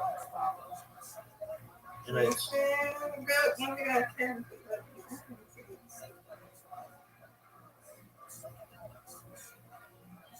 follow for follow, right now I see live.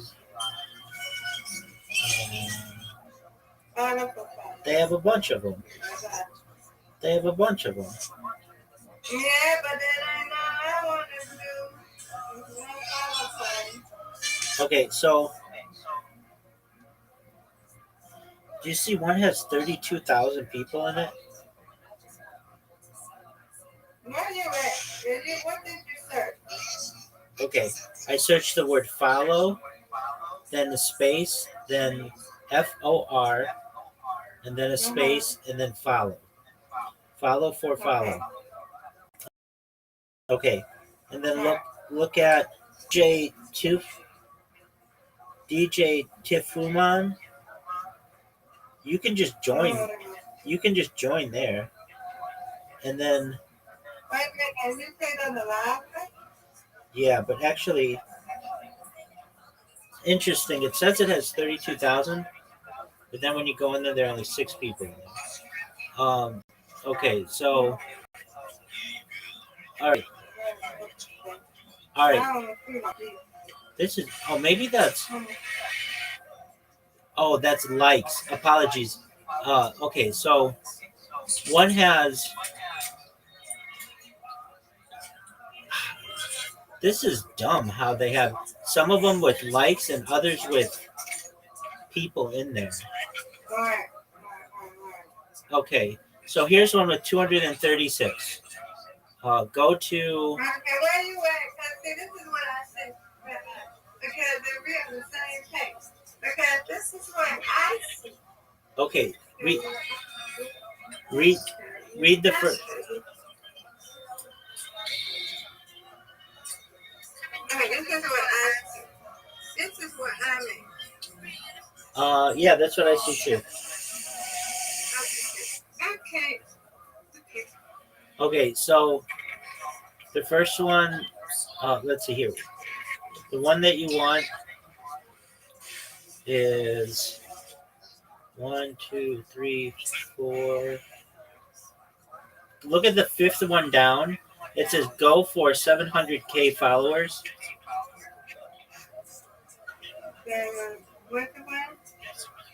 It's go for 700K followers. It has 212 people in there. Okay, it's the 5th one down. So just scroll like on the left side. 5th one on the left side. 1, 2, 3, 4, 5. Nope, all I see is follow and drop your quick. That's my fifth. Okay. All right. Is it all the way down at the bottom? I'm not sure. Here's another one. Let's see how many this one has. Okay. This one has 846 people, and it's like a guy who's selling hot dogs. And Where's this at? okay, so type in Byron Stanga, BYRON ST. Wait a minute, how you say it? BYRON BYRON B-I? No, BY, but that's okay. Don't do that one. I'm gonna try to find a better one. don't like that. I mean, it's okay. It doesn't have what people really do. Well, how many followers do you have? Huh? Oh, you want followers? Here's what you do. Apologies. That's a way to do it. But okay, so type in follow for follow in users.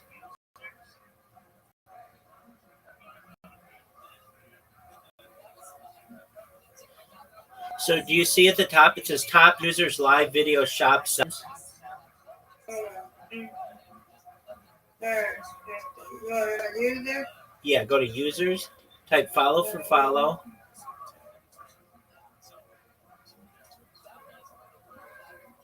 This is my name. Follow me, honey, because I ain't got nothing. I don't have no videos on my page. No, in the search. In the search, type follow for follow. I do it. But I'm saying, if I follow you, these people's not going to follow me. I don't have nothing. I don't have no content. That's fine. You don't need it. They just want to follow it. And then what you do is you follow all those people, and within a day they'll follow you all back, or a lot of them will. And then you can remove anybody who you followed and didn't follow you back. Welcome. Oh, that's Ignition. Ignition was muted the other day, so they're muted. Hi. Bye-bye. Have a good day. I'm sorry. But anyway. So, like, if you want a quick 100 people to follow you, you just go through all those people who have follow for follow next to their name, and then you follow them all. And then the next day you go in and you look at who hasn't followed you back, and then you unfollow those people and just do it again. There you go. Wow, I didn't know. Follow. Got moved back. And he has 151.1K followers done. There's 8.5K likes. Oh my God. There's another one. If you want them to follow you back really quickly, just type instead of follow for follow, just type in follow back, and those people usually have something like I follow back in 5 seconds, and they'll follow you back right away.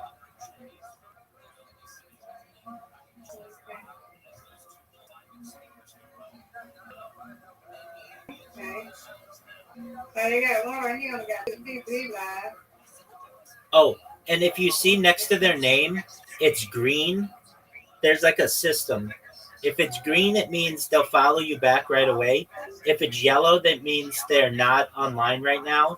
And if it's red, it means that they're not able to follow you back right away. What do you mean? Where you see that at? So like when I type in follow back in users, I see like people with like a name like follow in 5 seconds back. And then if you follow them, they should follow you back in 5 seconds. Yeah, they got follow in 5 seconds back too, but they got a green profile. Yeah, so that means that should be live and working. Oh, that means they're online. Right. There's like a code that they use, that those people use. So if they make their profile picture green, it means they're online.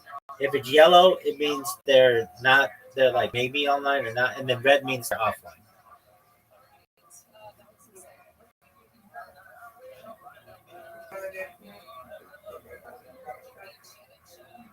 Okay, what's the brown mean? Brown mean I ain't gone. Okay. Well, I wish I can do that one. Let's take that. That'd be cool.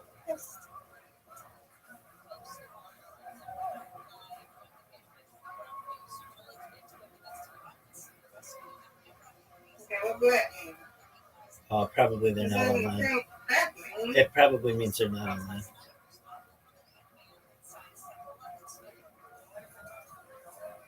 I have another. I can make that. I got another account over here. I can make that. Let's see. Okay, what pink is? Pink online. That's offline. Blue freaking.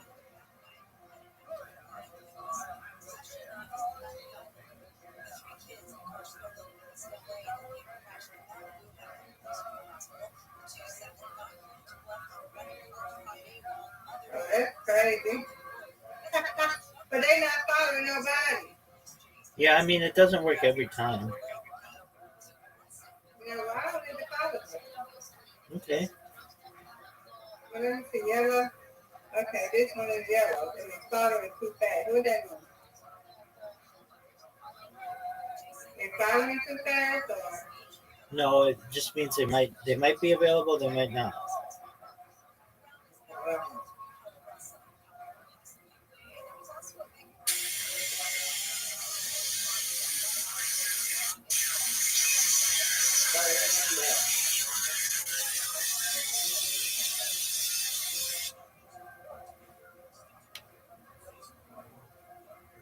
I don't know.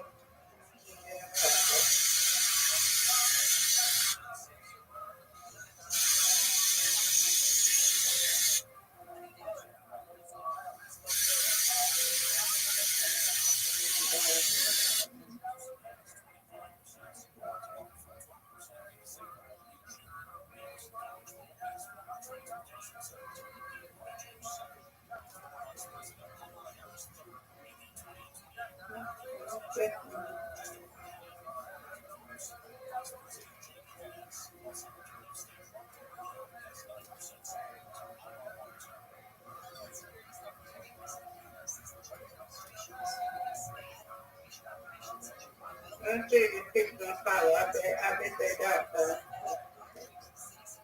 Well, then you check tomorrow, and everyone who didn't follow you back, you un, you unfollow them. And then you just do that. If you did that every day for a month, you'd have 1,000 followers. But it's really easy. It's really easy to lose your ability to stream. It's really easy to lose your ability to stream on uh, on TikTok. On TikTok. So I ain't trying to. Okay, well that's what if you get 1,000 people, you'll be able to, and then you're able to do other things like you may not want to stream. I get that, but you may want to be able to talk to someone who's streaming, and if you want to talk to them and not type to them, then you need 1,000 followers. Yeah. Getting their boxes. Right, exactly. Now you should be fine because you don't talk about anything really controversial, and um, you don't like you're like a good user.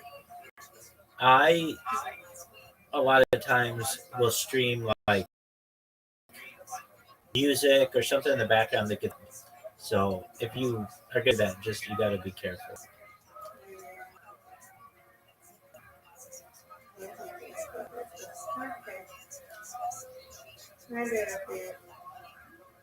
Did you get anybody to follow you back?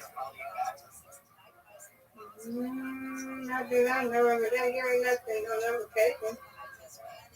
Let me see. There ain't nothing over there. Pull up this all I have to do some follow either. I saw some people. Look at way more follows than this. Okay, we praying for that one. Who that is? There's a business that. Nope, not yet.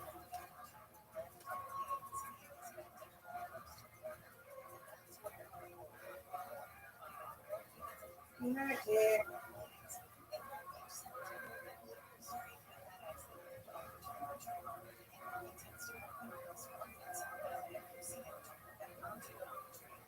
I ain't got no.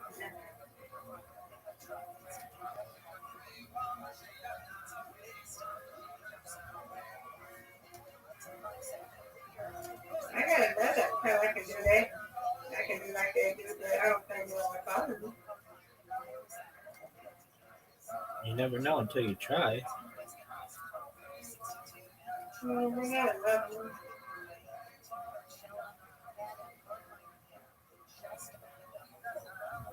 What was this one?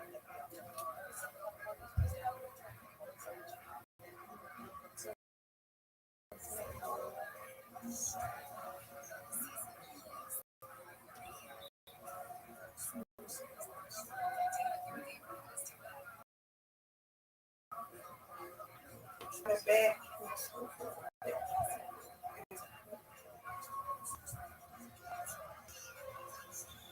Okay, we got this one.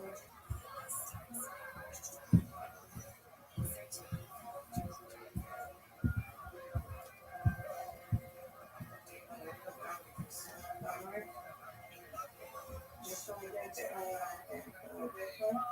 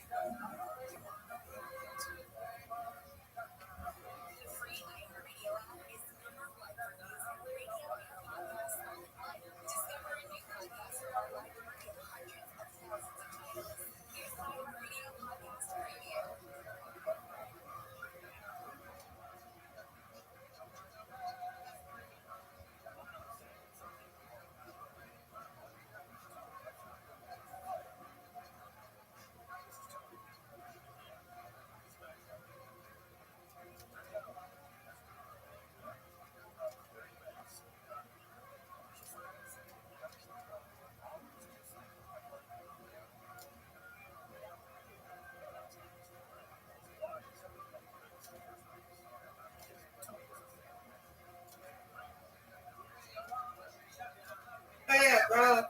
That's you never played that game.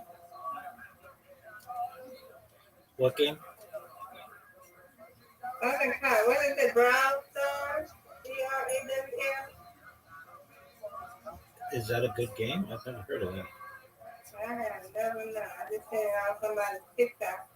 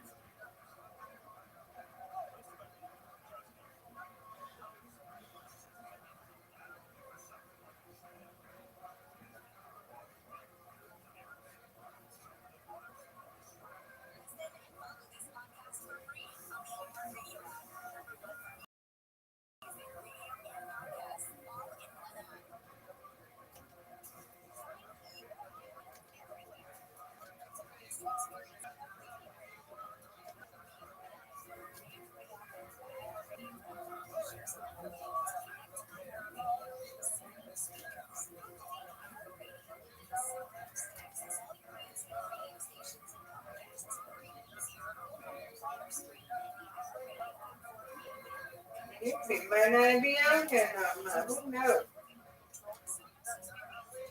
Yeah. We will wait and see.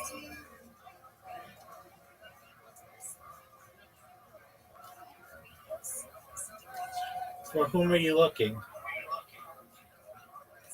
Let's see. Oh, I got the app. I'm still on the follow back thing.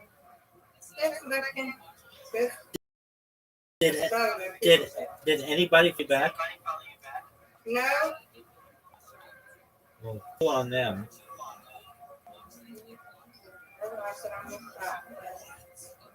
We'll see if it's gonna work in there.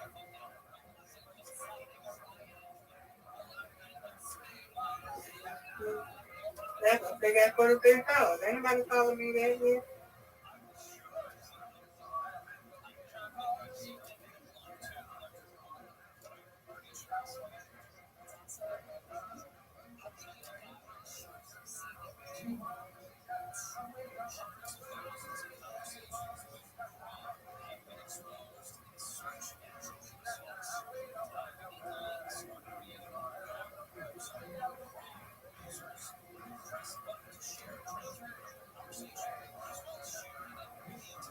No, I know. You're kind of limit 8. Lemonade? I don't think that's how a lot of things get. Yeah. No, limit 8? Yeah, Lemonade. Yeah. Yeah, I have heard of it. I think it's owned by They own the same people who own TikTok. Yeah, maybe that. I don't know why they might don't have, they don't go live on that, do they? I don't think we go live on that yet. No. I think you can Don't look like it. download that one. It might be fun.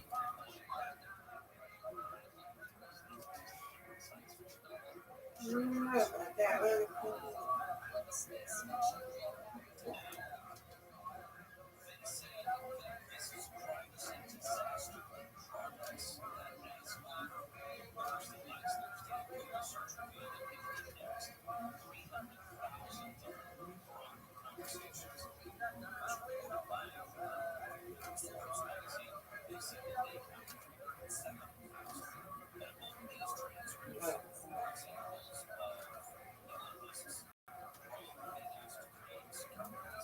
That's the thing. It's like this one.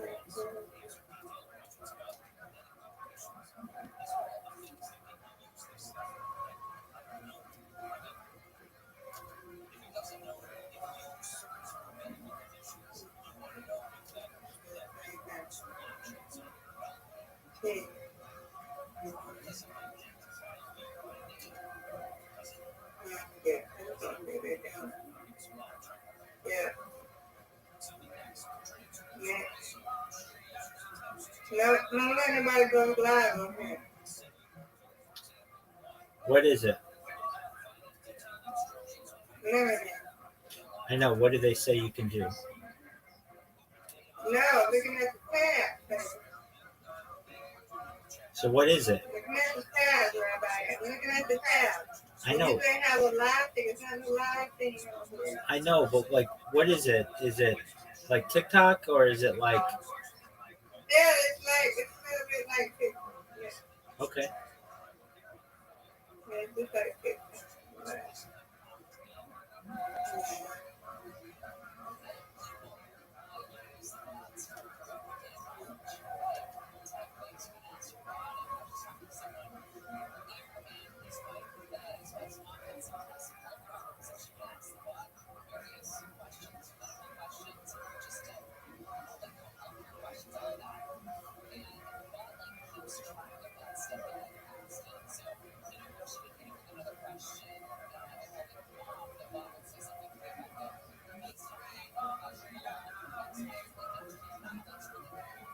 Yeah, probably. Yeah, that's crazy.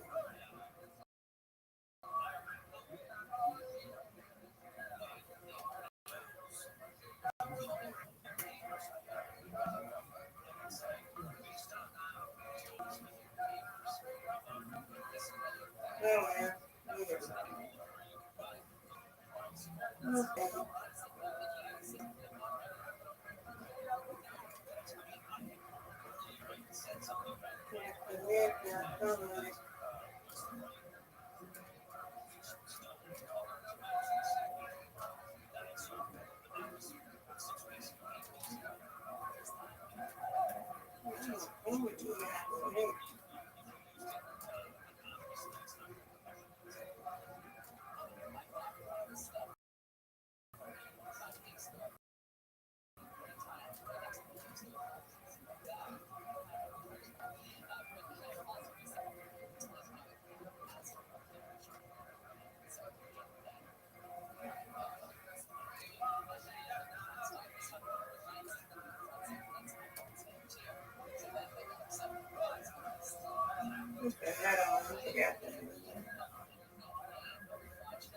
Now, a lot of TikTokers are over Bigo. You know that? They're over there, right? A lot of TikTok people are on Vigo. Mm-hmm.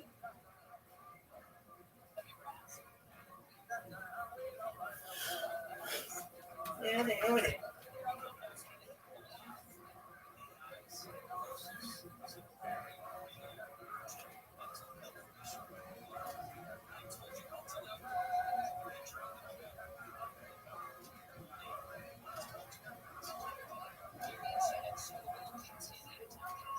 It's a learning TikTok. Yeah.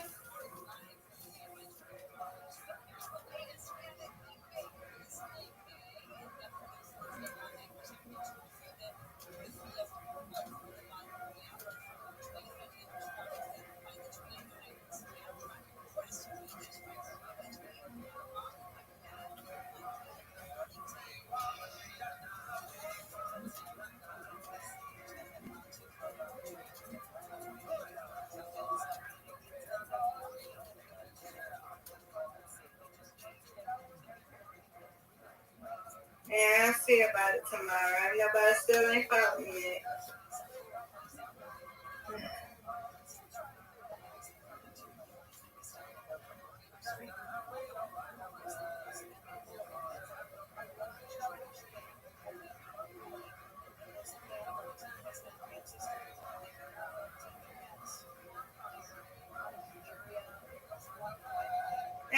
And this way you can just open your can and just leave your cam open.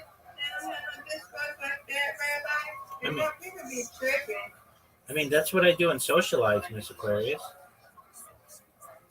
I know, but then I people be talking stuff, and I ain't got time for nobody talking stuff. I'm just long to. I better cut somebody out, Rabbi. What you can do as well is find people who are live on Twitch who are also in Discord. So a lot of times in their profile, they'll have their Discord available as well, and you can just go into their Discord and talk with them.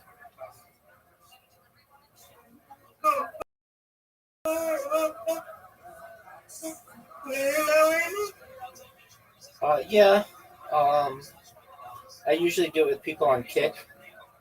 So. What do I search that? Because I don't know. Yeah. So you type in. Let's see if we can find somebody. So in Twitch, you type in Discord, DIORD, and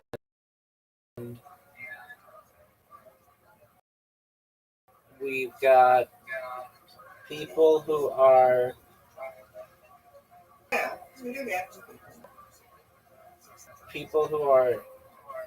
live in Discord, and or their stuff is tagged Discord. Now they won't always let you come in and talk, but sometimes they do. And you would just be like, hey, I saw that you're streaming and just wanted to come say hi. How's your day going? This one right here.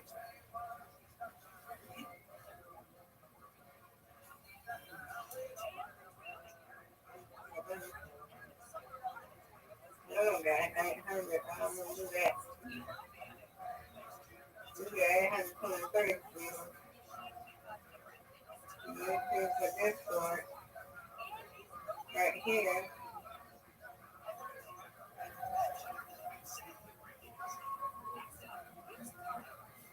Yeah, they got a lot of deals. Except that, so I don't want to.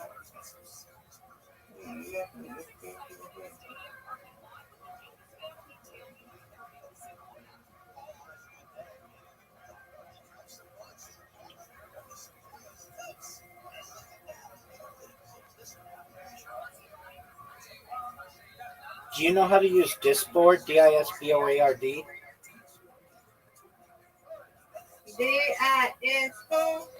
BOARD. It's like a search engine for Discord. So you just go in there and find like. It says, DISB? Yeah, DIS, B as in boy. That's why I found some service. Yeah, so go to disboard.org and then you just like what's something that you like volleyball. So you type in volleyball. Now I don't know if people are going to be live talking about volleyball at this time, but there'll be people with common interests in there. Yeah, volleyball. Volleyball. Okay. Yeah. Okay.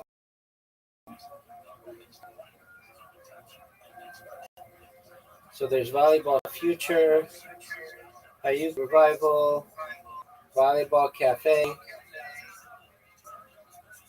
Yeah. Oh, okay. Yeah. If you want big ones like where people are right now, then I would remove everything and then just search, and it'll tell you who has the most amount of people, at least in their server right now. I mean, like if we go to like social. And then right now, We stick on social. no, we just changed. That's just the category. So right now there's Xeno, Xeno, a chill community server to hang out and talk to people. I mean, I don't know if they're good. I don't know if it. Then there's Socialize. There's Chill Bar, Farmers Valley, Chill Haven, Eco World, Adore, Boulevard, Assure.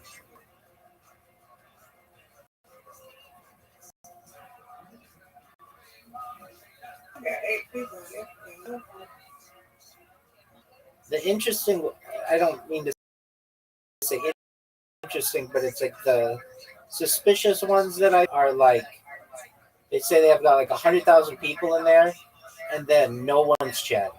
It's like, where'd you Oh go? my God, yeah. I had there's a guy who was trying to recruit me to stream in his Discord because nobody was streaming in his Discord. He had made a new Discord, and then he bought 100,000 people to join it, but nobody was participating. And so I streamed in there for a little bit, and then I stopped. And he said, "Why did you stop?" And I said, "Because I've been in there for weeks, and nobody said hello. So if it's been that long, well, then I'm going to go find something else to do." Right. That's why I don't want to do no server. Miss Aquarius, it's so much work. I know, what's the point of having a server? I mean, let's say you created a server. Who are you going to get in there? Me? I'm going to be the person that you're going to get in there? I'm already in a server. You know what I mean? You have to like, Right. I want to get you in there, I mean, I would go in just to say hi, but I'd say we already chill in my server. We got people from everywhere that can come over here. Well, right, but they're going to say, is some, like, you wouldn't be in here if I wasn't always available, but I'm generally always available, so there's always something to do.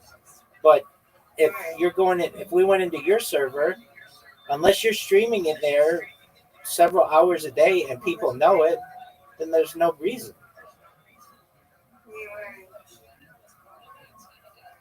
I'm not doing. I'm good with that. I can stay here. I can make me a room in here. I'm good. Yes, you can. No, I'm not worried about nothing. I mean, even my server has 1,900 people in it, and it isn't always that busy. I mean, you know, it's like, so imagine if you got 1,900 people in your server, it's still, you might get a dozen people in it a day to talk, but it's not like hundreds of people are going to be in there at once. That's just not how it works.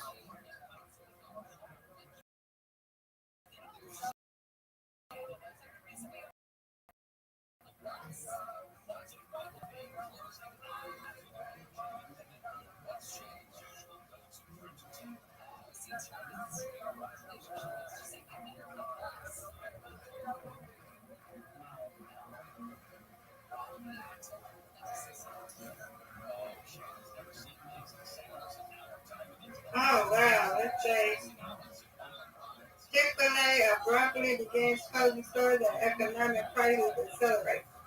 All across America, restaurants are going dark. Closed. Signs are popping up as jobs disappear. The downtown has come for everyone, even Chick-fil-A. Even recently winning the crown for America's favorite fried chicken, giving milk to save it from the impact. While the specifics of how tariffs and the trade war impact every individual restaurant supply chain are and can't be known right now.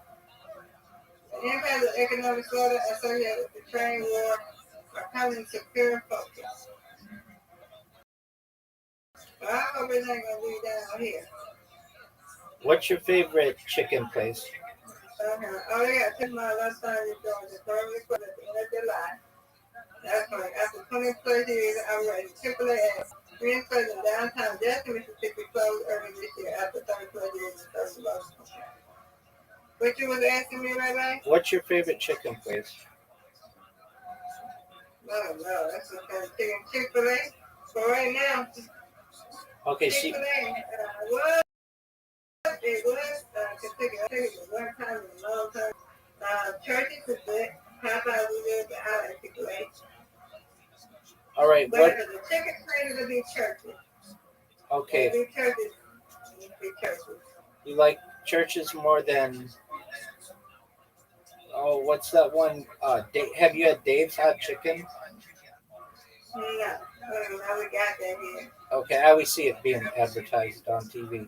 Okay, do you have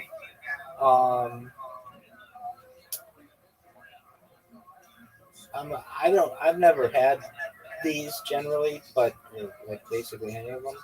All right, so do you like Popeyes? Yeah, but that chicken sometimes be spicy. Just like I love that shrimp. And it be spicy a little bit. They have a little Cajun kick to it. All My right, auntie loves Popeyes. That's why I was saying I like turkey over Popeyes. It was Kentucky Fried Chicken, but I haven't had it but one time out of a long time. So it'll be turkey. all right. Do you like Be turkey. do they have these? I don't know. I don't know if we had it. Well, I spell it. Lees. The only reason why I know about it generally is the guy who. Okay, so you know who Colonel Sanders was, the guy who started KFC, the Colonel. He started KFC in Utah, in Salt Lake City, and his grandnephew goes all over TikTok and says how they're just called Lee's Fried Chicken. I think it's based out of Tennessee. I think it's based out of we got Lee's famous recipe chicken. that one. Yeah. So that one was started by the Colonel Sanders family when KFC bought out the Colonel. You okay? So KFC. We don't have that here. Okay, go ahead. You're good. So KFC was bought out by some company bought it out, and they changed the recipe. And after the Colonel died, because like the thing with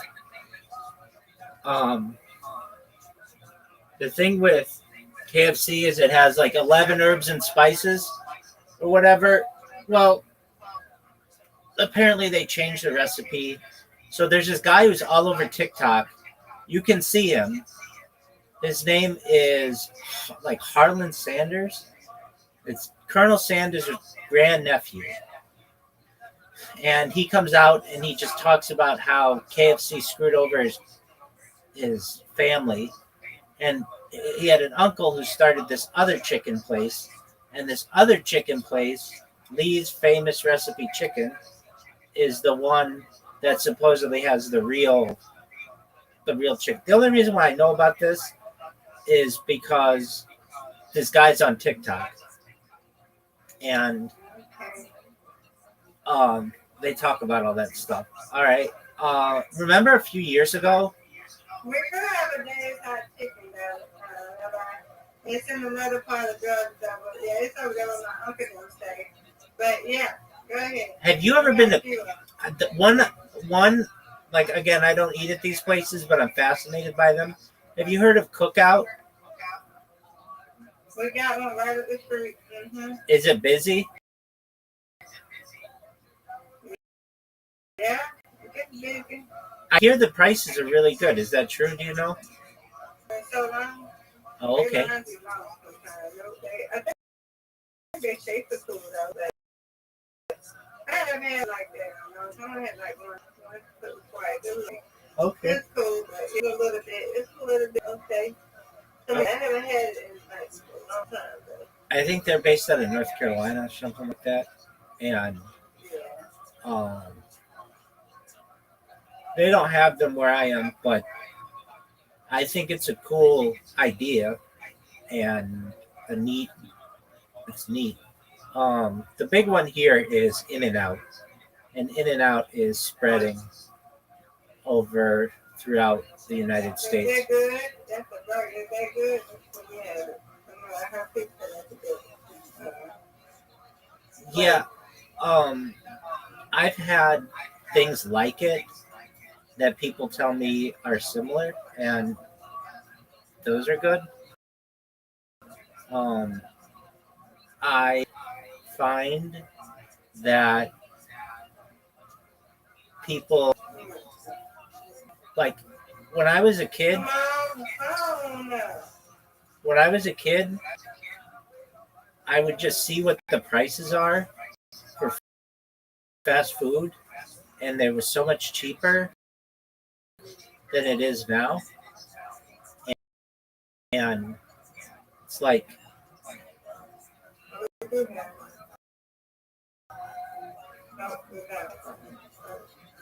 Yeah, go ahead. I'm sorry. kosher fast food quote places like Krispy Kreme, that's kosher, and so like donuts and also Baskin Robbins, and I love basketball. I love the ice cream. I love the bubblegum ice cream. I love it. Word Girl, I love that too. I also love their shakes. Their shakes are really good. But Yeah. everything got really expensive, and like it's I like like, what is it? Ben and Jerry. Ben and Jerry's is good. yeah, I like Ben and Jerry's a lot, like the pints, and And Barbara Creamery is real good. they make Ben and Jerry's makes dairy equivalent, um, basically like ice cream, but it's called like frozen dessert, but it's very you can't tell the difference, and so they're like Cherry Garcia and all that stuff, Chunky Monkey, all that stuff is really good. Yeah, I love ice cream. Um, there are some Dunkin' Donuts that are kosher, and some 7-Eleven Slurpees. So I've seen those. Like, but We don't even have 7-Eleven here. you don't have 7-Eleven? We don't have it here in Georgia. They have it in Florida, but not here. What? Do you know why? It might be another, it might be, I have no idea, sweetheart. I just know we don't have it. Wow. We've got them all over. There's like one. There's like one on every corner. I mean, I know I say that, but it's like. Oh, okay. So when I put 7-Eleven, we got a Circle K, we got something called Warrior 7, a Miss Evening Heart. Yeah, we don't have we don't have no 7-Eleven. Wow, that's fascinating. Corner, and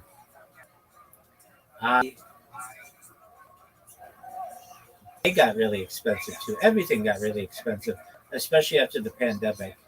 And I remember you could go there and get like I don't know, whatever drink you want, whatever it is, a Coca-Cola. It was like 99 cents. And now you can't get a Coca-Cola for under $5.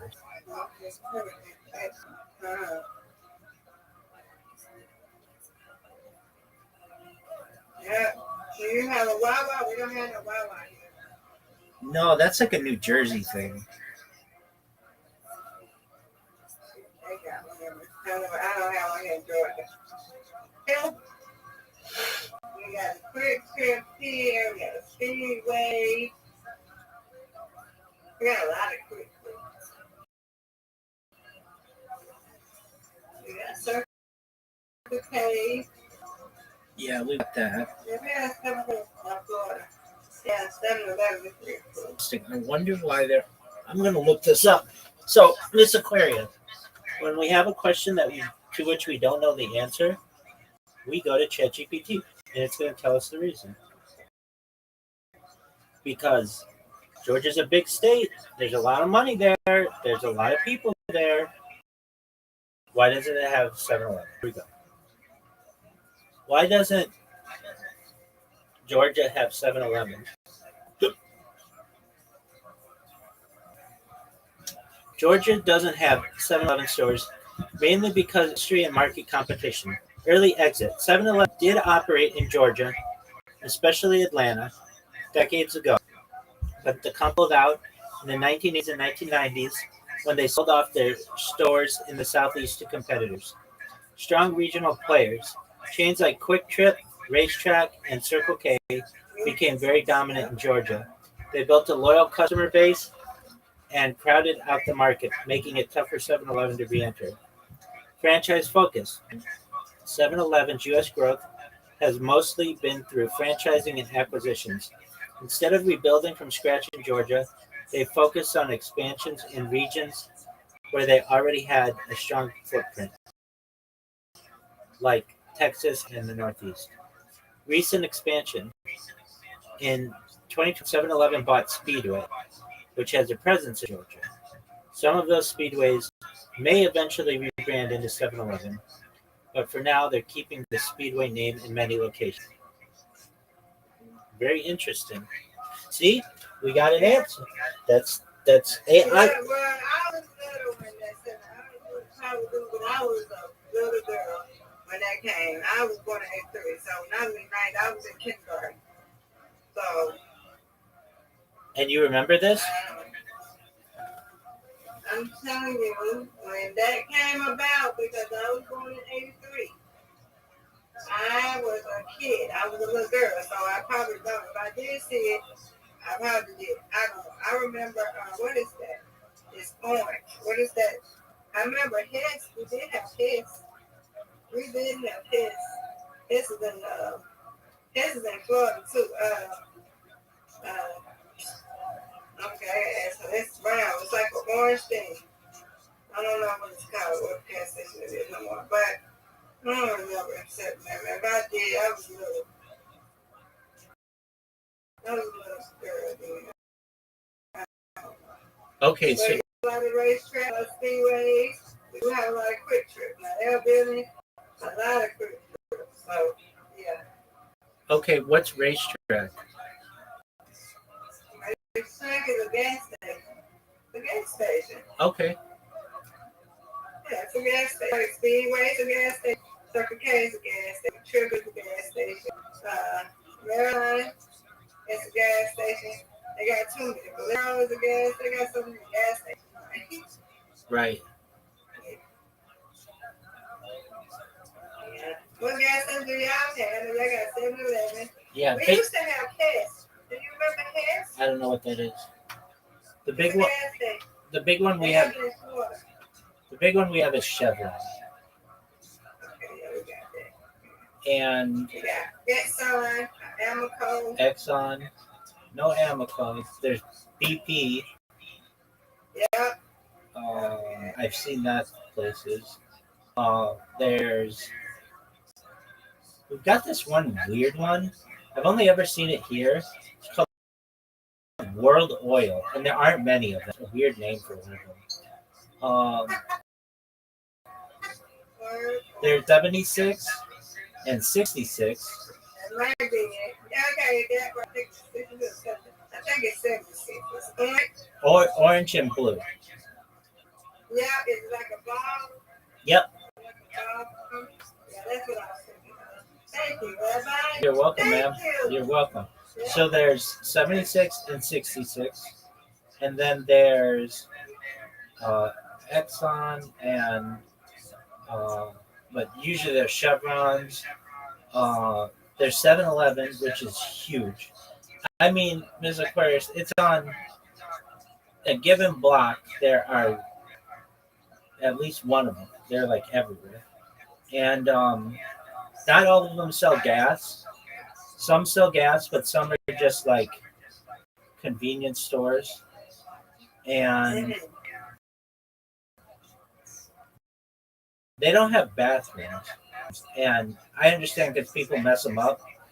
But a lot of times if I'm traveling, Like I have to go to the bathroom, and so if I stop, I'll get gas or whatever, and then I got to use the restroom. Um, then there's a one. It's more like a Las Vegas thing. It's called Terribles, which is like the worst name for a place ever.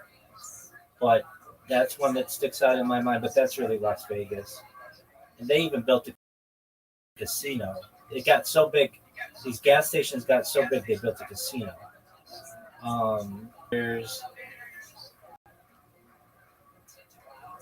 Mobile.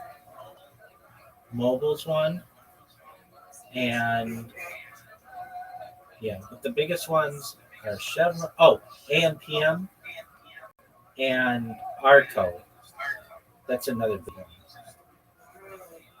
And Circle K, and that's basically everything. I mean, that covers like 95% of all gas stations. I guess there are some people who have like their own gas stations, but that's pretty rare.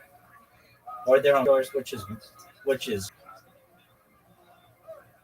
I'm trying to think if there's anything else that they have that you may have. That's that's basically everything.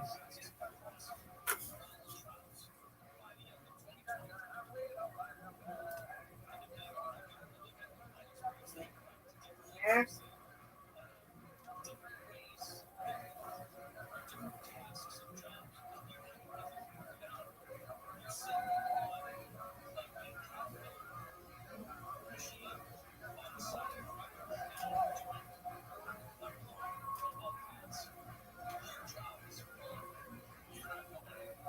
Yeah, well, yeah, it's a 7-Eleven.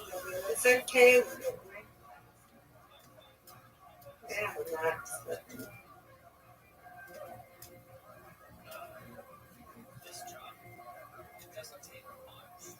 What's your favorite gas station? I want to go to Buc-ee's. I want to go to Buc-ee's too. I want to go to Buc-ee's too. We'll go together someday. Um, Yeah, yeah. yeah, they don't have any where I am. Yeah, I hear you.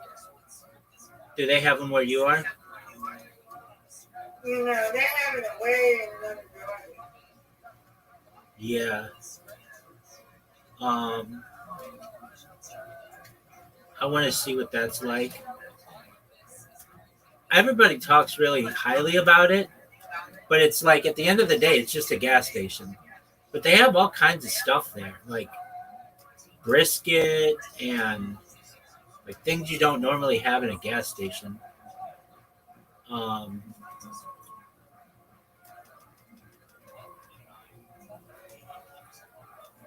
One time, this guy was in a chat with me,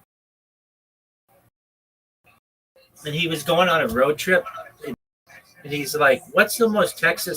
And I was like, "Well, you could go to Bucky, you could go to Bucky's, and then go to the Alamo." And he's like, "Yeah, I'm going to do that," and he did. And he had never been to a Bucky's. He's like, "This is the biggest uh, gas station I've ever been to." And I'm like, it's kind of what it's going to be. And they have this thing. It's called Bucky's Gold or something, like Bucky Nuggets. I don't know what it's like. Corn puffs or something that they have on the wall. They're known for that. So I've only known of any of this social media. Basically, people just take pictures, but people get excited for it. And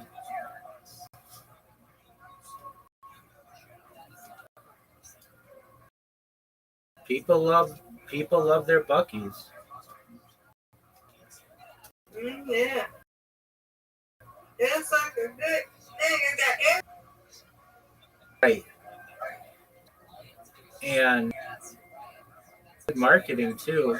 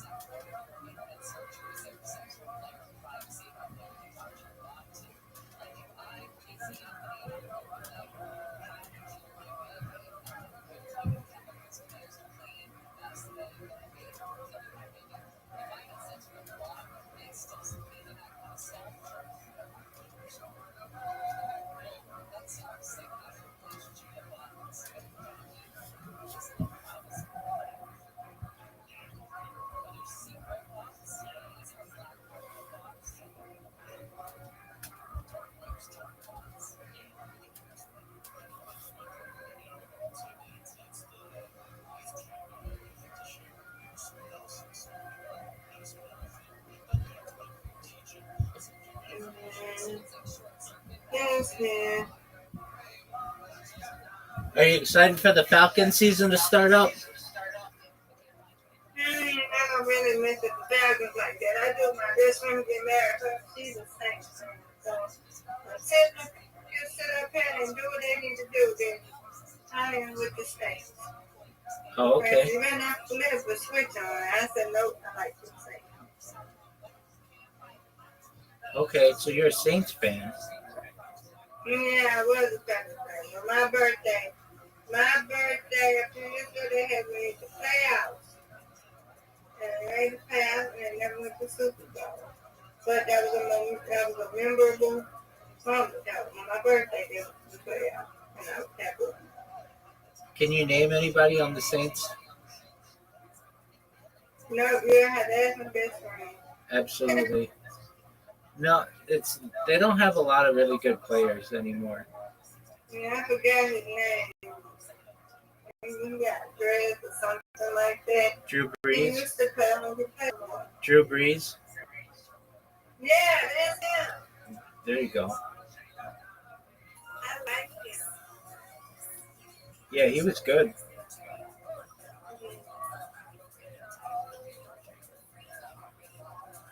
This girl on TikTok is sleeping. She's very popular. She said, join us Discord. Link in bio. But she ain't there sleeping on TikTok. And how many people are watching her? I don't know. Oh, only 11. Only 12. 12. I can't remember. She only got 3.3K likes. There's only 12 people. Yeah.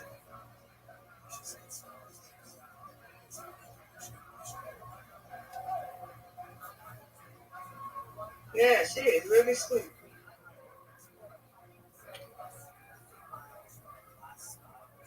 Yeah, I don't like that. They only show you the lights. It's crazy.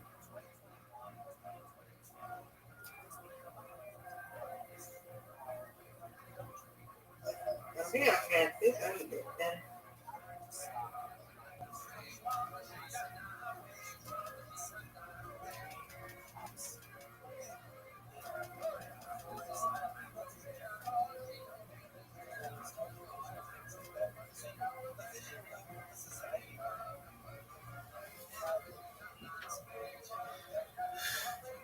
The NFL season starts Thursday, and you're sitting. Oh, nice. Who is that team, man? I don't really have one. As a kid, I was a San Francisco 49ers fan.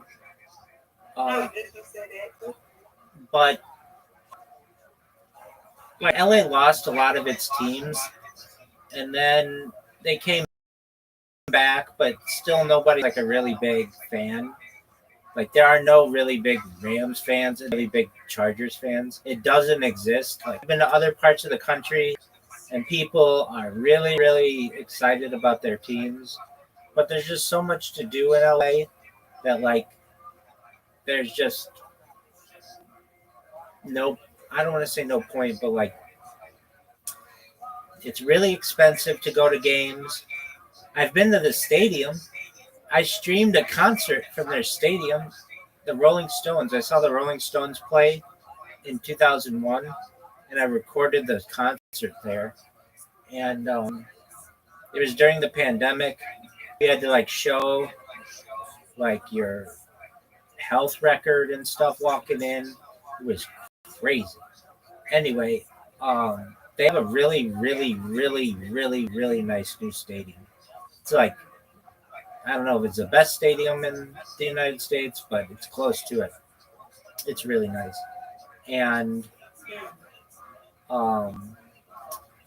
San Francisco was always good when I was a kid. And they had a really good quarterback. They had my favorite player was Jerry Rice, who's the best receiver of all time. And I very much enjoyed watching them play. But then, everybody gets old and they retire. Then San Francisco is really bad.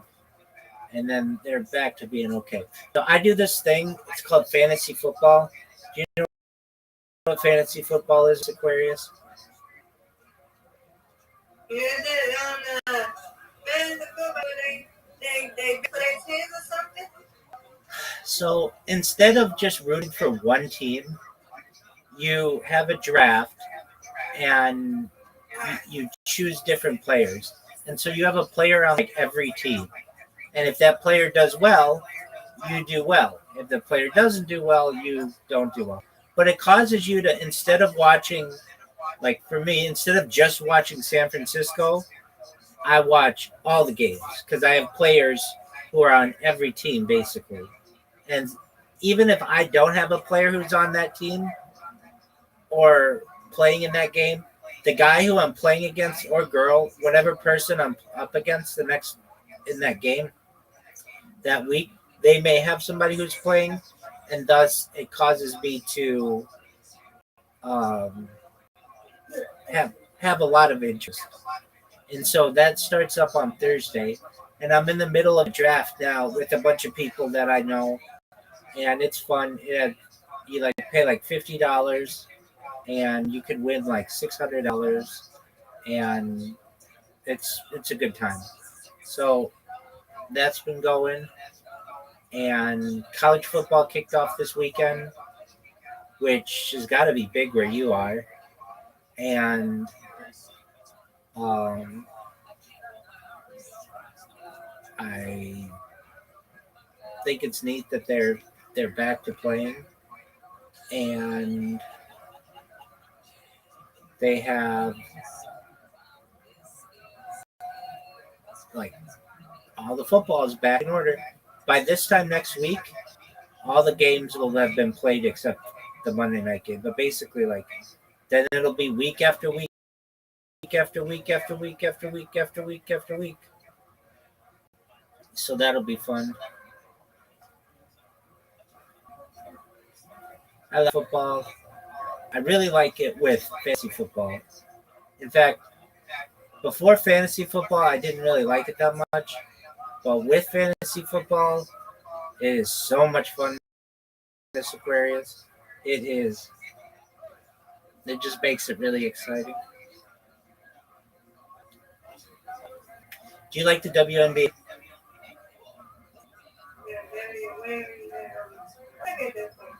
I'm not really a sports fan like that. If I look at it sometimes, I look, but I like the Olympics.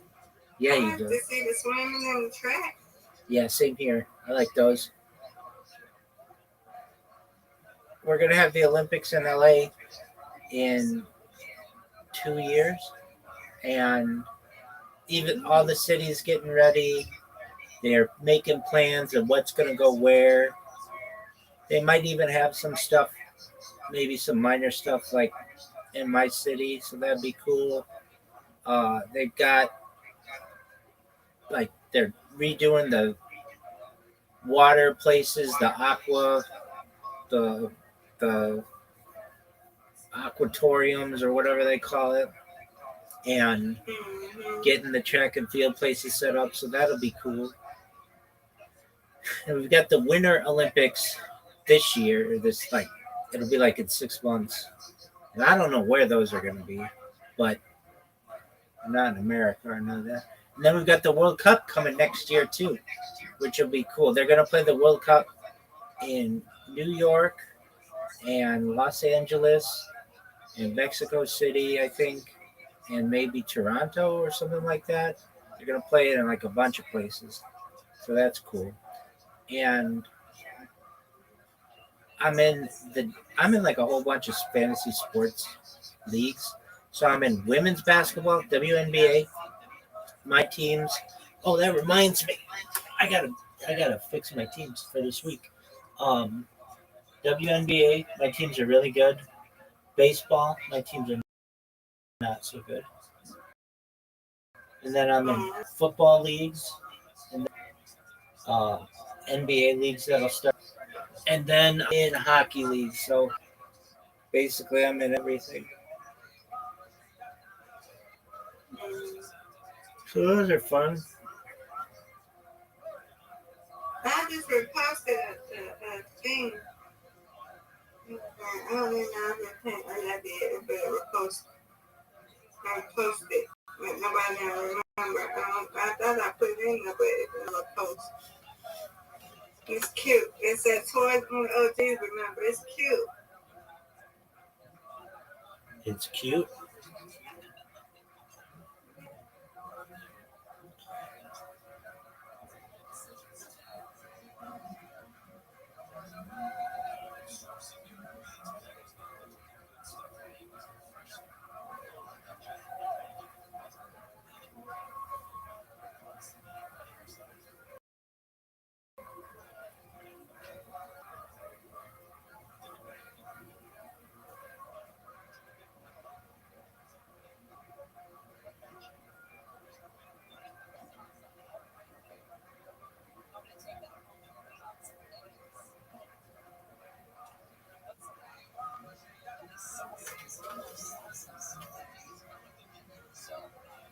Mm-hmm. I don't think nobody else.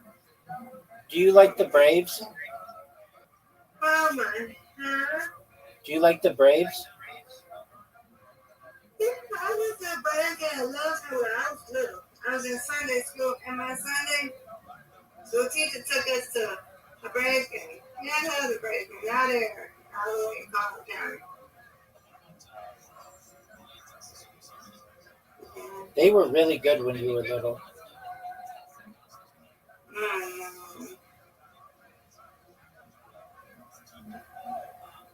Yeah. Mm. They're not doing so good. Okay. Not like they were. They were, for a little while, they were like America's team because they were on TBS, and you could get TBS anywhere in the United States. So the Braves became like a really big team, and they had Ted Turner as the owner, and he owned TBS, so he made sure that everybody saw their stuff. He also owned CNN, which is really big where you are, and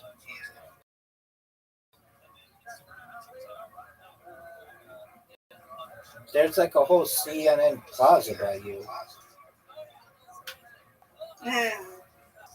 And then they made the Braves were like they had some of the best pitchers. There was a time where they had Tom Glavine, John Smoltz, and Greg Maddux, and they had Fred McGriff.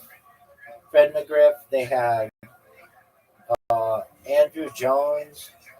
They had Ken Lofton. They had Albert Bell. They had, I think, maybe not. That might have been Cleveland. That was Cleveland. They had Jim Thome. Are any of these names sound familiar? Wait, no, Jim Thome was Cleveland as well. They had, who else did they have that was good? They had,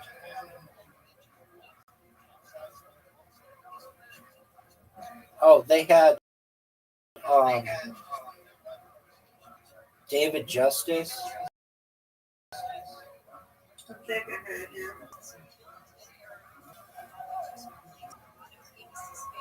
Do you know anybody who likes hockey? No. Do you like hockey? No. Well, that's what I'm saying. Like Atlanta, I know they had a team. I think it's the Thrashers, but I don't know anybody who likes hockey. Yeah. Atlanta Thrashers? Yeah. Right. Yeah. That's what they I don't know what they call it now, but yeah, Atlanta Thrashers? Yeah. Right. I don't know if they still have a team. Let's see. Let's see. What is Atlanta hockey team called? Yeah, we say called the Atlanta Thrashers. There you go.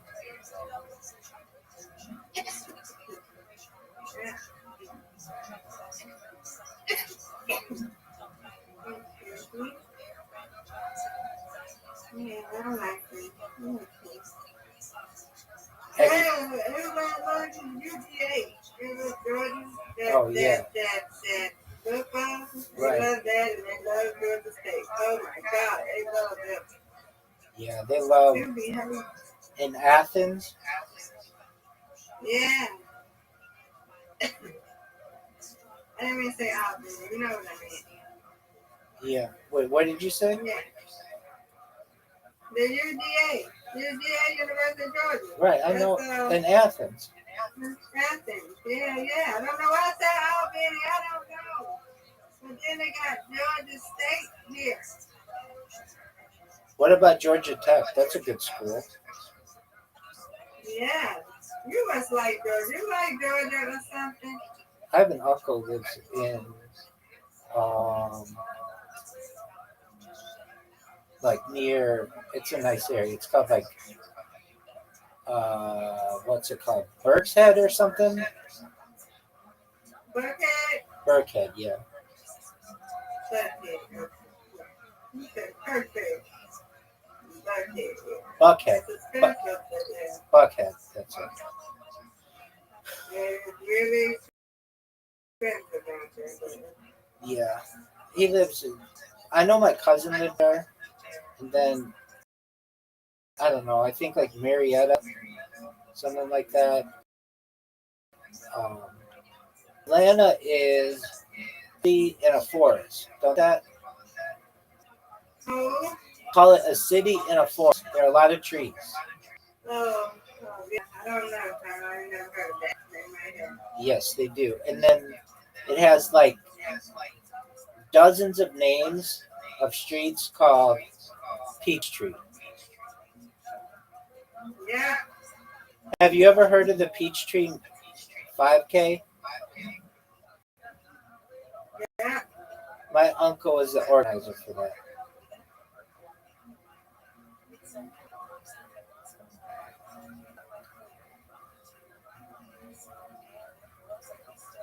He worked at Rockwell, which became Boeing. And he now owns like all of the Jackson Hewitts in the southeastern United States.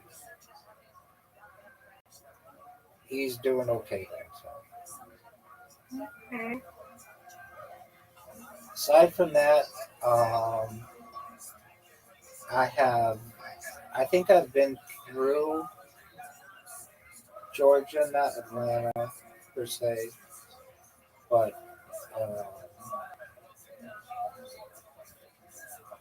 I've seen it. I've seen it from Tennessee. There's a place called Rock City, and you can see like 7 U.S. states from. Tennessee. I had a cousin whose family was from Tennessee, and they had a wedding just in like northern Georgia, southern Tennessee, and it was like in a state park. They like rented out a state park for it, or like a place in a state park, and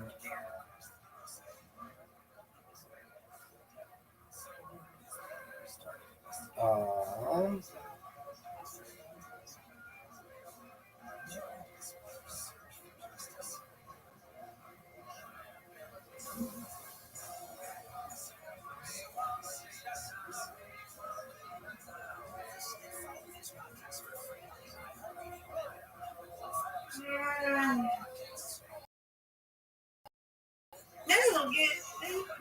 there you go. Find my sleep. There you go. Yeah. Find my sleep. Yeah, get up out the well and start ironing my clothes and stuff. Wish I didn't have to go to work tomorrow. Do you have to iron your clothes, or you choose to? I choose work in the office setting. Right. Good on you. Yeah.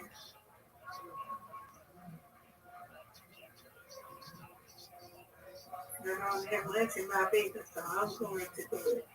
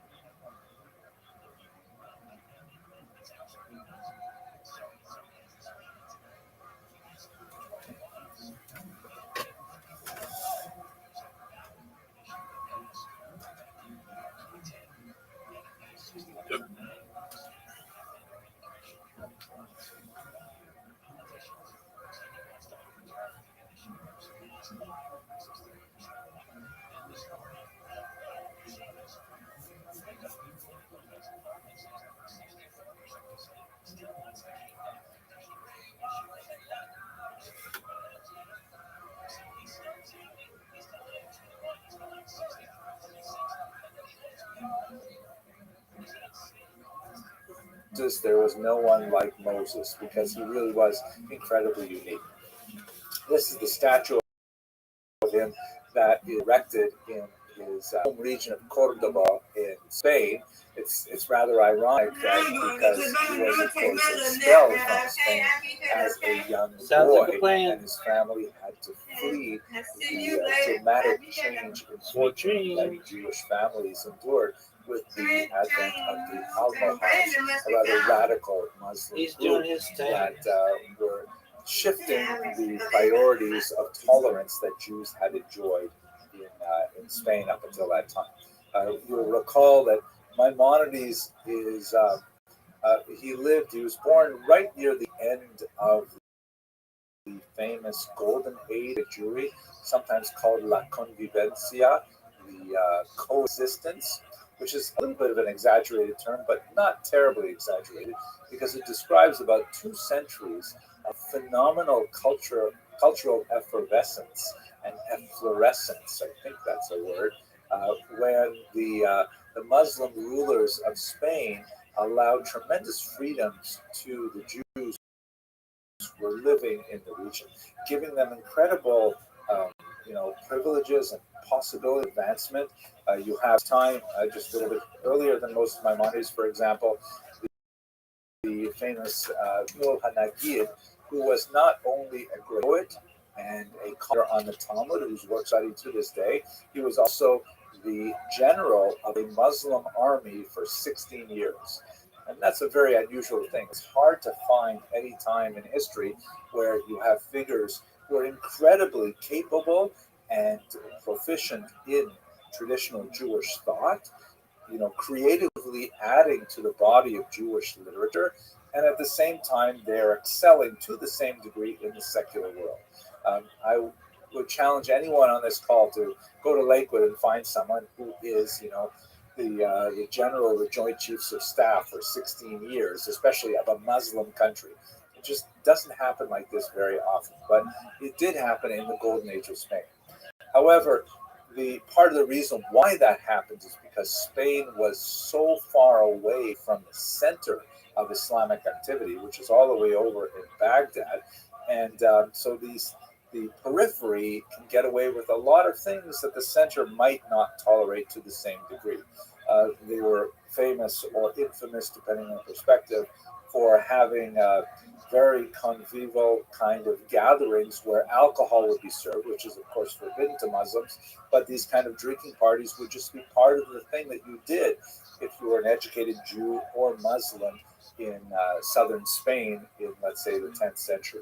And you would have these poetry slams where people would compete to compose on the spot the most creative kinds of poetry and so Yeah, on. I'm sure This changed dramatically when North African Muslims invaded the territory of southern Spain and imposed much more strict interpretations of Muslim Sharia, which forced the Maimonides family, 10 generations of Dayanim, of judges, to flee the peninsula.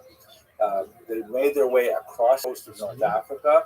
Moses himself picked up his medical education, which at the time was more of a kind of intellectual pursuit because they were heavily reliant on his elder brother David, who was a very successful merchant. But when they got to the region of Cairo, they lived actually in a small suburb called Fustat. David was tragically killed in a shipwreck that completely devastated the family finances, and so Moses had to go to work as a doctor. He ended up becoming the official physician to the emir. Actually, I'm not sure what the correct title for the head of government in Egypt was at that time, but he was essentially the family physician. And since they had harems with many wives and many children, he was, the chief medical officer of Egypt. And in that position, he actually composed many treatises in Arabic that are studied today for their historical value. In particular, works on things like asthma and depression and anxiety and a whole host of medical issues. But it is really for other reasons that he is famous for Jews. He wrote two major kinds of Jewish works, which are incredibly influential or equally controversial.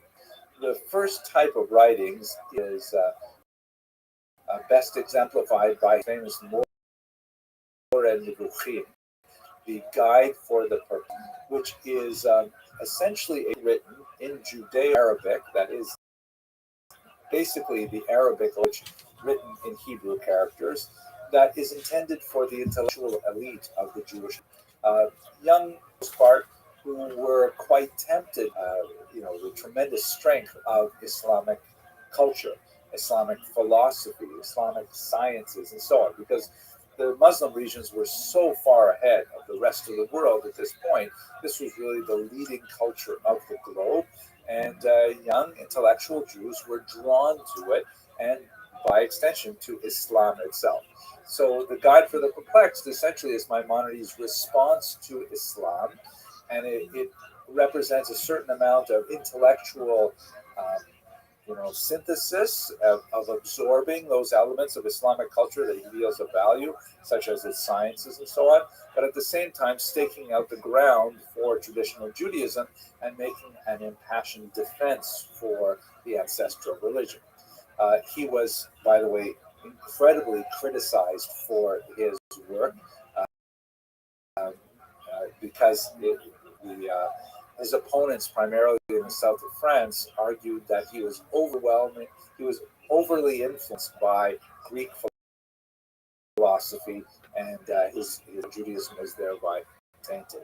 But what is more relevant for us, specifically for Elul, is his amazing magnum opus, a huge work called Mishnah Torah, and where the Guide for the Perplexed, written in Judeo-Arabic for a rather elite audience, the Mishnah Torah is written in really a very basic Hebrew. A middle school student in day school can easily read the Mishnah Torah. It's usually lucid, clear text, and in this rather audacious process, he said, Judaism is so complicated. There's this, hard to understand. It's cryptic. It's hard to know when it's providing a halachic answer to the question, and you have to know so much of it to make any sense of it. So instead of that confusing text, literally, he wrote in the introduction, I'm going to give you one book, the Mishnah Torah, which means literally the repetition of the Torah, and this is everything you need for Judaism, period, full stop. That as long as you have a Chumash, the first 5 books of Moses, which has, of course, ritual significance for reading, and you have my Mishnah Torah, you will know everything you need to know about Judaism. A massive document that composed 14 different books. He himself called it also the Yad Chazakah, the strong hand, because the hand is Yud 14 for the 14 books. And he essentially explained everything. It is essentially a halachic work, telling Jews how to behave, but unlike later works like the Shulchan Aruch, he went into areas that were theoretical in nature, had any halachic implications. So, for example, he was not shy about speaking about all the laws of the future. How are we supposed to behave in the time of the Messiah? And he spoke about the past, talking about how one is to bring the ritual sacrifices in the temple.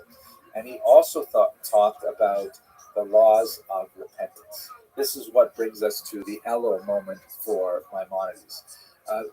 Perhaps as a result of the tremendous displacement that his family endured from Spain. And here, I'm stepping out on a bit of a limb because I'm not a scientist, and applying science history, especially some incredibly towering figure like Maimonides, is very risky business. But it's not hard to imagine that as a young boy being forced from his home and then fleeing across the entire northern coast of North Africa and enduring tremendous uncertainty, going from place to place as refugees for many years, and then his older brother, who he loved dearly, dying early in a shipwreck and losing all of their money. These are tremendously traumatic things, and it is my suggestion that perhaps when it comes to something as important as what he wanted to do is he wanted to make sense of it. He wanted to organize it. He wanted to say the world seems so unpredictable and dangerous. Let me use the scientific approach for which I have been trained as a medical doctor, and let me apply it to things like tshuva. In that regard, in his Mishnah Tshuva, he actually wrote a book on how to repent. This is my translation of the book with the commentary. I actually, this is a strange kind of project. About 12 years ago, I decided to translate this particular book for my own purposes, just as my own project of repentance. Translation is a way to really get to know a text. And I shared the translation with some friends, and then they liked it. So then I put it on the internet, and other people liked it. And now what I've done for the past 9 years, I've skipped a couple of years because I was not always up to it. But I have gone back to the commentary, and I've reread it, and I've refreshed it, and put it out on the internet again. So this is the version that speaks quite a bit about the coronavirus pandemic and how it has impacted my own personal tshuva. It has something to it. Let me show you. These are some fun pictures of holding the hardcover edition now. So here, for example, I hope you can see that. This is at my synagogue in New York, where we're all praying outside. You can see the tent is collapsed, and we're all full of snow there. There's us davening outside in February. It's freezing in February, unlike in Beverly Hills. It's really cold up here. So what happens in this particular book, and what I find so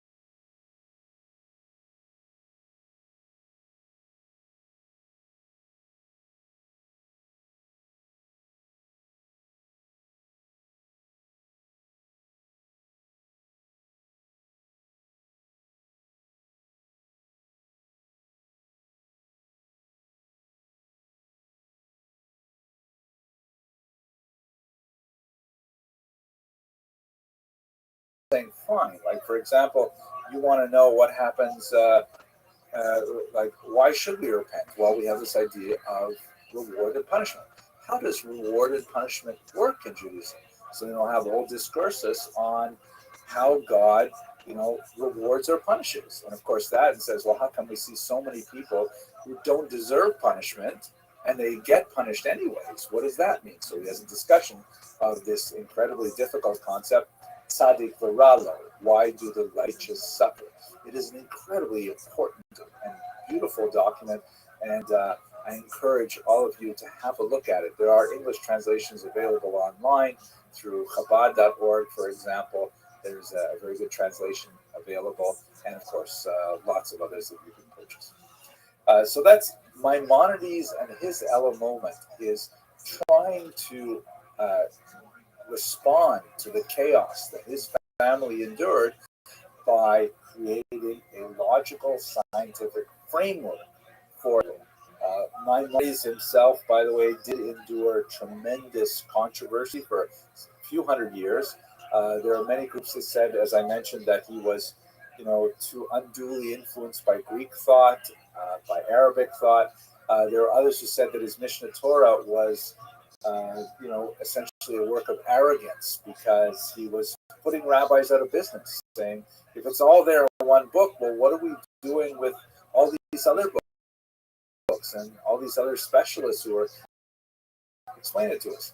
And in a very, very sad moment in Jewish history, Jews in France actually denounced the Talmud to the Dominican friars, who then arranged Maimonides' incredibly valuable manuscripts burned in Paris in 1232. And it was on the same site that 10 years later, having a taste for burning Jewish manuscripts, the king ordered 24 wagon load Talmudic manuscripts to be similarly burned, a day which has been observed as a fast day ever since in French Jewry. So there was tremendous controversy around Maimonides' approach.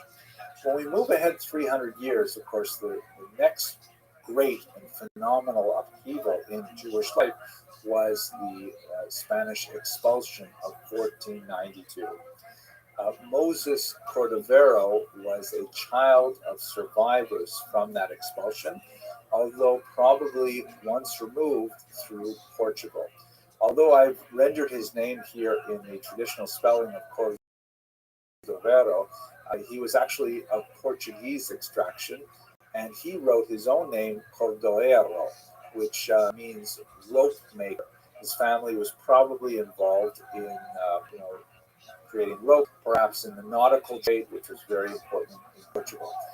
What basically happened to many Spanish refugees, perhaps somewhere in the neighborhood of 150,000 of them, made their way across the land border to Portugal, which is, of course, on the western edge of the Iberian Peninsula. And they received a certain amount of hesitant welcome at first. It was definitely qualified. Jews had to pay a very heavy tax to be allowed to live there. And the vast majority of Jews who crossed into Portugal were not able to pay that tax, and they lived there actually as illegal immigrants. But it was a short-lived respite, because 5 years after it arrived in 1492, as part of the post-dynastic union between the Portuguese king and a princess of Castile, Spain, the Portuguese agreed to expel all of this as well, which would make the Iberian Peninsula completely Jew-free, or Judenrein. Now, the Portuguese king at the time, Manuel I, realized that the Jews are highly valuable, and in fact, Portugal had been a place of refuge for Spanish Jews for over years, and he argued the fact that the Portuguese Jews were highly urbanized, very literate, very numerate, and incredibly capable of contributing to the Portuguese economy, so he really didn't want to let them go.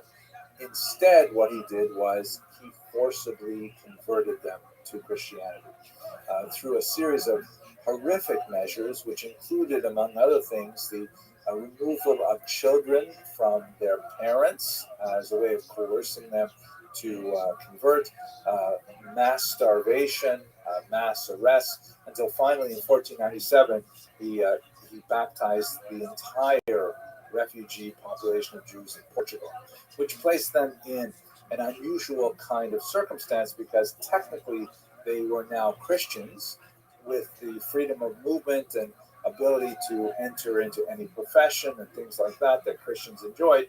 But as I believe we spoke a little bit about this in our previous series, when they were able to finally leave Portugal, many of them, of course, making their way to the New World, to Brazil, they tried to adopt their Jewish identities once again. This happened a lot in places like Amsterdam and so on. And one of those key destinations for the Portuguese Jewish escapees was Sfat, a tremendously scenic town. You can see it in the photograph in the background here, in northern Israel, the lower Galilee, with these beautiful vistas. In fact, the word Sfat is related to the word sofa, which means to like look out over a wide area of territory.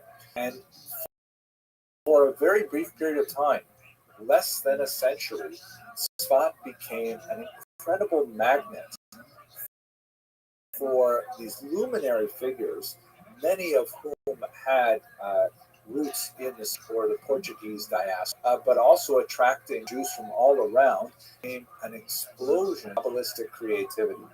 Great figures there include the Al-Sheikh, include the Rabbi Yosef Caro, also of Spanish extraction, and in fact the incomparable Arizal, Rabbi Yitzhak Luria Ashkenazi, came from Egypt specifically in order to study at the feet of our Moshe Cordovero. He was the child of Portuguese refugees who had settled in Sfat, and in fact he died there, fortunately, like many Kabbalists, at a very young age of plague. The entire experiment in Sfat ended less than a century because of a cholera plague that wiped out much of the population, followed by a series of earthquakes as well.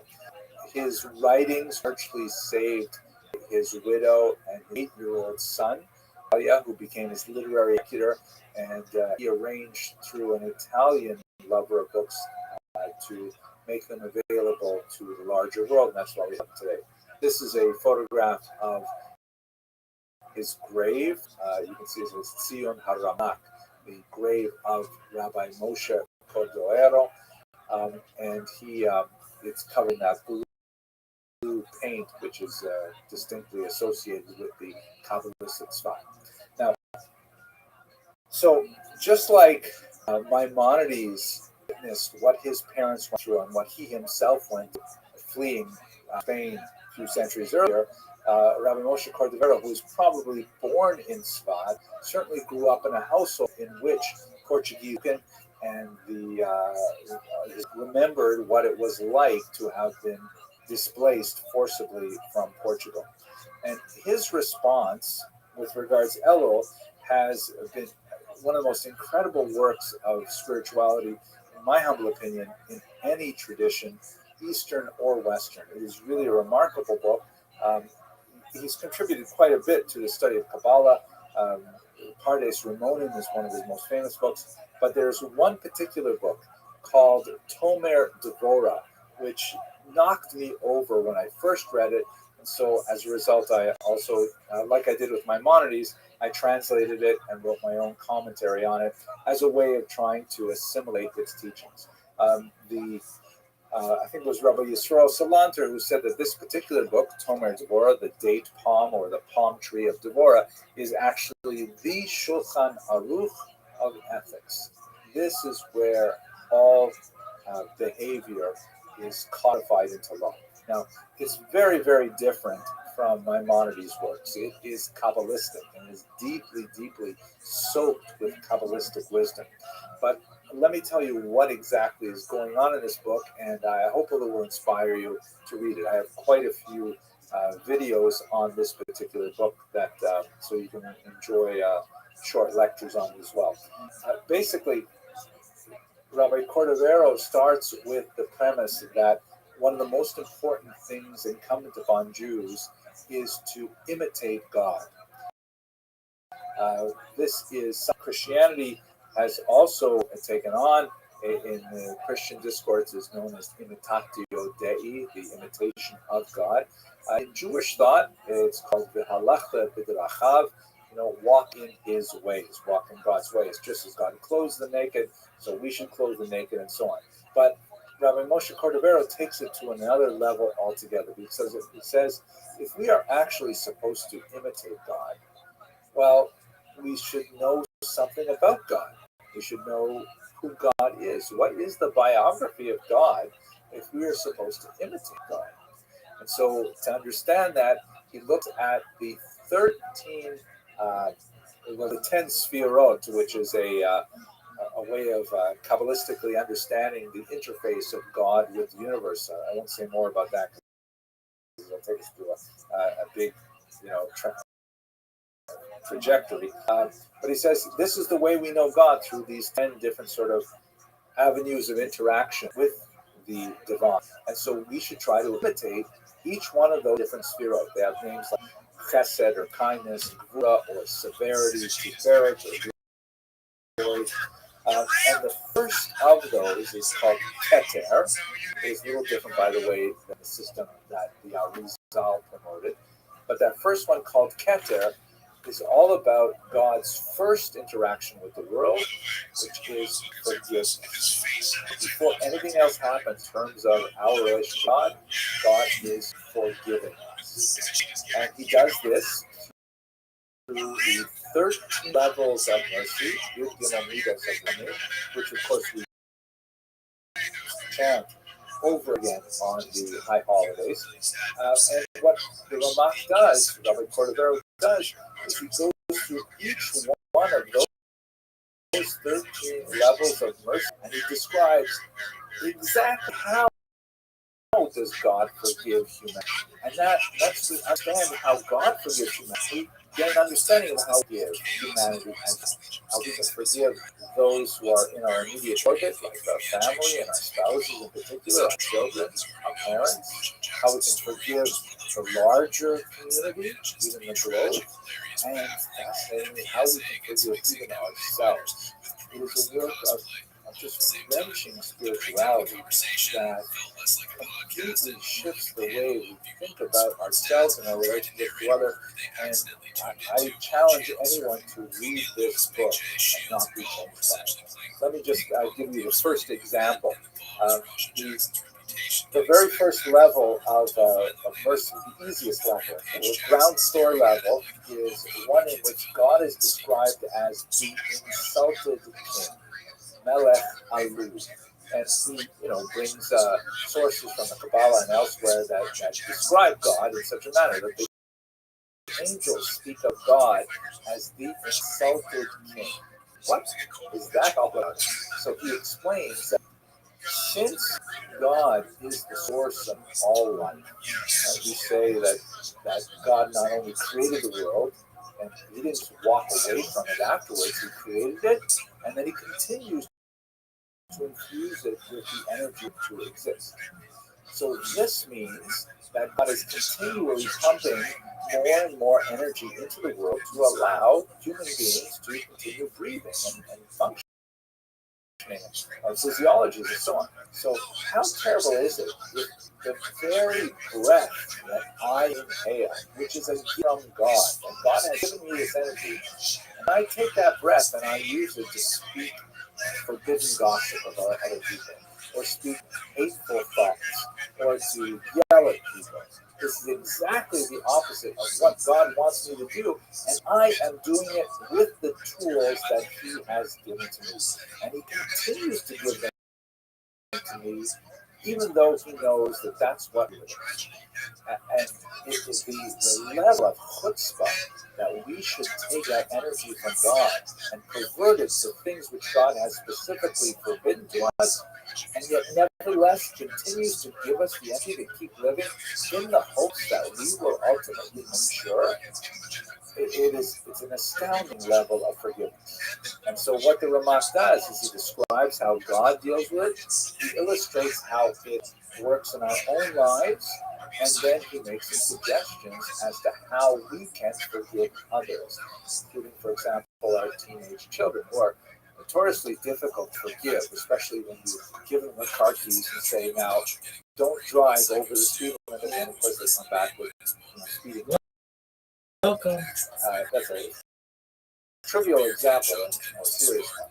But it's an amazing work because it goes through 13 different strategies that God uses to forgive us, and then we can use these to forgive others. Now, the Elul is obvious because one of the most important to do during this he's month, muted. He was mean to me the other day. is we have to make everything right with our family and friends and neighbors. We have to try and screen a slate so we go into Judgment Day of Rosh Hashanah with no liens on our behavior. To ask for forgiveness. I believe another Discord. This is a great create that feeling of forgiveness. I will mention to you that one of my favorites of the levels, one that I use regularly, is level 6. At 6th level, describes, and I don't want to take too much time, but I'll just say the strategy that he describes is one in which God, as it were, creates certain markers that are reminders that he should not punish us too much. Like, for example, we remind God about the merits of our ancestors, Abraham, Isaac, Jacob, Sarah, Rachel, and Leah. And that's kind of like a string around God's finger, him not to punish us too much. And so Rabbi Moshe Cordova, especially with this, try to remember what it is you love about it. It can be something simple, like they're always punctual. In my wife's case, she always makes my lunch. She always prepares a nice little lunch for me. And so even when I get angry with my wife, which happens maybe once every decade or two, you can't help it, I try to remember that she makes my lunch, and that just cools my anger enough that I don't get out of control. And that's, I'm being flippant a little bit, but that's the idea of the 6th level. It's an incredibly practical book, very, very useful for the important work that has to be done.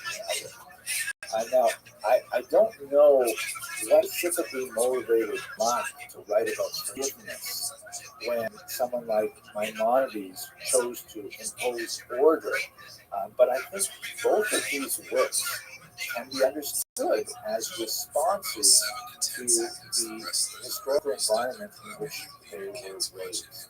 That the level of dislocation, the level of trauma that they must have seen in their homes, motivated them in their own very different way to act and create these remarkable phenomenal works of the Jewish spirituality. Okay, let's go to the third and final Moses, Moshe Ritzato, book about Rabbi Ritzato. Although one day, God willing, I really would like to. So Rabbi Moshe Ritzato lived in Padua, Italy, northern part of Italy in the Po River Valley, and he was a child genius. At a remarkably young age, he was already writing and publishing books on things like public speaking. He wrote, I'm pretty sure, the very first manual of public speaking. He also wrote plays heavily influenced by Italian forms. But in Hebrew, I do actually. Widely considered as the founder of modern Hebrew writing because he used Hebrew for a variety of different modalities. Do whatever you want to do. I don't know him well, but I do know who he is. By Hasidim for his deep Kabbalistic teachings, by Lithuanians for the Musar work that we're going to talk about in a moment, and by Mastin, by the Enlightenment, following Mendelssohn, for his dramatic works written in fluid Hebrew. He was also a rather unusual figure in that he early on was deeply attracted to Kabbalah, and I believe it was when he was 22 years old he first reported having encounters with supernatural beings, specifically in Magi, who would visit him at night and explain great Kabbalistic teachings to him. This got him in an incredible amount of hot water. He had attracted a circle of students around him, very, very devoted students, who were primarily in Padua because it was one of the very few towns in Europe that had a medical school that accepted Jews. And so there were actually Jews at the University of Padua studying medicine. There are all kinds of humiliating things that they were forced to do, like, they had to pay higher tuition, and they had to literally give a pound of candy every semester to the non-Jewish students. It was a weird kind of situation, but at least they got to study medicine. But at night, they would come and gather around this young man in his early 20s who was teaching these great Kabbalistic teachings. Anyway, he attracted the unwanted attention of a prominent rabbi named Moshe Cadiz, who accused Rabbi Rothschild of being a secret follower of Shabtai Tzvi. This is the trauma that I believe affected, of course, Rothschild himself, but also is one that represents his parents' generation. So Shabtai Tzvi was a disturbed individual who also had very strong Kabbalistic leanings, and he became convinced, perhaps through the encouragement of a man named Nathan of Gaza, that he was in fact the Messiah. And this would in itself have been something of an eccentricity, except that he found a moment in Jewish history, in the middle of the 17th, that was particularly fertile for Jewish credulity. And he attracted a large following, thousands and thousands of Jews who believed that, in fact, Shabtai Tzvi was Mashiach, he was the Messiah, and they sold their property at below market price and all went to follow him. This attracted tremendous attention among non-Jewish audiences, saying, what's going on? How come all these Jews are parading across the countryside? And is it true that their Messiah has come?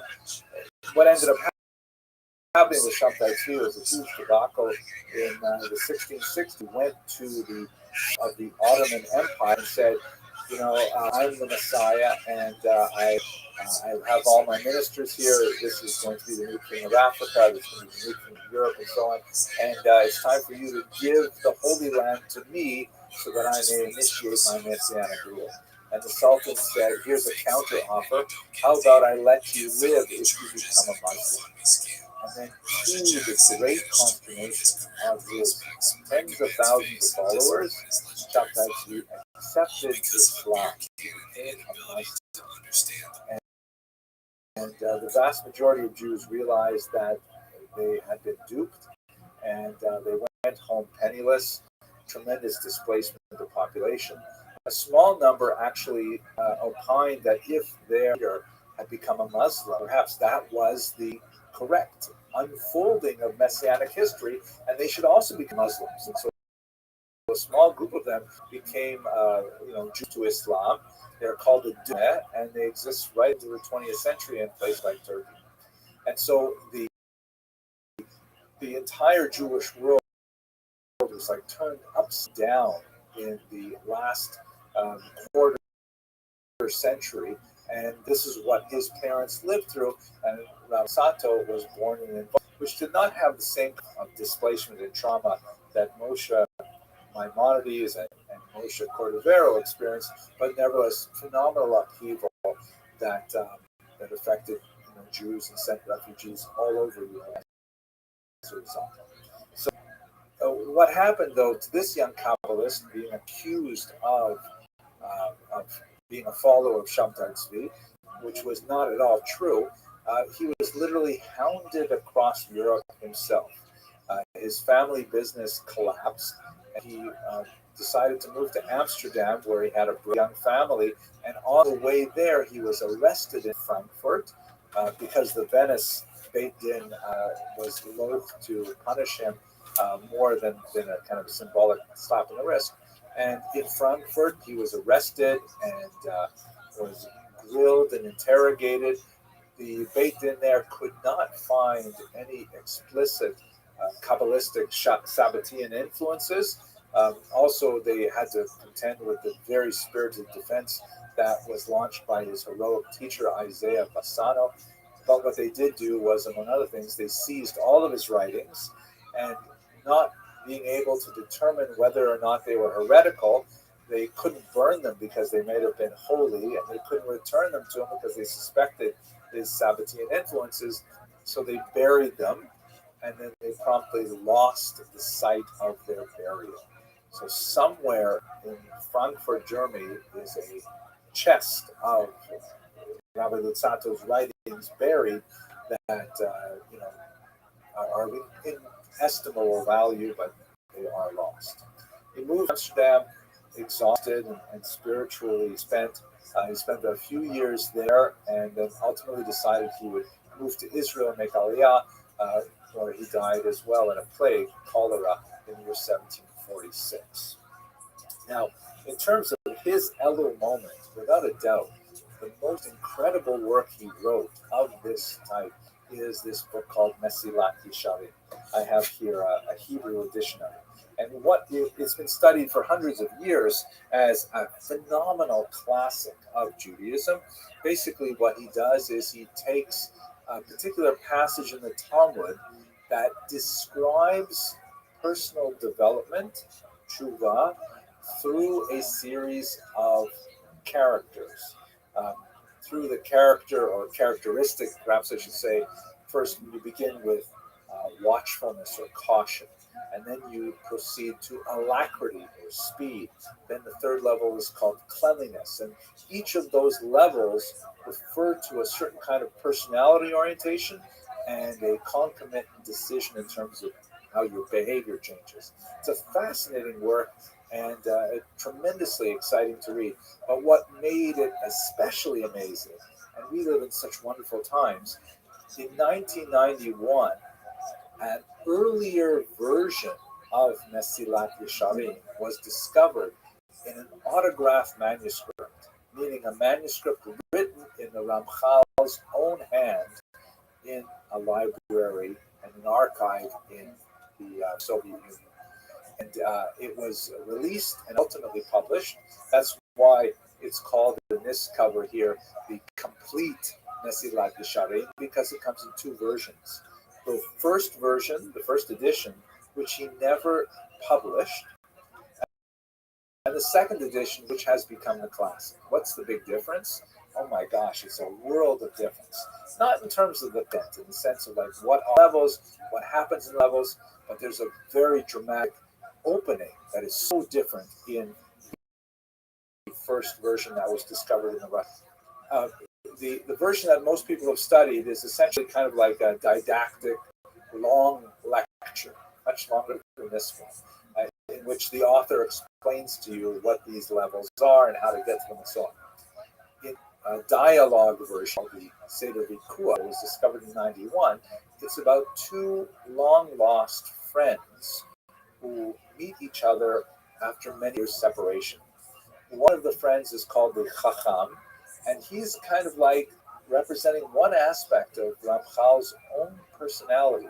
He is like culturally well-grounded in secular thought and non-Jewish culture, music and so on. He is interested in the sciences. He's kind of like a Renaissance man who appreciates so much of the complexity and nuance of the human condition. And the other character, again, they were friends when they were younger in school and they hadn't seen each other for many years. The other one is called the Chassid, the pious one, who suddenly, to use a modern term, he's flipped out. He's a Haredi. Again, it's not an exact translation, but he's like wears all black clothes. He reads Psalms at great length. He spends a lot of time contemplating things. He looks ultra orthodox. And so the first person, the Chacham, he says, I wonder what those people do all day. I mean, what do they think about? What motivates them? Don't they want to go to university and study the broader world and things like that? And then when he sees that his friend is Yo, dog, how are you? group, he's so excited. He goes over and he says, hey, wow, I haven't seen you in so long. Tell me, do you mind if I ask you some questions I want about to fucking what talk happened to you and why you are the way you are? I mean, why aren't you more like me? We grew up, we were friends. It's a very, very dramatic kind of thing. And in many ways, it speaks to the kind of dialectic tension that is present in American Orthodox Jewry as well. One pole really drawing to that more extreme kind of religious life, another pole trying to kind of keep a synthesis with modern secular life at the same time. And the clash or coming together of both of these figures is described in the Mesilat Yesharim. It is a work of phenomenal genius and tremendous to us today. My thesis, I think that the Ramchal's motivation for producing a work of this nature for Elul, and it is a phenomenal read for Elul, is in terms of the spiritual upheaval that his parents went through during the debacle of the Sabbatean era, needed some kind of structure like Maimonides, hence the kind of levels of development, but it also had to recognize that Jews were engagés with the larger culture as well, that there had to be some kind of meeting place where the real fire of Torah could burn, even in a modern, sophisticated spiritual economy like the Jews of Padua, Italy, and their strong connections to the University of Italy. Okay. Those are our three Moses. Let me conclude by asking about what what's going on today. It's a very, very hard question. Can you hear me? Not only did the orphan generation after the Holocaust, Yo, dog, everybody's talking. In incredibly uncertain times as a result of the influence of postmodern thought, or in a world in which Yo, how are you? things which were thought as obvious to a previous generation suddenly become fluid. Everything from gender to objectified empirical truth. It has become highly politicized, highly polemicized, and a very partisan issue. And you look at the kind of things that are going on today in the context of disputes over how to manage the coronavirus epidemic that we're dealing. It's incredible. How are we supposed to navigate some of these impassable chasms? So I would like to suggest that perhaps one of the greatest things that I've read recently is this book here. Jonathan Sacks, the late Jonathan Sacks, who just passed away sadly last year, wrote. He's got a lot of notes in it here because I really enjoyed it. It is an unusually prescient work that especially deals with the problem of postmodernism.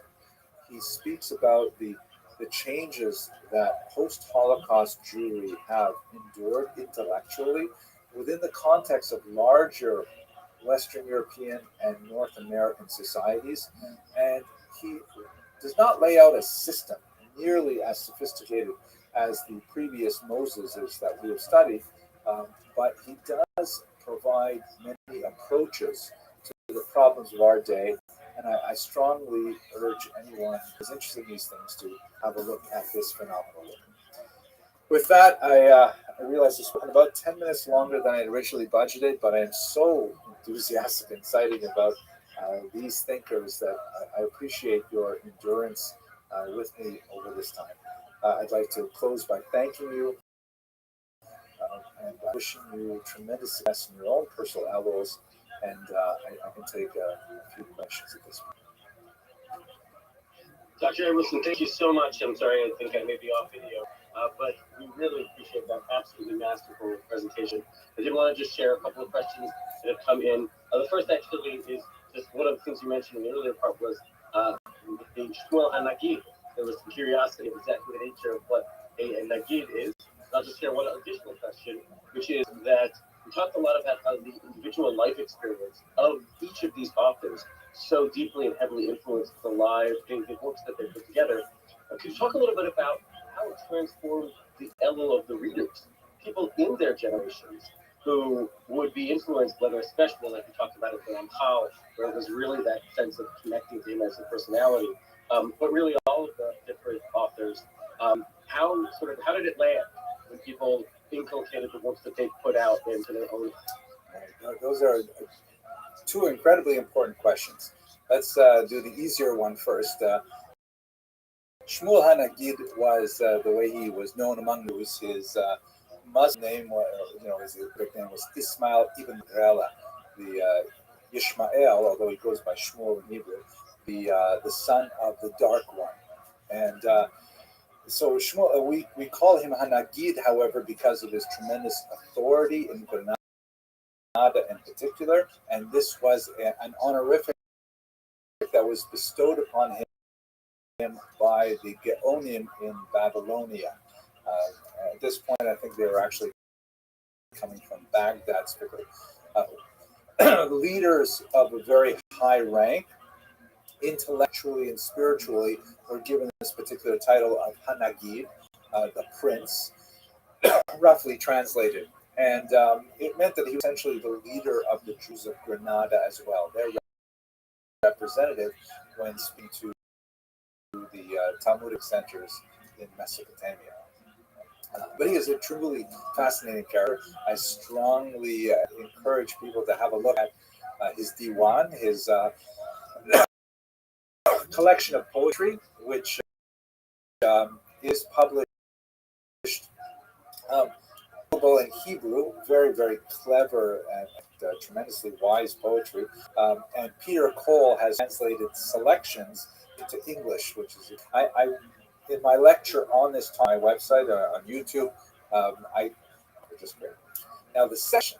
See, as I'm tussling with these, you've been all very kind to listen to me this long, because if this were a kind of like an ironclad historical argument, I'd have to point to specific references in the text and connect them to specific events that his parents went through. And that's not an easy thing to do, because the authors are not writing memoirs of children of survivors. That's not their goal, and it doesn't appear in their text. Although I'm sure that if you really wanted to dedicate a dissertation level research to it, you would find it. What is interesting, however, is the second part of your question, what the Germans call Rezeptionsgeschichte, meaning the history not only of writing the book, but the history of how people received it. Like historians who work with this kind of information say, okay, how many printings did a book go through? And how close to the author's lifetime did it become, popular? Some books, are not popular at all in an author's lifetime. And then 40, 50 years later, all of a sudden they become like bestsellers. What happened? Well, something changed in society, and they found the book that they needed for those times. All of these cases, the authors produced books that were, just devoured by their generation, because everybody said, "Oh my gosh, this is what we were waiting for." This is someone who is giving voice to the kind of concerns and fears and aspirations we all have as a result of our collective experiences. Now, not everyone agreed. As I mentioned, Maimonides was excoriated immediately. Even towards the end of his lifetime, he experienced some of it. And then for the next 200 years afterwards, there was an ongoing, brutal debate over the appropriateness of his works. But nevertheless, even the debate indicates that people felt very strongly about it. So I would answer that all three of these major works, we'll have to see with Rabbi Sachs's work, but all three of these major works immediately found audiences, which indicated that they struck a nerve in the larger Jewish population. That was a sophisticated question. I hope the rest of the questions are easier than that. So there is an additional question, which is, was there a geographic element to what we're seeing? Meaning, were there certain parts of the world that the works that you described, I'm going to have to do this with the question, had particular or were particularly written for? Were they written for a particular population that was going through certain times of history or certain areas in the geography? Yes, absolutely. If we look at and we have to add to this, don't forget translation is extremely important. Like with Maimonides, when he wrote the Guide for the Perplexed in Arabic, the Islamic Jews in Islamic lands were just overjoyed. This is great. We love this. But once the Ibn Tibbon family translated into Hebrew, then there were scholars in Provence in particular said, wait a second, are you quoting Plato and Aristotle like this? Oh my gosh. So translation into Hebrew in that case, and later would be translated as well, and it influenced St. Aquinas in a very important way. The translation has Rezeptionsgeschichte, builds on the earlier one. But all three cases, they were definitely speaking to the generation in which they lived. It's hard to say if that's true in the same way, I think, maybe about the Ramak. The Ramak, this particular work, Tomer Devorim, is somewhat inaccessible. His major work is a book called Pardes Ramonim, the Orchard of Pomegranates, which was essentially a kind of Mishneh Torah for Kabbalah. He was the first major systematizer of Kabbalah to say, hey, if you've ever read the Zohar, you know how confusing it is. I'm going to lay it out in a system. He puts chapters and he says, there's this concept you've got to get. Now you've got this concept, go to the next concept. That was a really popular work that enshrined his reputation even during his lifetime.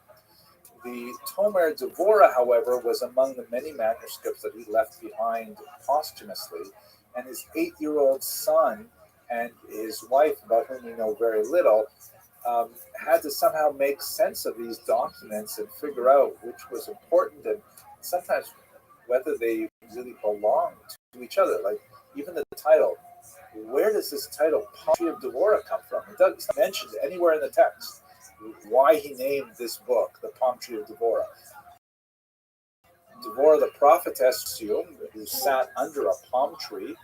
But what for? Why name the book to this? He wrote another book called Rabbi, which has chapters called Palms. And there's 70 chapters called Palm 1, Palm 2, Palm 3. Yo, dog, how are you? One of those palms? Was it supposed to be part of that book? There is one chapter, one palm chapter that resembles it a little bit. So it's not clear if the Palm Tree of Devorah that we read today is even finished product. It's also very lopsided. The first chapter is about 1/3 of the entire book, and the next 8 chapters take up the last 2/3. So it seems like it still needs editing, but he died a very young man, so we don't know how it's.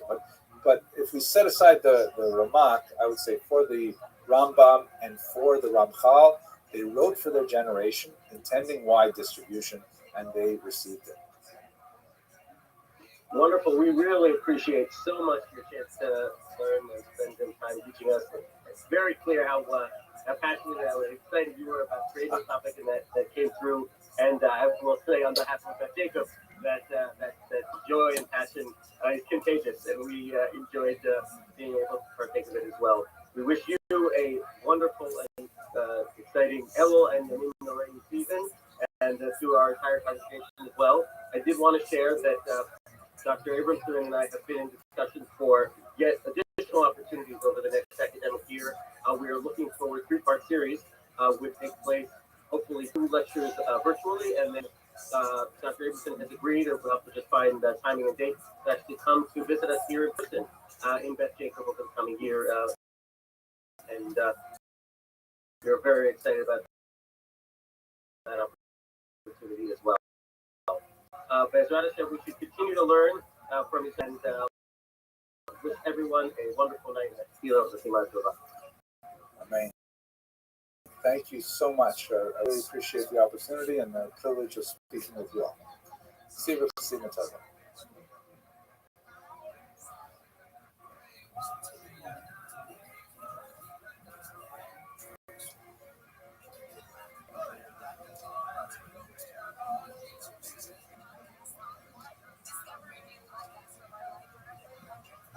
Hello, fellow students of Jewish history. This year, around Hanukkah time, I'm spending a lot of time thinking about an interesting notion of the Jewish rediscovery of Hanukkah. Obviously, I have to put the word or the prefix re in parentheses because Jews were always aware of Hanukkah. However, it's fascinating to note that the actual history of Hanukkah took many centuries to kind of, uh, peel off like the skin of an onion. And we had a very basic kind of understanding what Hanukkah was from our most essential sources, but it is only with the passage of time that Jews have come back to the holiday of Hanukkah and really tried to understand much of its historical basis. This really gives me a lot of pride as a historian because I feel like I've somehow contributed to the understanding, or at least, within the context of all Jewish historians, I have somehow contributed on a professional level to helping us understand what actually happened back in the 2nd century before the Common Era. Let's have a look at the sources. So how do we know about Hanukkah? I mean, Jewishly. So the Talmud is perhaps the most important source that we have for the history of Hanukkah for much of the medieval period. The Talmud, of course, was redacted to the form that we have today, although there's some dispute about this, but probably in the 5th century. And there is a section in the tractate Shabbat that talks about the miracle of Hanukkah, the rebellion of the Maccabees, and so on. It is not, however, really focused on the history, and it gives us very little detail as to, why did the Jews rebel, who was Antiochus, what was going on there, and certainly doesn't give us any of the blow-by-blow events of this rebellion, which actually took several years to completely unfold. We have a little bit more detail in a document called the Megillas Tainus, the Scroll of Fasts, which is a 2nd century document, quite fascinating, that lists a whole bunch of days in the Jewish calendar upon which it is not permitted to fast because they are great celebrations, and other days which, of course, are fast days. There's also a later addition to the Scroll of Fast, which was probably written around the 5th century. It's called the Scholium, and it gives us just a little bit more detail about the entire Maccabean rebellion, but not enough to really satisfy those of us that have a historical curiosity.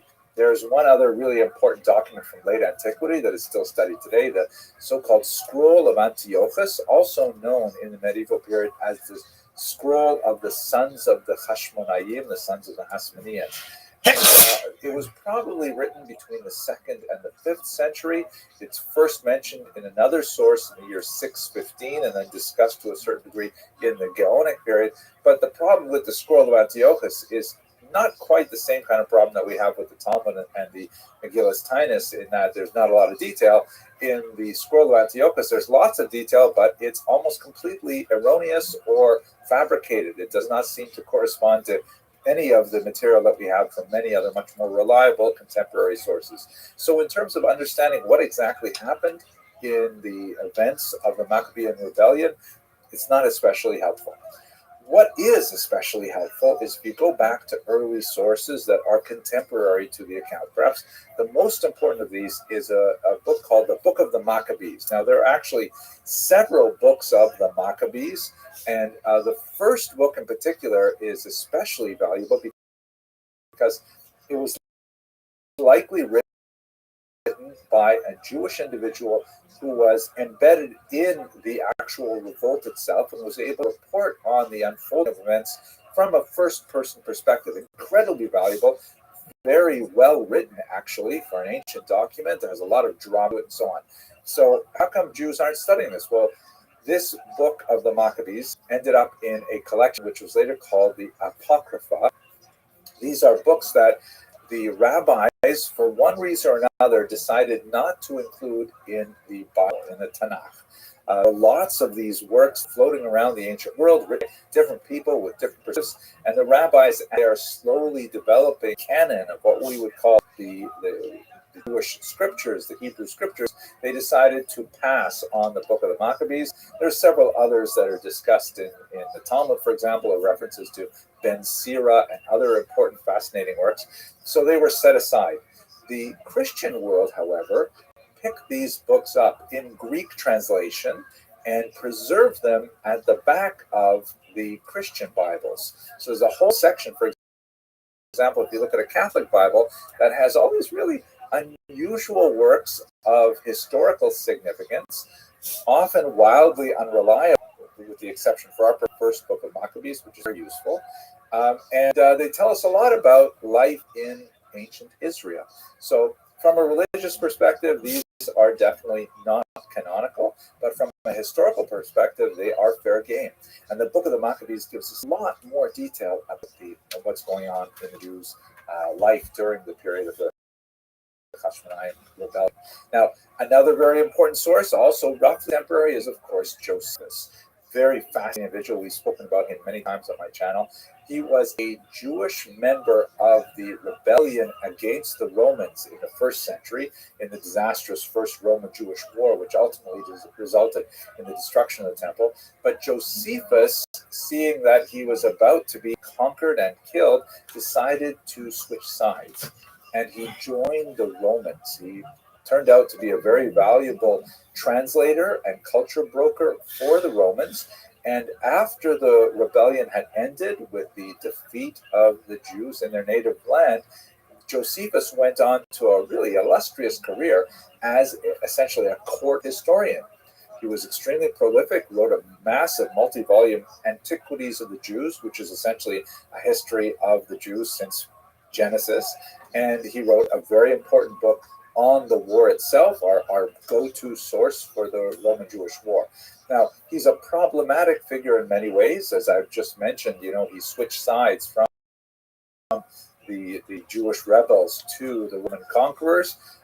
And we don't know a lot about what he actually thought, what he would have said about the war, too, because the only that have survived of Josephus are in Greek. That was like the language of the educated classes at the time.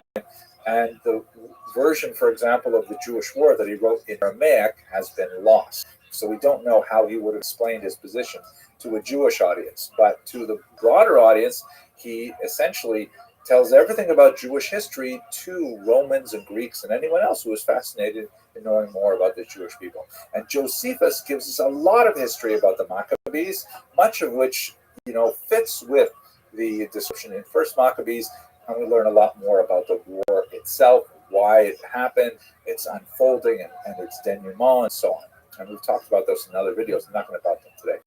So what's going on here is that you have the inside Jewish account of Hanukkah, which is really focused on things like the menorah and the miracle of the 8 days, and has a very superficial historical account of why the Jews were rebelling in the first place, and how the war unfolded, and how it ended, and how we had, a Maccabean rebellion. Part of the reason why it seems that the rabbis who were in charge of kind of collecting this for posterity and for Jewish memory is that they're not entirely enthusiastic about the kingdom that was formed after the Maccabean rebellion. The Hashmonaim were not always so when it came to their attention to rabbinic halacha.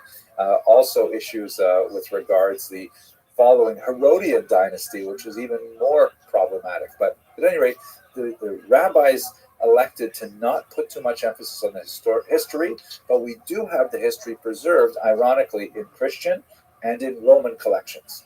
So this begins to come together in the 10th century in southern Italy, where there was a large Jewish population.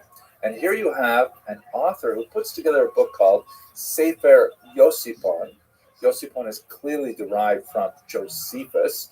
And although the author made some really egregious errors, like calling Josephus son of Gurion, when we know that his father's name was Matisyahu. I mean, it's unusual, but nevertheless, it's kind of like an adaptation of Josephus for a Jewish audience now. First time publicly talking about the kind of sources that that would have been much more popular among Christians and would have been much more available to professional historians.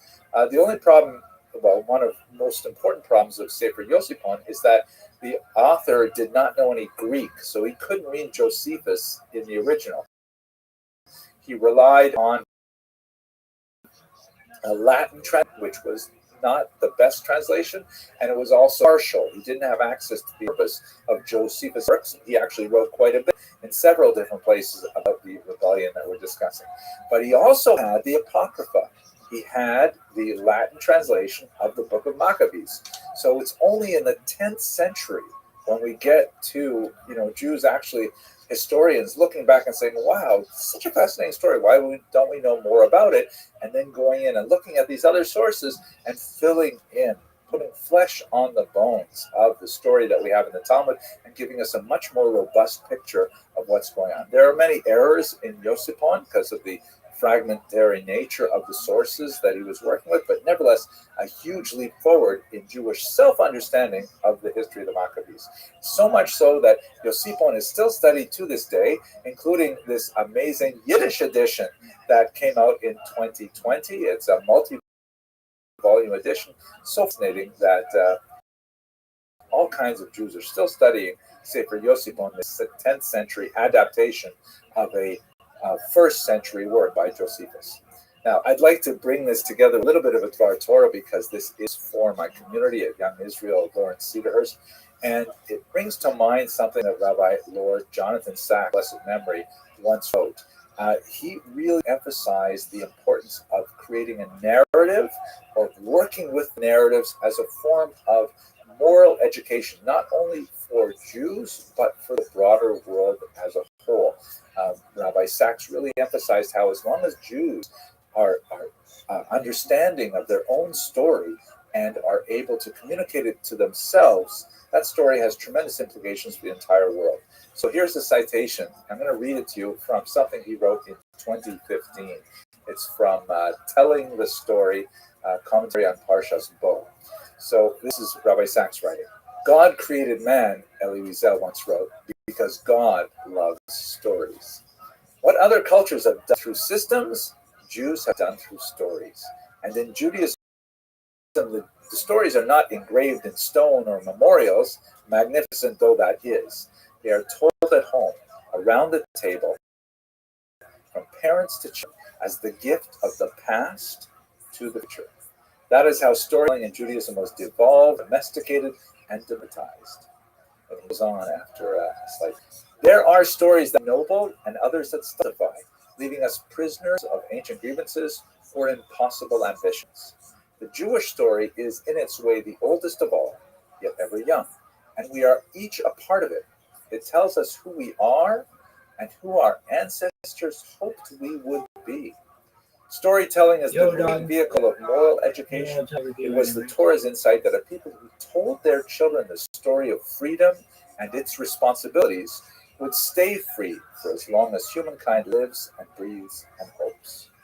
In that regard, I hope you have a freilichen und lichtigen Hanukkah, a Hanukkah full of happiness and light, and I hope that we all merit to share the story and delve deeper into the story for the next generation and for humanity as a whole.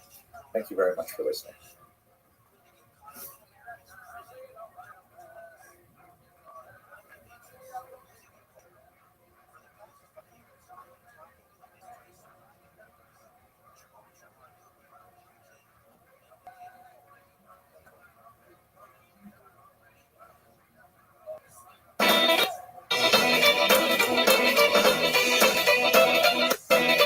Hello, fellow students of Jewish history, and happy Hanukkah.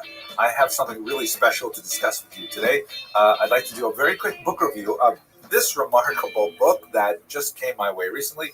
It is by Rabbi Reuven Melech ben Binyamin Yitzchak Schwartz, Reuven Schwartz, and it's called Emek HaSufkanim, Iyunim Ubeurim Be'inyan Minhag Achilat Sufkanim B'Yemei Chanukah. Now, if you know anything about Hebrew, you will be amazed at that title, but let me translate it to English. It is the valley or the depth of the donut. Studies and clarifications of the custom of eating donuts on Hanukkah. Wow. Now, you will recall, if you're following the series, that a few weeks ago, I happened to giving a class on the Acharonim, and I happened to mention this book, which I had seen online, but I had never actually picked up. And I was fascinated that someone could write, as you see here, a whole book. It is 431 pages long, mainly double column pages like this, all on the custom of eating donuts on Hanukkah. And I was like amazed.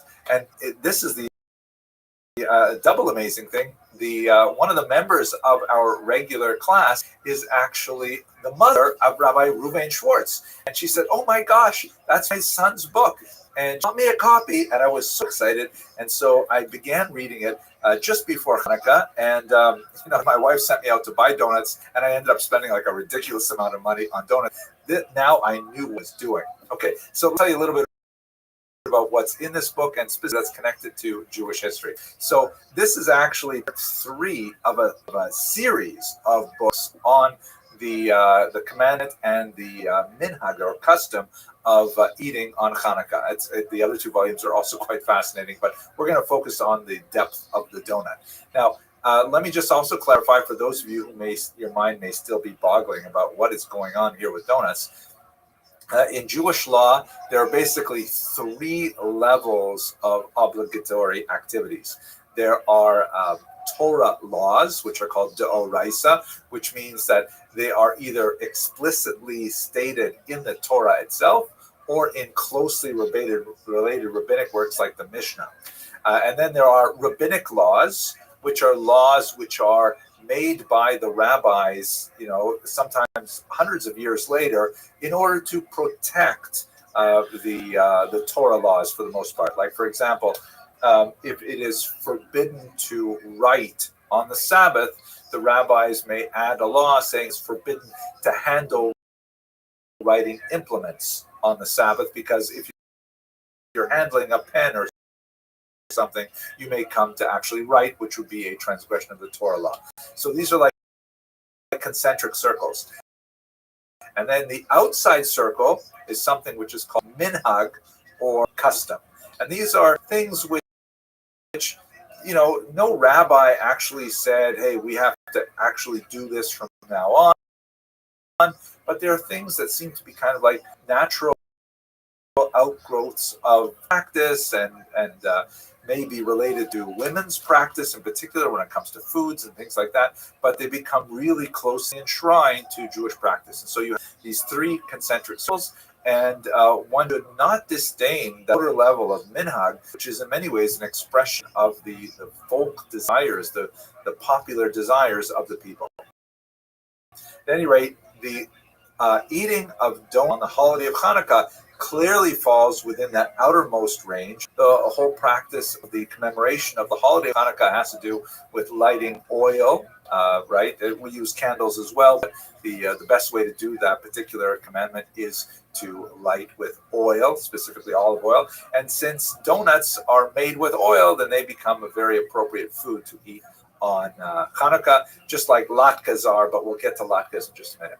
One other quick note for those of you who are following the Hebrew title, the title says Emek HaSufganim, and as one of my daughters pointed out, hey, that's in the masculine. It should be Sufganiyot, right? That's the term we use in modern Hebrew. Sufganiyot means like little Sufganim. But in fact, if you look in the rabbinic literature, there are references to donuts in the rabbinic literature, particularly in Masechta Chala, and there it is in the masculine. So the Sufganiyot is kind of like an irregular feminine that has been added in modern times. The rabbis of the Talmud and the Mishnah would certainly refer to their donuts in the masculine.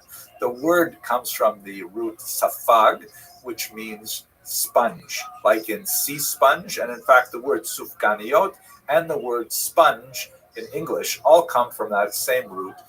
And obviously it's connected to the sea sponge because, it's shaped sort of like a jelly donut, and it has kind of like a fluffy quality like a jelly donut. So that's why the donuts were named after the sponge.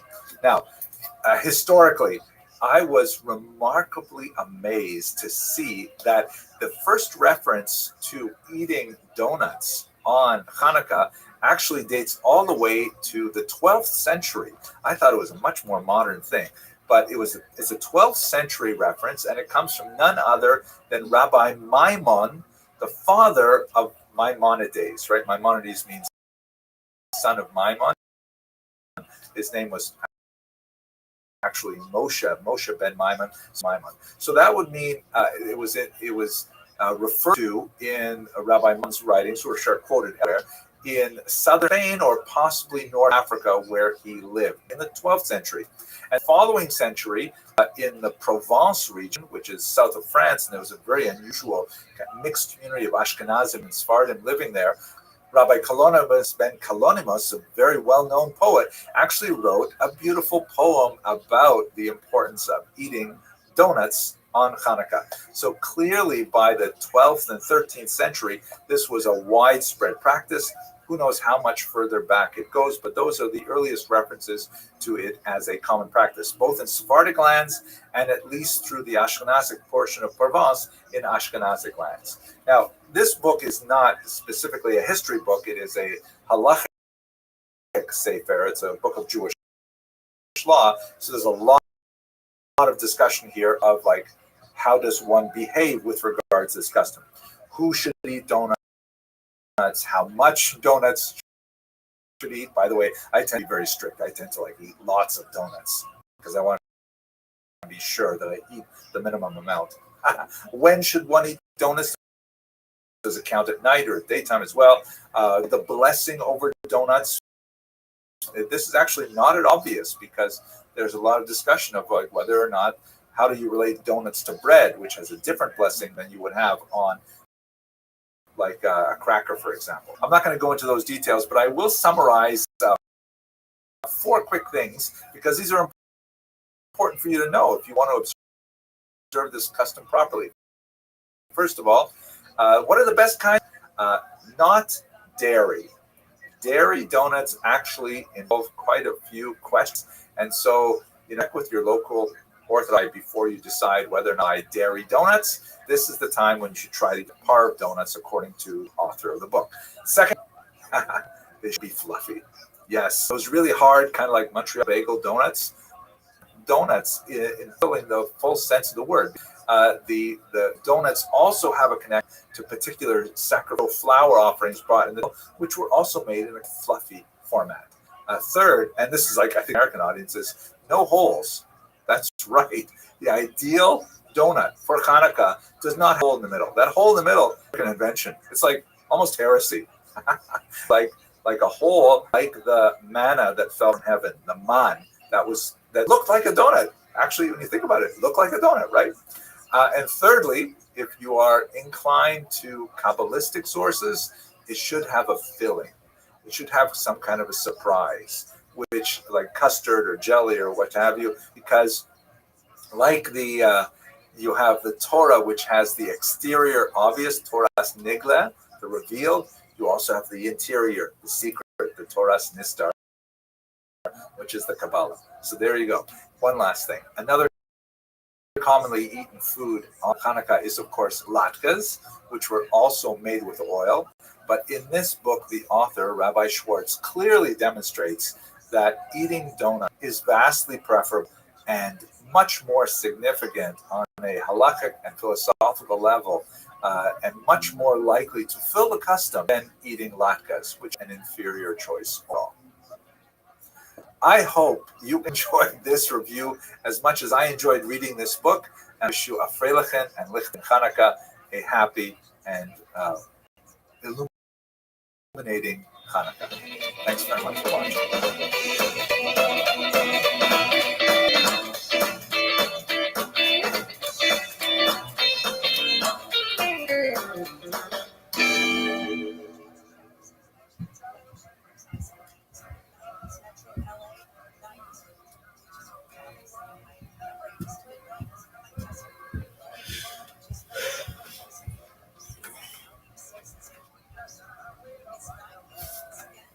The 10th of Tevet constitutes an important day in the Jewish historical calendar. It falls this year on the 14th of December, 2021. And in fact, it is marked with a fast. If you are in any doubt as to whether or not you're obligated to fast, don't ask me. Contrary to popular perception, I am not a rabbi. Please seek your spiritual guide. But why we're talking about the tent of David is specifically in its historical context. What exactly happened on this day, and why is it significant to Jews some 2,600 years later? Specifically, on this day in the year 588 before the Common Era, this is the siege of Jerusalem ends. We have some textual evidence of this in the book of Kings, in which it's in the 9th year of his reign, on the 10th day of the 10th month, right? That's the 10th of David. Nebuchadnezzar moved against Jerusalem with his entire army. He besieged it, and they built towers against it all around. This siege extended for over a year, and it was an incredibly brutal siege that was marked by extreme hunger and even horribly human cannibalism. Terrible events are described in the Book of Lamentations and elsewhere. And then finally, on the 9th day of the month of Av, Jerusalem was entirely sacked, the temple burned, and we've spoken about it in other contexts. One of the most significant extra-biblical texts that refers to this is this document here, which is called the Babylonian Chronicles. This specifically is the Jerusalem Chronicle because it has a reference to Jerusalem in it, and it's describing the period before the actual siege and destruction of Jerusalem, when Nebuchadnezzar actually made his way to Jerusalem. It says in the 7th year, in the month of Kislev, which would have again been around this time of year, the king of Babylon assembled his army, and after he invaded the land of Hatti, which would have been Turkey or Syria region, he laid siege to the city of Judah. On the 2nd day of the month of Adar, he conquered the city, and he took the king prisoner. He installed in place another king of his own choice. After he received a rich tribute, he sent forth to Babylon, right? So Jerusalem was part of the massive Neo-Babylonian Empire at this point. It was not destroyed. As you can see here, this map shows just how tremendous an expanse was the extent of the Neo-Babylonian Empire.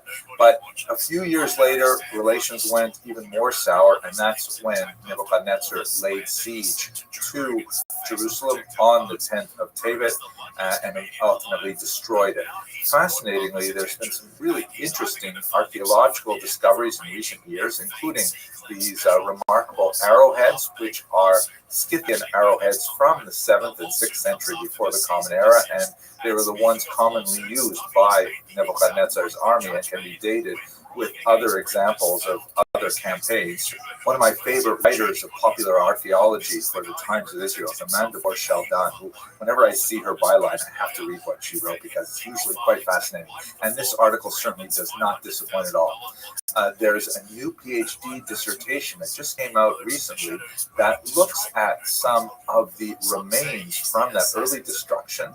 And as Ms. Dan points out, it may even hold the key to protecting a planet. Okay, so let's try and figure this out. This is kind of complicated scientific stuff, but nevertheless, I'll try to explain it as best I can. So this PhD candidate, Yoav Vaknin, did an excavation in the city of David's Kivati parking lot, right? Only in Israel can you find things like this in a parking lot. And he discovered that minerals embedded in the chunks of an ancient floor from a house in Jerusalem were heated beyond 932 degrees Fahrenheit or 500 degrees Celsius. And apparently that's consistent, of course, with the idea of the destruction of a city. Now, Yoav Vaknin is an expert in this emerging science of archaeomagnetism, which is basically another way of dating things by looking at their magnetic field, which is really quite fascinating. Apparently, when things burn intensely, and apparently the floor that he studied was burned at higher than 902 degrees Fahrenheit or 500 degrees Celsius, that kind of locks in the magnetic field of objects at that particular time, which corresponds to whatever field of the Earth is at time. And we should note that the magnetic field of Earth changes some frequency over large periods of time. And so therefore, by taking the tools of traditional archaeology dating this area to the destruction of the first temple in 586, and by looking at the magnetic field, literally, of the bits of floor and the dust that's in there, they were able to determine what the Earth's magnetic field looked like 2,600 years ago. Now, this is really exciting to anyone who's fascinated with Jewish history and with archaeology, as I am. But it's really important for all of us because apparently the Earth's magnetic field has a tremendous role to play in protecting the Earth's climate from all kinds of, sun's radiation. And when the magnetic field declines, apparently that's not a healthy thing for our planet. So by getting a distinct measure of what the magnetic field was like back then, scientists are able to use this as an important data point in trying to figure out how to protect all of us from the devastating climatic change that we are experiencing all over the world. I think this is so fascinating. I hope you enjoyed it as well, and I hope that you, like I, perceive just the tiny seeds of redemption that can be discovered in the ashes, literally, of the destruction of the first temple. And this, to my mind, if we can return for a second to the biblical text, makes me think of a passage in Zechariah, chapter 8, verse 19.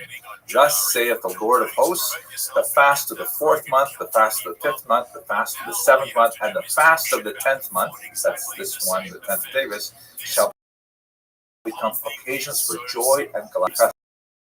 Festivals for the house of Judah, but you must love honesty and integrity. The words of Zechariah.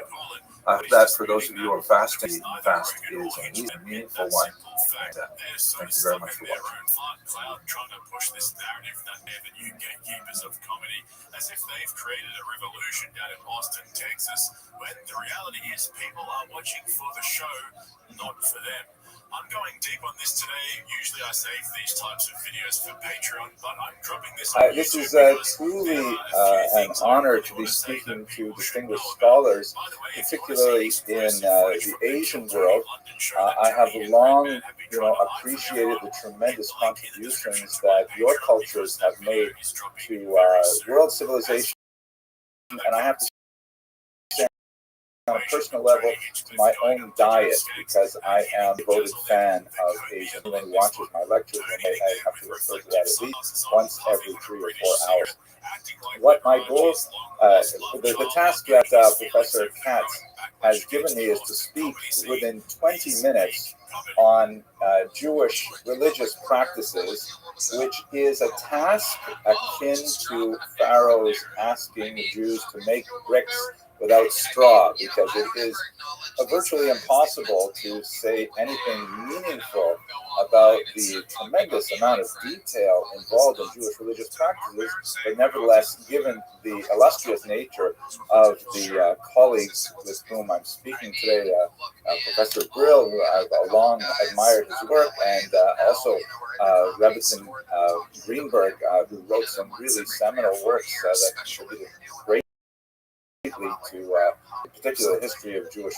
I decided to accept the task. So my goal for today is to try and say something meaningful about this complex set of ideas. I'm going to do it in such a way that I hope will be accessible both to people who have very little familiarity with Jewish practice, and at the same time will be moderately entertaining for those of us in this call, particularly those of us from the Western region of this globe who have more familiarity. Let me begin, first of all, with a sense of mission. Here's another reference visually to Pharaoh and the making of bricks without straw. This is Charlton Heston in his magisterial representation of Moses, the lawgiver, just before he split the Red Sea. So to give us some context as to, who are the Jewish people, if you have a look at these 3 maps, which are to scale, the Jewish people, of course, owe their spiritual and historical origins to the land of Israel, which is outsized in much of the world media if we had boundaries of Israel that corresponded to the amount of text we receive, for example, in the New York Times and the Washington Post, we would be probably the size of at least France. But in reality, it's just 22,000 square kilometers, about the same size as the New York State, the United States state of New Jersey, and about one-third the size of Sri Lanka, where most of you, I assume, are watching this from. The population of Jews in contemporary Israel is about 9.4 million, roughly the same as New Jersey as well, but less than half of the Sri Lankan population, roughly equal to just the Buddhist members of your country.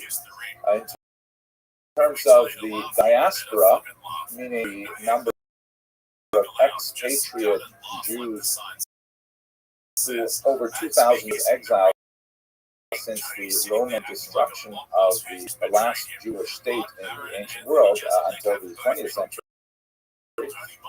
There are about 17 million Jews worldwide, which is about the same as all the Buddhists in Sri Lanka alone. So we're talking about a very small population, not as small as Jews in Sri Lanka today, which is 50, as I learned from one of the sequence that is active in Sri Lanka, the Kabadma. Now, I cannot resist. I am the first Western speaker, and I realize that many of you all may never have heard this joke. I have to start with this joke, which I think is very illustrative, if not of the reality of Jewish-Buddhist relations, which certainly go back over 1,000 years. Nevertheless, it is representative of the contemporary Western Jewish understanding, flawed as it is, of Buddhism. The connections between Jews and Buddhists, of course, are quite rich, and I would love to have more opportunity to speak about that, but they were especially strengthened in the post-war period in the Americas, where during what we call the Age of Aquarius, 1960s, 1970s, there was a huge surge of popularity of Buddhism, particularly among Jews, and as a result, many explored its thought. So the joke goes like this. There's a woman who is sitting in Boca Raton, Florida, sitting with her friends playing a game of mahjong, and she throws down her towels and she says, "That's it, I'm going to Tibet." I'm sure my distinguished colleague Nathan Katz is familiar with many versions of this joke. But at any rate, her friends say, "You're going to Tibet? What are you talking about? It's so far away." So she goes, "No, I've made up my mind, I'm going to Tibet." She goes to the travel agent. The travel agent tries to dissuade her. It's you don't know the language, and it's so far away, and you don't have enough points. And she says, "I'm going to Tibet." She gets on a plane. She lands in Tibet. She says, "I'm going to Lhasa." They say, "You know how difficult it is to get this, going up the holy mountain? You can't climb the holy mountain. I'll get a Sherpa. It doesn't matter." She goes up the holy mountain to the temple. She insists on entering the temple. They say, "You come into the temple. This is a holy, and it's reserved only for monks." She says, "It doesn't matter." She bursts into the temple. She says, "I want to see the holy man." And they say, "No, he's observed a vow of silence for a decade now. You can't burst." She bursts past the guards, goes into the inner sanctum of the temple, and she sees the holy man sitting there in the lotus position, and she says to him, "Howard, come home already." Right? Now, it's hard to on Zoom enjoy that joke or not. It is that there's such a close relationship in many ways between the ideas of Buddhism and certain ideas in Judaism that it illustrates the affinities that many Jews had for this Eastern body of thought. But let's get to our task at hand. So I've divided my talk into 4 basic points related to Jewish religious practice. The first of which is the idea of mission. Jews, from their earliest texts onward and reinforced through daily, weekly, and yearly practice through life cycle, have a very, very strong sense of mission. It is something that is really ingrained in us from literally the first days of our lives. What is that mission? So just encompassing this is something that would be certainly worthy of a much longer conference, and I suspect that Professor Burrell may have some very useful things to say, but I can certainly boil it down to this one statement, which was from one of our early sages from the period of the Mishnah, the great Hillel wrote or spoke, "That which is hateful to you, do not do to other people." That is the whole Torah. The rest is commentary. Go and study. Now this, a very sophisticated statement, is really at the root of all Jewish religious practices. You might wonder, well, what does this have to do with the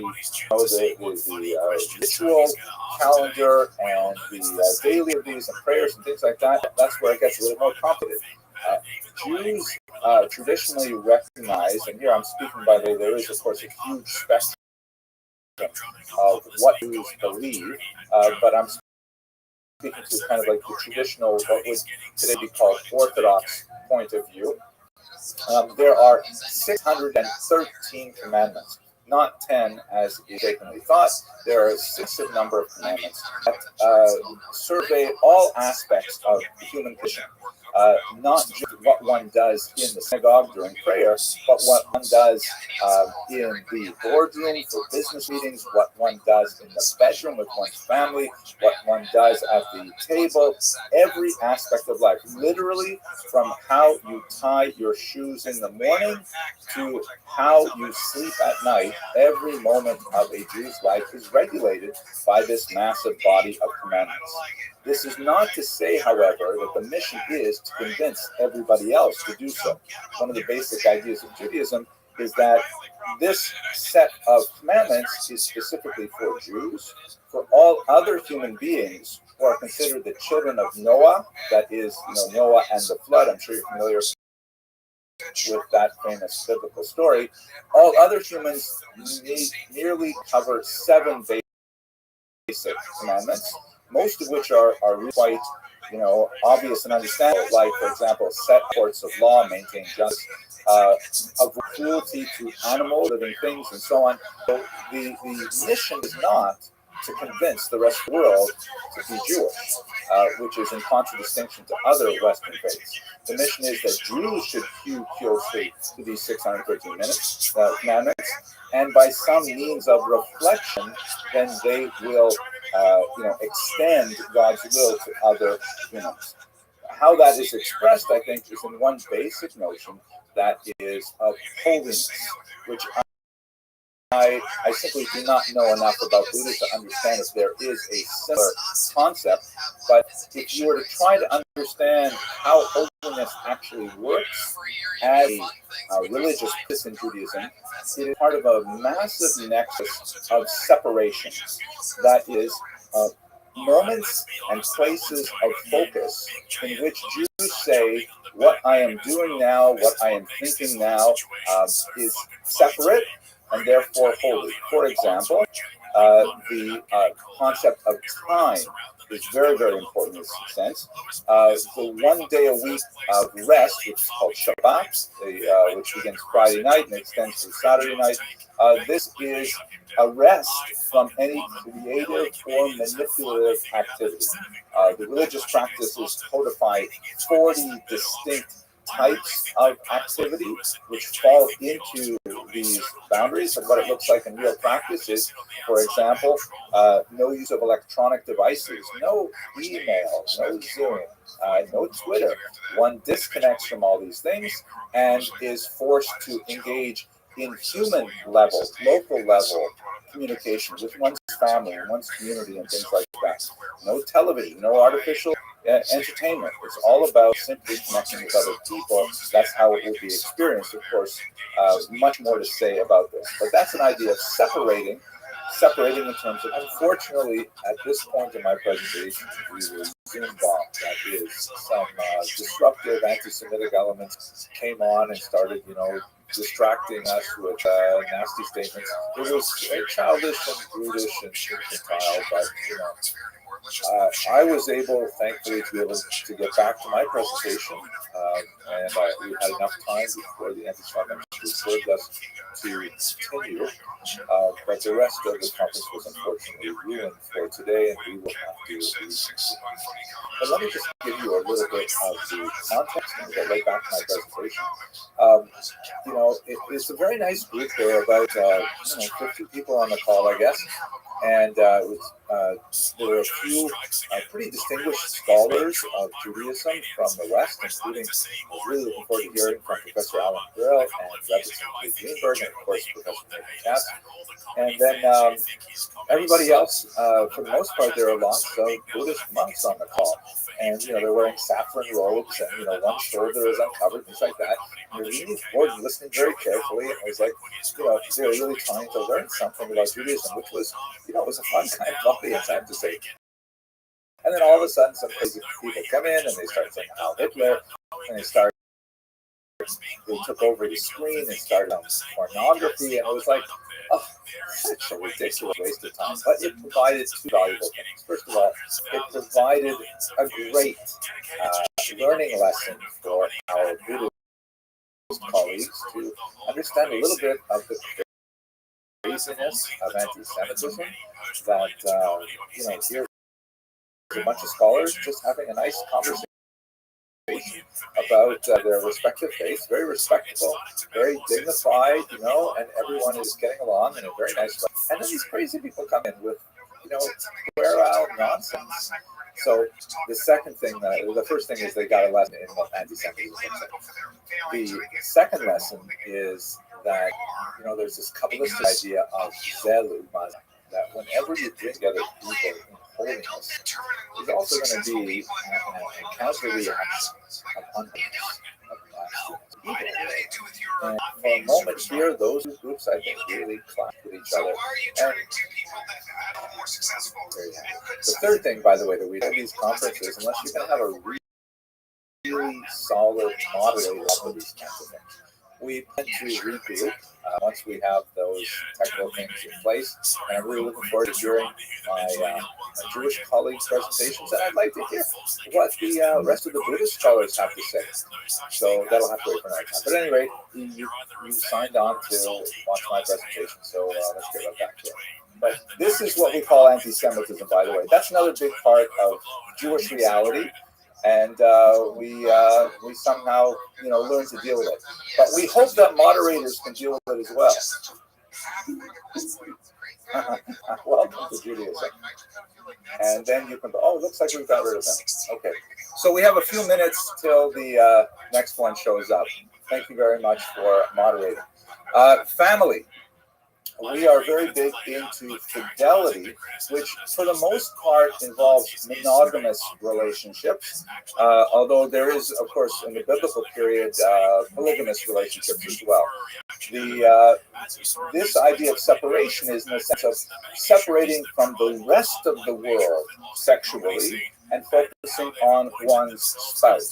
Also a form, and we actually, in Hebrew, we use the term kiddushin, which is the same word as kodesh, which means holiness. And we can go on with many, many religious practices like this, such as, for example, our diets are regulated by a system called kashrut, which allows us only to eat certain foods prepared certain ways with minor adaptation. We're able to consume a large variety of Asian foods, thank God.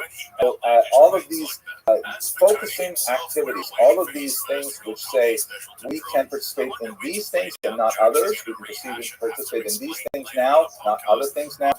These are not seen as restrictions.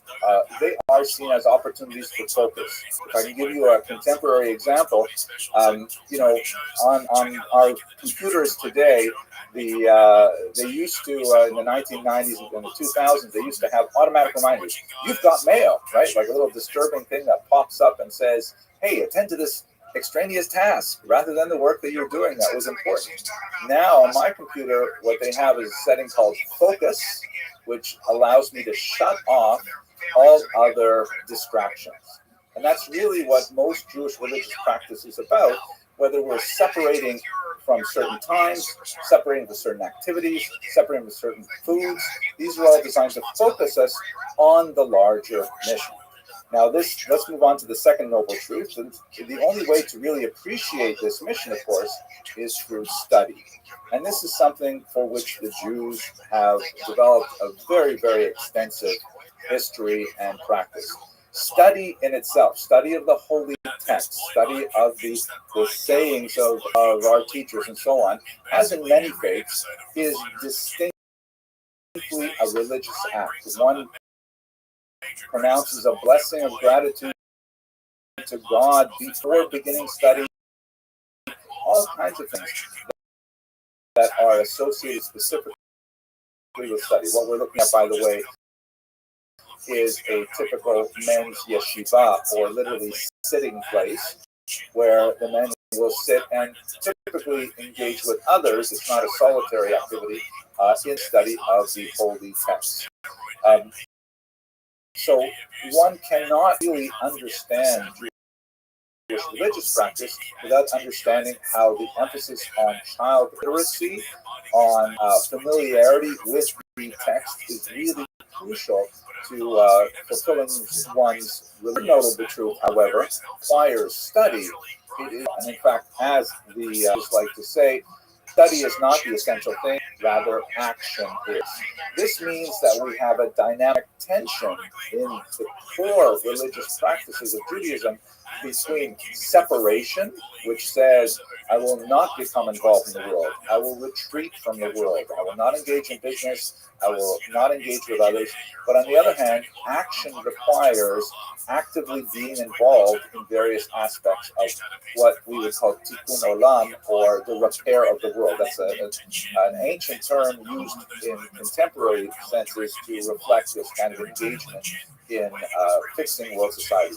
It's fascinating to me, at any rate, that even when Jews become, as they have been over the last couple centuries, alienated from some of the religious practices, such as the observance of Shabbat, Jews historically still remain very connected to this aspect of it, the idea of a role to act as a light to the nations and to act as some kind of moral conscience for the world, as Jews would see that. There is, I will remind you, no meaningful distinction in Judaism between the imperatives of ritual conduct and any business conduct, or even governmental conduct. Any activity one has in the world is regulated by this massive body of thought that dictates how one should behave in any given situation. So action clearly in all of our religious practices, from something as simple as, how one returns a lost object to its owner, to how one speaks to people. Speech is very, very important in Jewish religious practice. All of these things are found within the tradition and are revealed through study. Finally, the last thing that I can say, speaking in broad generalities about Jewish religious practice, is that Judaism believes very deeply in a redemptive model of history. This image that we're looking at right now is a famous 13th century copy of a prayer book called the Haggadah, which is used on the holiday of Passover. And it recounts, of course, the exodus of the Jews from Egypt, which is not only a very important Jewish religious practice, but by enshrining it into the yearly calendar and specifically making it an aspect of study, parents are required to teach this to their children. One specifically reinforces the idea that there is an arc to history that begins with redemption and ends with an eventual redemption. The divine influence of history, the Jewish understanding of God, of a being that is directly, physically involved in history, specifically intervenes in history rather than, like maybe a DS model walking for history and allowing it to continue on its own. God deeply is invested in history, and this is reminded to Jews in their liturgy, in their practices, day in and day out, and especially, for example, on the holiday of Passover. But one sees the reminiscence of history and the conveying of the lessons of historical events as understood by the tradition as a deeply important aspect of Jewish religious practice. And of course, it ends with the notion of a final redemption, the arrival of a Messiah, which is a major distinguishing concept between Judaism and our daughter religion, which believes that the Messiah has already arrived and will come a second time. Jews historically do not believe that the Messiah has already arrived. We are still anticipating that future. This is something that deeply informs Jewish religious practices in every way. And with that, I think I am still on time, even with the small anti-Semitic interruption. Thank you for that demonstration of the realities of Jewish religious practice this day. I'm very grateful for the opportunity to speak to you all, and thank you very much for your attention. He does almost exactly what Joe Rogan was describing through Brian right there in that clip. But like I said, let's quickly switch gears for a minute, because when Brian was recalling that conversation he had with Rogan the night before, Brendan blurted out that he was talking about the old salty comedian. And we all know he's talking about Mark Maron. The Rogan beef with Mark is crazy. Hello, fellow students of Jewish history. I hope you're all doing well. I just want to take a minute. I know, right? That's completely out of character for a tall and funny comedian like Joe Rogan. To share with you something I've been studying recently, and it's very related to the upcoming holiday Passover. Just wanted to leave you with a quick, interesting historical op. In 1907, scholar in Otto Rubinson, here's a picture of David in Egypt, made some remarkable discoveries in the interesting Jewish community of Elephantine, sometimes pronounced Elephantine. I'm not clear exactly on the first pronunciation. It's this unusual military mercenaries who are located in southern Egypt, of all places. Have a look at this map here. You can see what it is. Jerusalem is way up in the north, and Elephantine is on the Nile River at the first cataract. And this is a really significant spot because it's called the door to the south.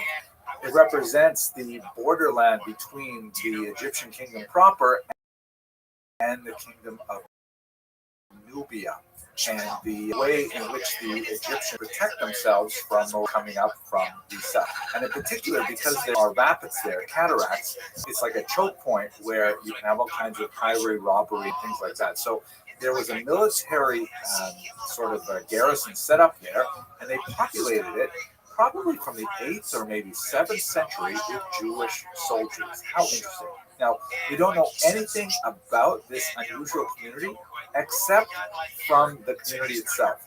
Otto Rubinson and others have excavated the region, and there's lots of fantastic documents that describe for about 100 years what they were doing there, including building their own temple, which is quite fascinating, that apparently had animal sacrifices, which seems to have attracted the ire of the nearby Egyptian temple of the priests of Khnum. That's an interesting word, isn't it? Khnum. And they attacked the Jewish temple in the year 410 and destroyed it, and the Jews were able to request permission from the Persian authorities to rebuild it. They were given permission, but they had to lay off the animal sacrifices. But at any rate, it's a fascinating thing. But I want to point to one specific thing here. Dr. Wilson, who, by the way, his career spanned about a really active research. He was still publishing groundbreaking work in his 90s. He was a German scholar who was driven out of Germany in the 1930s by the Nazis. He ended up settling in Switzerland.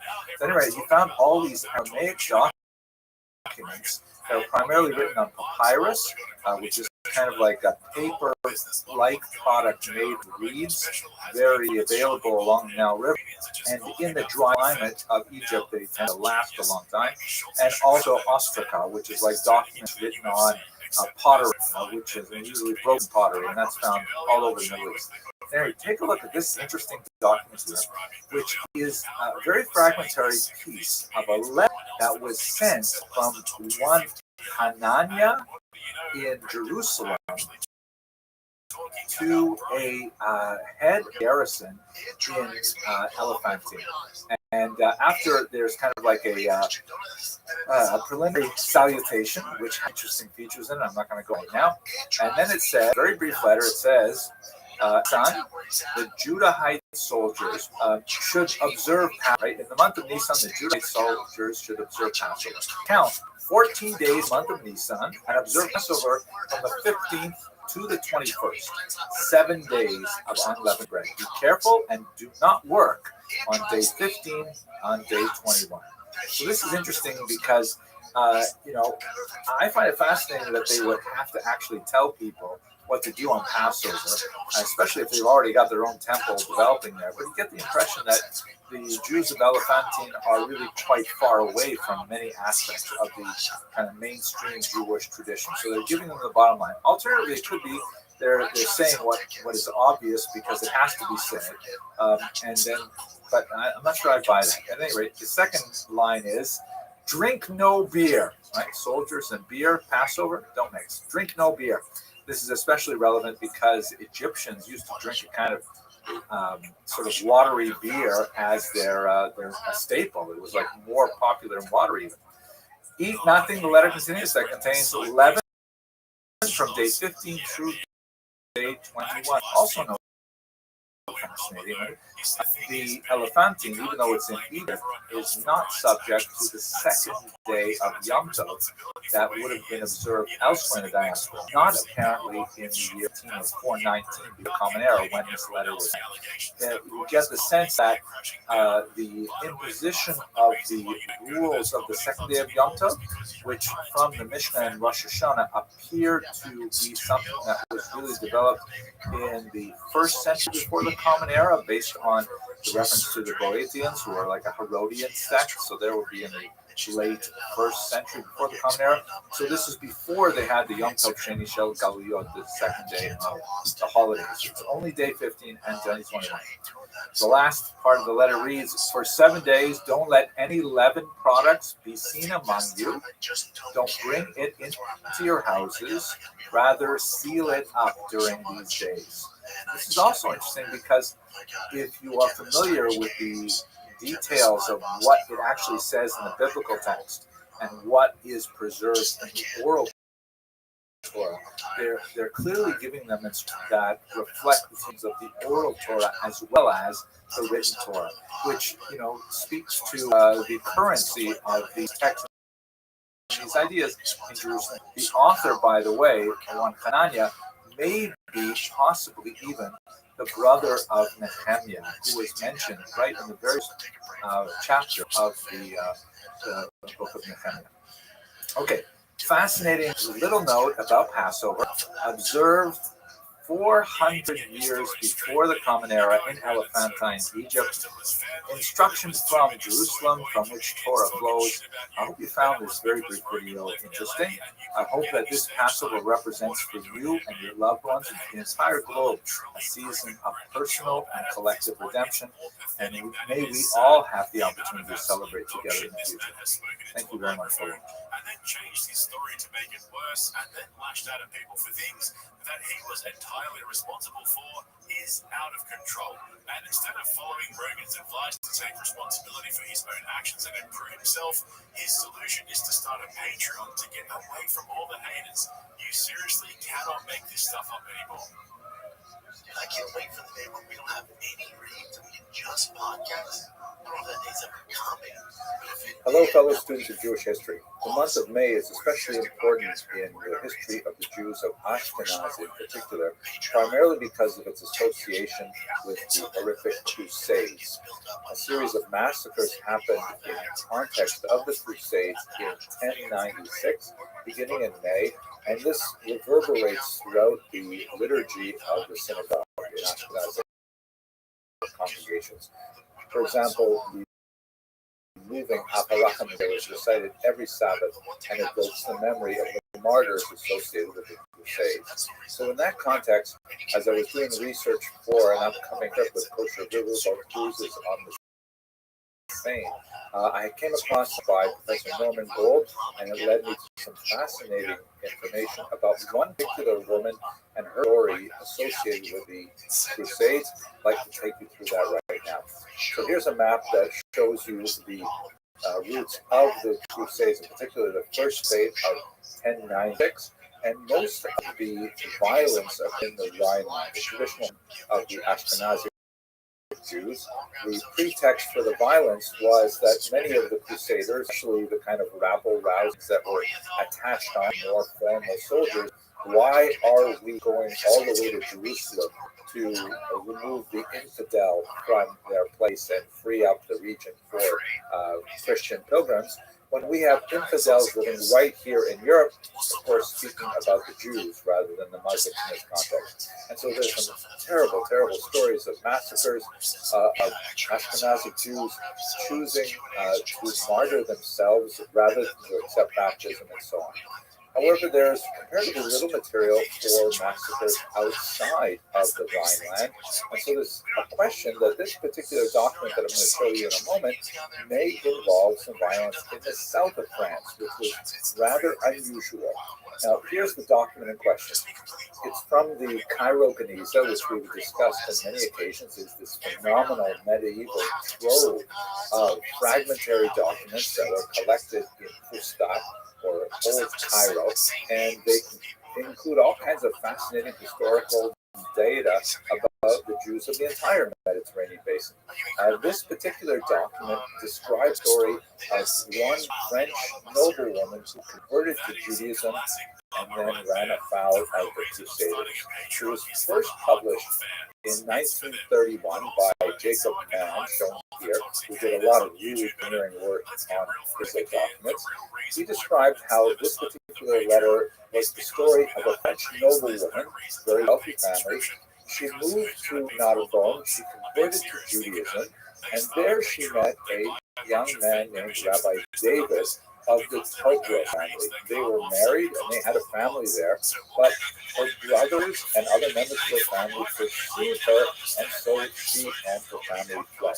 There's just a lot of interesting things about relations between Jews and non-Jews in general, but not so much for this brief video. Now, is where did they choose? Now, Narbonne is in the south, but we have a problem because of what Dr. Ben Outhwaite, the head of the Geniza Research Unit at Cambridge, calls the pesky hole right in the middle of the document. And if you see right at the very top of that hole, there are partial letters of a place, Kahal, and then it says something. What does that mean? When Professor Mann read this, he thought it must mean the town of Anjou. He tried to fit in the letters, and he associated with Anjou, which is a little bit further north from Narbonne.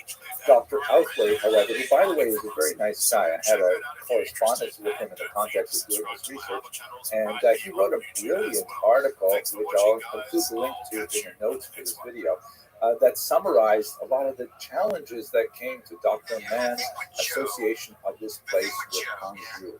It's most likely not Anjou, but one of two other possible places. Professor Gold, who wrote a tremendous book on the Jews of Normandy, which is how I came to this particular document, he pieces together the place name to read Mondieu, as you can see here in this reconstruction from Dr. Outhwaite's work. Now, that's a pretty good assessment. It looks a lot like he's done it correctly, but we have to bear in mind a few tricky things. For example, Hebrew, as many of you I'm sure are aware, is typically written without vowels, which means that with just the consonants, you have lots of different possible pronunciations of any given word. This is why the bar mitzvah ritual is so difficult. We challenge our adolescents with this task of reading the Torah text itself without any vowels, and we see how they do in an audience of adults. Now, there are also additional problems, like, for example, place names change. It is very frequent for one place to have several names, like Byzantium Constantinople, Istanbul, all the same. Also, F places. The town of Lviv, which is, by the way, pronounced, used to be called Lvov by Poles, Lemberg by Germans, Lemberg in Yiddish. So, the same place can have very different names. And finally, just to make it a little more complicated, French pronunciation does not always correspond to its spelling. So the place name Monlieu, for example, has an X at the end. What is that X doing there? It could be that the X was actually pronounced in some medieval French, and it is actually preserved in some French places even today. But the letters that Professor Gold has referred to here does not include the letter X. That's more complication to the difficulty of actually figuring out where this comes. However, to return to the story of the French noblewoman, who, by the way, is not named in this document or any other document that we have, she and her family, after having fled Narbonne, unfortunately came into the clutches of apparently the Crusaders involved in one of the many attacks on Jewish populations. Her husband was in the synagogue and he was murdered there. He was apparently with their son Jacob and a 3-year-old daughter named Justa, or perhaps pronounced Justa, and the two children were kidnapped by the Crusaders. Presumably they were baptized and they were never heard from again. David's wife, however, our heroine, survived, possibly because she was pregnant, although losing her family and losing all of her wealth left her penniless. And that's actually the subject of the document, describing her plight and imploring the Jewish community to have mercy on her and to support her. Now, let us go to the question of where did this happen, because that has greater significance for the story, and as we see, it provides us an opportunity to continue the story. William Gold shifted the location from Anjou to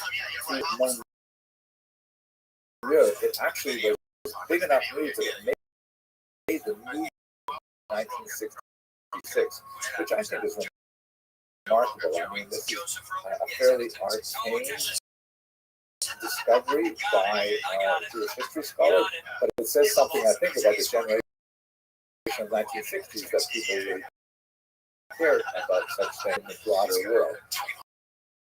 But the New York Times was not alone. The dramatic story of French noblewoman and her persecution at the hands of her family first and then later at the hands of the Crusaders actually inspired a couple of really significant literary expressions. There was a play called Scylla that was written in 1980, and then this very important book called The Convert, which was originally published in Flemish and then translated into English, became a finalist for the National Jewish Book Award. Fascinating kind of expression of this in the artistic world. However, there's still a problem with the place, because up until now, we've been working with Professor Goldtree that she fled from Narbonne with her family to Montreux, and that's where they ended up meeting Crusaders. Two other researchers, Bill and Joseph Gallon, these two fragments from the archives, which are written by the very same scribe, although they're very badly damaged, they also appear to talk about more things that have apparently seized and the Crusaders were to burn her at the stake. This is possibly the origin, and perhaps they want me to have a special punishment for it, the sense of the general scope of the violence of the time. By the Crusaders to prepare a burial shroud for her, to wrap her in so they burn her in that shroud. But at the moment, the community was able to and raise a very large bribe to pay off the Crusaders how she survived this act of violence. So it appears that this may have been the same act of violence described in the earlier document, although it's not impossible to imagine it's the second one. If we go back to the full, you can see that with this reconstruction, it could have been vowelized Pignol, which is not at all the same place. as Mondieu is in France, Yo is in Spain, and both places are actually quite likely locations for Jewish refugees for several reasons. So if we look at the map as a whole, here's our possibilities. You can see that she comes probably from Normandy, quite possibly from the city of Rouen, and she moved down to Narbonne in the south of France, where she married and had a family. Then, according to Professor Mann, they fled to Anjou, and that's where they met the Crusaders. According to Professor Gold, they moved to Mondieu, also in the south of France. But according to Professors Engel and Yahalon, which is beginning to become the scholarly consensus, it's much more likely they moved to Mondieu. It appears that this local woman who converted to Judaism decided to give up on Europe altogether, moving to the large and prosperous Jewish community just outside Cairo in a called Fustat, and there that she sought additional support from the community, and she ended her days there because her documents were ultimately surrendered to the Tunisia, where they were back today. So this story tells us a tremendous amount about the experience of one specific individual in the Crusades. It gives a description of how widespread the violence must have been at that time, and it confirms a lot of the other accounts that we have of the brutality of the violence at that era. And by correcting the possible place in which this occurred, this also represents the correction of what Dr. Elthwaite called an historical libel against this remote and predominantly peaceful corner of France. This is a picture of Mondieu itself. But when all is said and done, we really have to reflect on the tantalizing new details we have of one woman's life and her experience with Crusades. I hope you found this video interesting. Thank you very much for it. Why do you gotta keep hitting them? Unless you're a hack. Now there's a question. Wow, is it sweet? See, I think Mark's only half right there. I mean, have you guys watched Kill Tony in the last 6 months? Hinchcliffe and Redman are hitting those DEI quotas like a Disney Hello, franchise. fellow students of Jewish history. Today is Rosh Chodesh Tammuz. In the sense that Boston comedy has become hacky as fuck. For me, though, it's not because it's The first day of the month of Tammuz, which corresponds to the anniversary of a great date in Jewish historiography. Specifically, this is the date that the first great encyclopedic Judaic historian did to become a historian, more or less. His name was Josephus, of course. He's well known because he wrote several books in the first century that have had tremendous staying power for several important reasons. But the backstory of his decision to become a historian, which is maybe not exactly on this particular day, but certainly came from this particular day, is quite fascinating. So who was this guy Josephus? He was born in the year 37, more or less, in Judea. He describes in his autobiography a kind of interesting experimentation with the several different religious figures working in Judea at the time. He sort of dabbled in all kinds of different religious ideas until he finally decided, somewhat hesitatingly perhaps, or unenthusiastically, to be citing Pharisees, who are likely associated with the rabbis, although there's some little gray. His claim to fame was that he was appointed to be the commander of the northern forces defending Judea against the Roman invaders in the late 60s of that first century. Basically, what had happened was in 66 of that year, there was significant upheaval in Judea. There were a lot of different social movements and political and economic disagreement with the Romans who were occupying Israel at the time.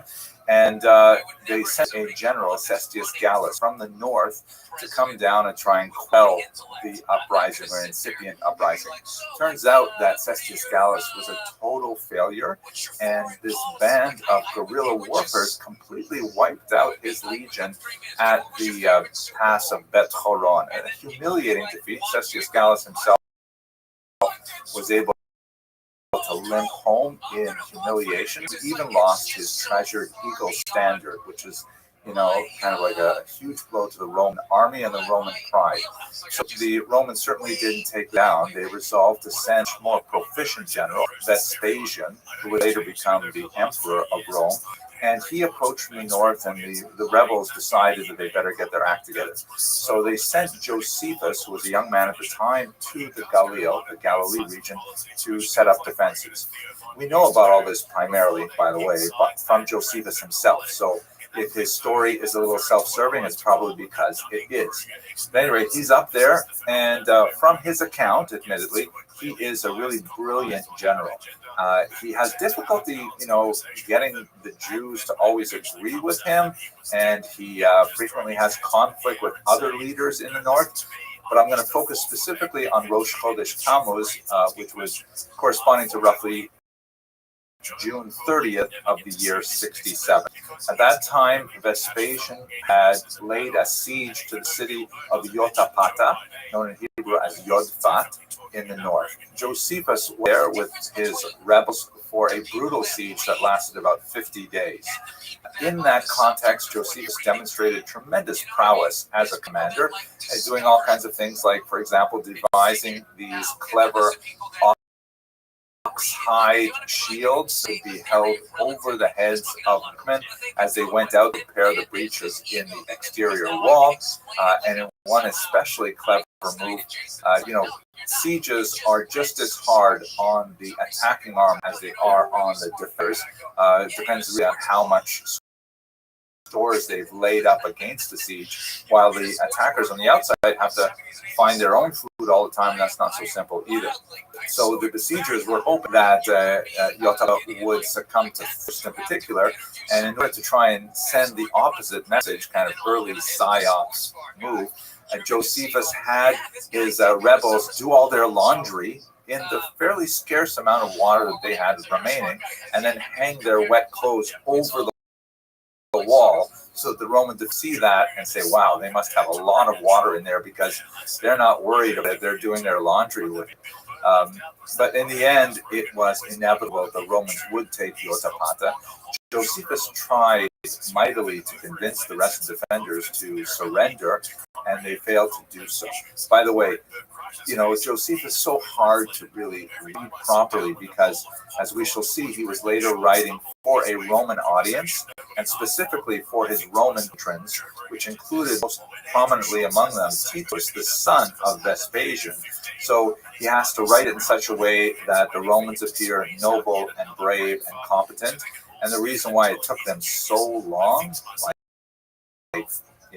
odd years, to completely quell this rebellion in Judea, was because of the ferocity and intelligence of the Jewish rebels. So he's always trying to, scrape that fine line, or find that fine balance between humiliating the Romans and describing history as it actually happened. At any rate, what Josephus says is that he's unable to convince his Jewish rebels that the smartest thing to do was to surrender.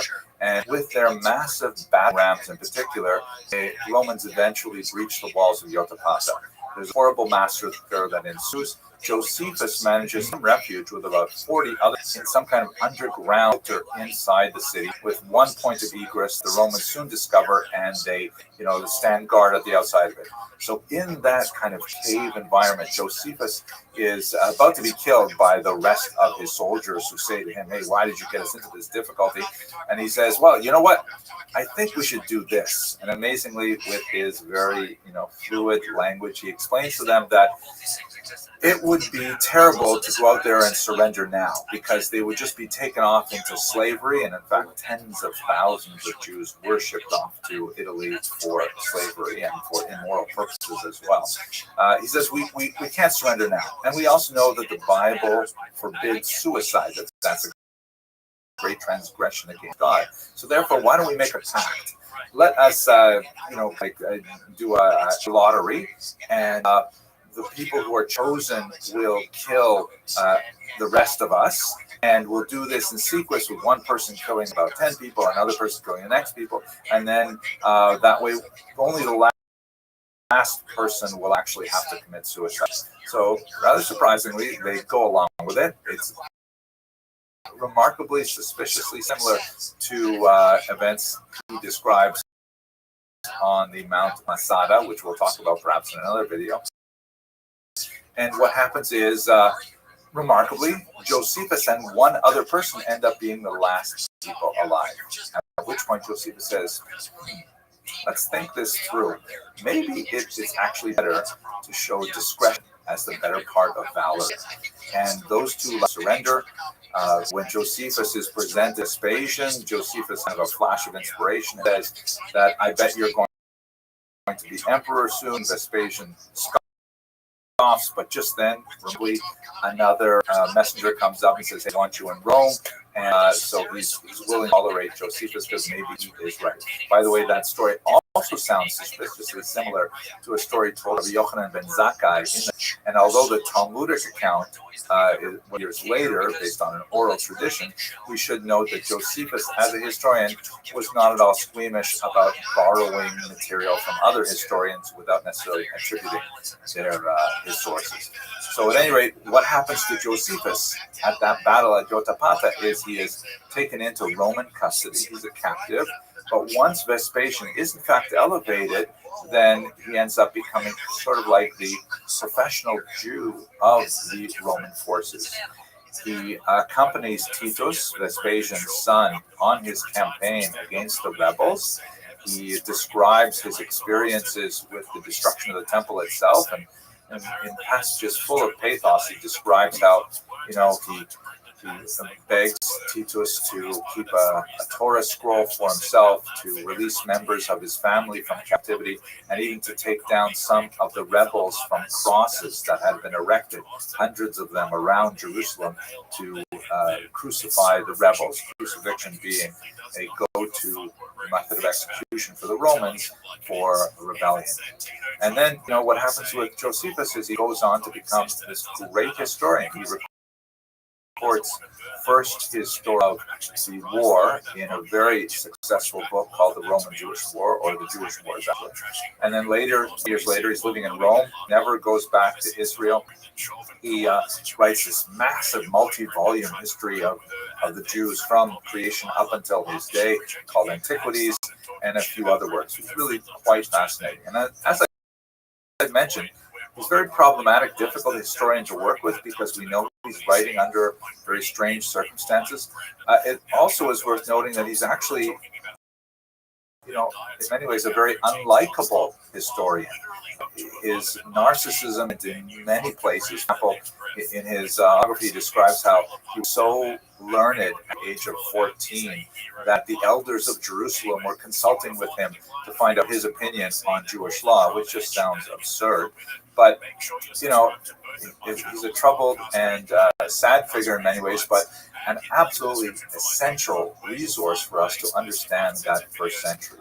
He's actually a very talented writer with a tremendous sense of the dramatic, and he brings to light so many pieces of information that we would not at all have if it were not for his prodigious efforts. So today is in many ways the birthday of Jewish history, with Josephus's becoming a Roman, and I thought that was worth marking with a short video. By the way, for those of you who are subscribers to this channel, and especially members of the channel, you may notice a little bit of dip in activity over the summer. That's primarily because I'm really excited that I'm making my way towards my first publisher due date for volume 1 of the history of the Jews that I've been working on for a couple of years now, and it's really thrilling. If you're interested in reading draft chapters and commenting on them, I'm really pleased to have about 100 people who are doing so, members of the channel, and elsewhere. Check in the information box for that link. And I have a lot of great plans for later on in the summer when we get started up again with the season. I look forward to producing many more videos and sharing them with you. Thank you very much for your attention and your endurance.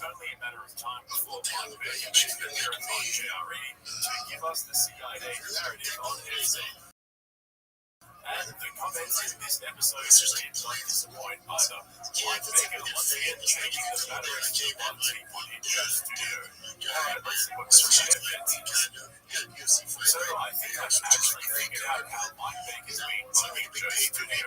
If you recall, last time he was in there, I pointed out that he holds his cigar in a very strange way. And this time, I again noticed he holds his pen in a strange way as well, which led me to conclude that the bug is in the pen.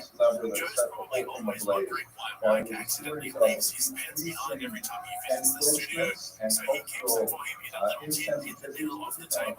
That's why you never actually see Mike writing with a pen. It's just a placeholder in his head until he's ready to leave it behind. As you saw in the intro there was quite a bit of talk about the CIA in this episode, much more than usual, and a lot of it was Mike defending the agency and laying down his relationship with them. That's relationship. They don't tell me what to say. If I go on TV to talk about something, they just like, it's not like they're going to call them superheroes or they trust me. Yeah, they trust me. I'm not going to go buy you. Talk sources and method. Racial perspective, but yeah, so that was my wife. Which reminds me, it's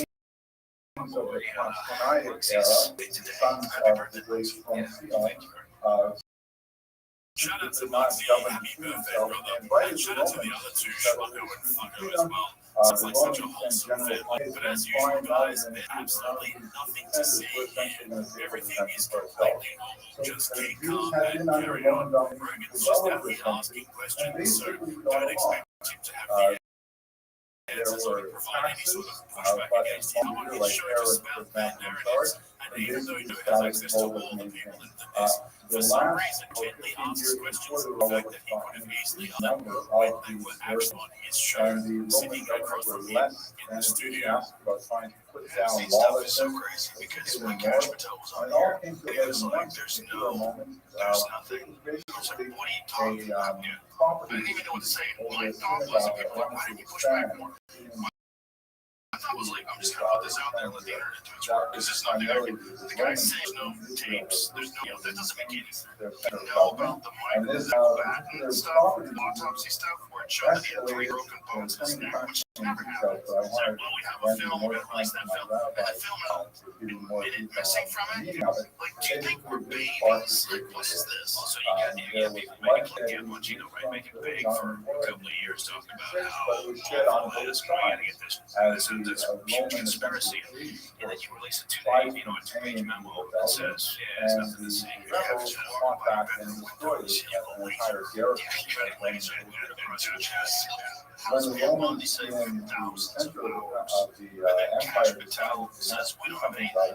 And then Tim Tell said he has lunch with J.D.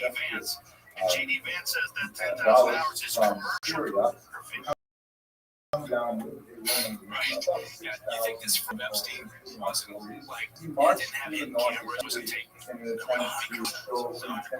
It's so obvious that Rogan hasn't figured out exactly what's going on here. It's so plain and simple for everyone to see, but himself, every single one of Rogan's guests has an agenda, whether it's a comedian, an author, filmmaker, or scientist. But when it comes to politicians, they're all compromised in different ways. That's what he doesn't seem to understand. Getting the FBI director Cash Patel on the show when Elon Musk was dropping bombs on Twitter, accusing Trump of being on the Epstein list, and seeing him swerve and squeezing his way of discussing it should have been the clearest sign yet that his guests are all compromised. There's so much to unpack here, so I'm going to go through it step by step. I'm even going to give you a hot take on what I think's really going on with Trump and the Epstein list, which I don't usually do, but you know what, fuck it. I'm already balls deep in this shit as it is. And so when it comes to compromised guests, it's never been more obvious that Mike Baker is still a company man. People joke that he's Rogan's CIA handler, but after watching this episode, it's never been clearer to me that he really is. Just listen to the way he fumbles his way through this answer to Joe's question and reveals the real reason he turned up to Joe's studio that day. You think, from your perspective, what do you think that was all about? What do you think was important? Do you think it was Mossad? Do you think it was some rogue intelligence agency in America? Was it a coordinated effort? You know, I know this. You know, there's a lot of talk about did he have some sort of intel connection? From my perspective, it's complete speculation, but I will say, like, from an operational perspective, you see a guy like this, just sits on something like this, and Yeah, all the way back to 2008 was like his first trial, right? So he's had a long history of these problems from Chinese intel, right? And I just read the goddamn entertainment news, and there's these rumors and allegations of people flying off to his island and everything. That's somebody right inside that operation, whether it's Lee Maxwell, whether it's Epstein himself, whether it's somebody just on the outskirts of it. Very famous story called Cancer and Bar Cancer. Just a quick recap without going through the actual details inside. The more we're dealing with the structured signals, the structured from the compilation here.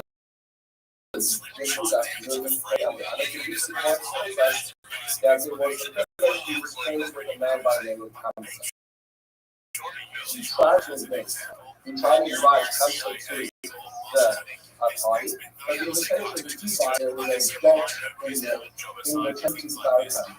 The one that was like a like this. And so Bar Cancer arrived at that party, and thinking of that, they came to church and there, and the Bauer boss, the owner, basically hosting the party, is not accepting, is not having the presence to close Bar Cancer. How Bar Cancer office is going to have here, in February, the office, who can do here is going upon is concretized by his release committee, pulled out of the deal. He is embarrassing because he says that he's going to show these rabbis in the York as the deal, and he goes to the lawyer, and now using them as a special he started sending a korban, a sacrifice, they're not going to accept the way to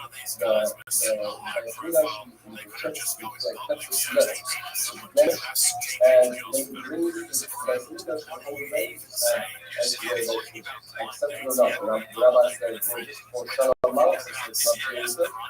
But the discussion on there about the time that I'm finished, so none of this is an untoward fashion. People get a bad testimony about the economics abroad, and he decides to not accept it, and the war continues because of the very faithful line.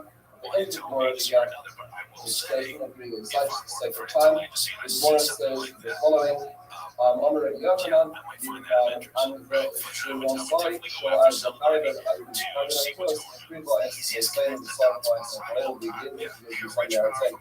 And it was completely the Ireland, that was not and to the ground. So the question really is what is going on in this? Just to understand what I'm trying to do that.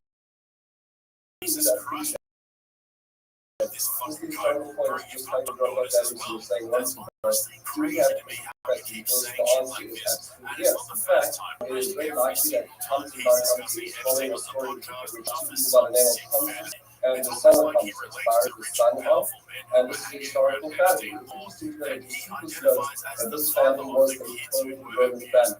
They were was aligning the Israel mandate with the Romans, not violence. What is interesting is when we move to the end of the story, which seems to be a different story about Zachariah and Apollos, it is interesting that actually, academically speaking, he is identified as Zacharias and Amos, which actually was one of the rebels which means to say that here in the story, you get what is related to two historical accounts, one about a family which perished. So then one, the family that was about military to Rome. Some are related to the same story. What of us like trying to say? It's interesting, what is this? Are trying to take and lead into a certain time. What are those ideas? And the question that really we need to answer is how we story level. So the one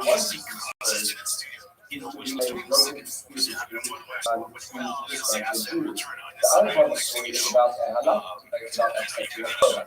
How does truth become clear to the story of as is? So the key ways we look at this, there's many organizations that I think that are trying to tell us the long history of what actually happened. Number one is the fascinating line to all add to the story by the way we included the Ophir about the Medical Answer that we read last night. Since one is extra mile. to the story, which helps us understand what's really going on. The environment that the legislation is, well, at this stress year in which our country is, for now, Mohammed Shah was the private activist by something called the Middle East Islamic. He was at that hearing, was the very same person who later on deliberated with the parliament. But the message is saying by dropping the line is essentially a terrifying insight. Is that the concern in the indictments in the rabbis, not separate rabbis who were dealing with this.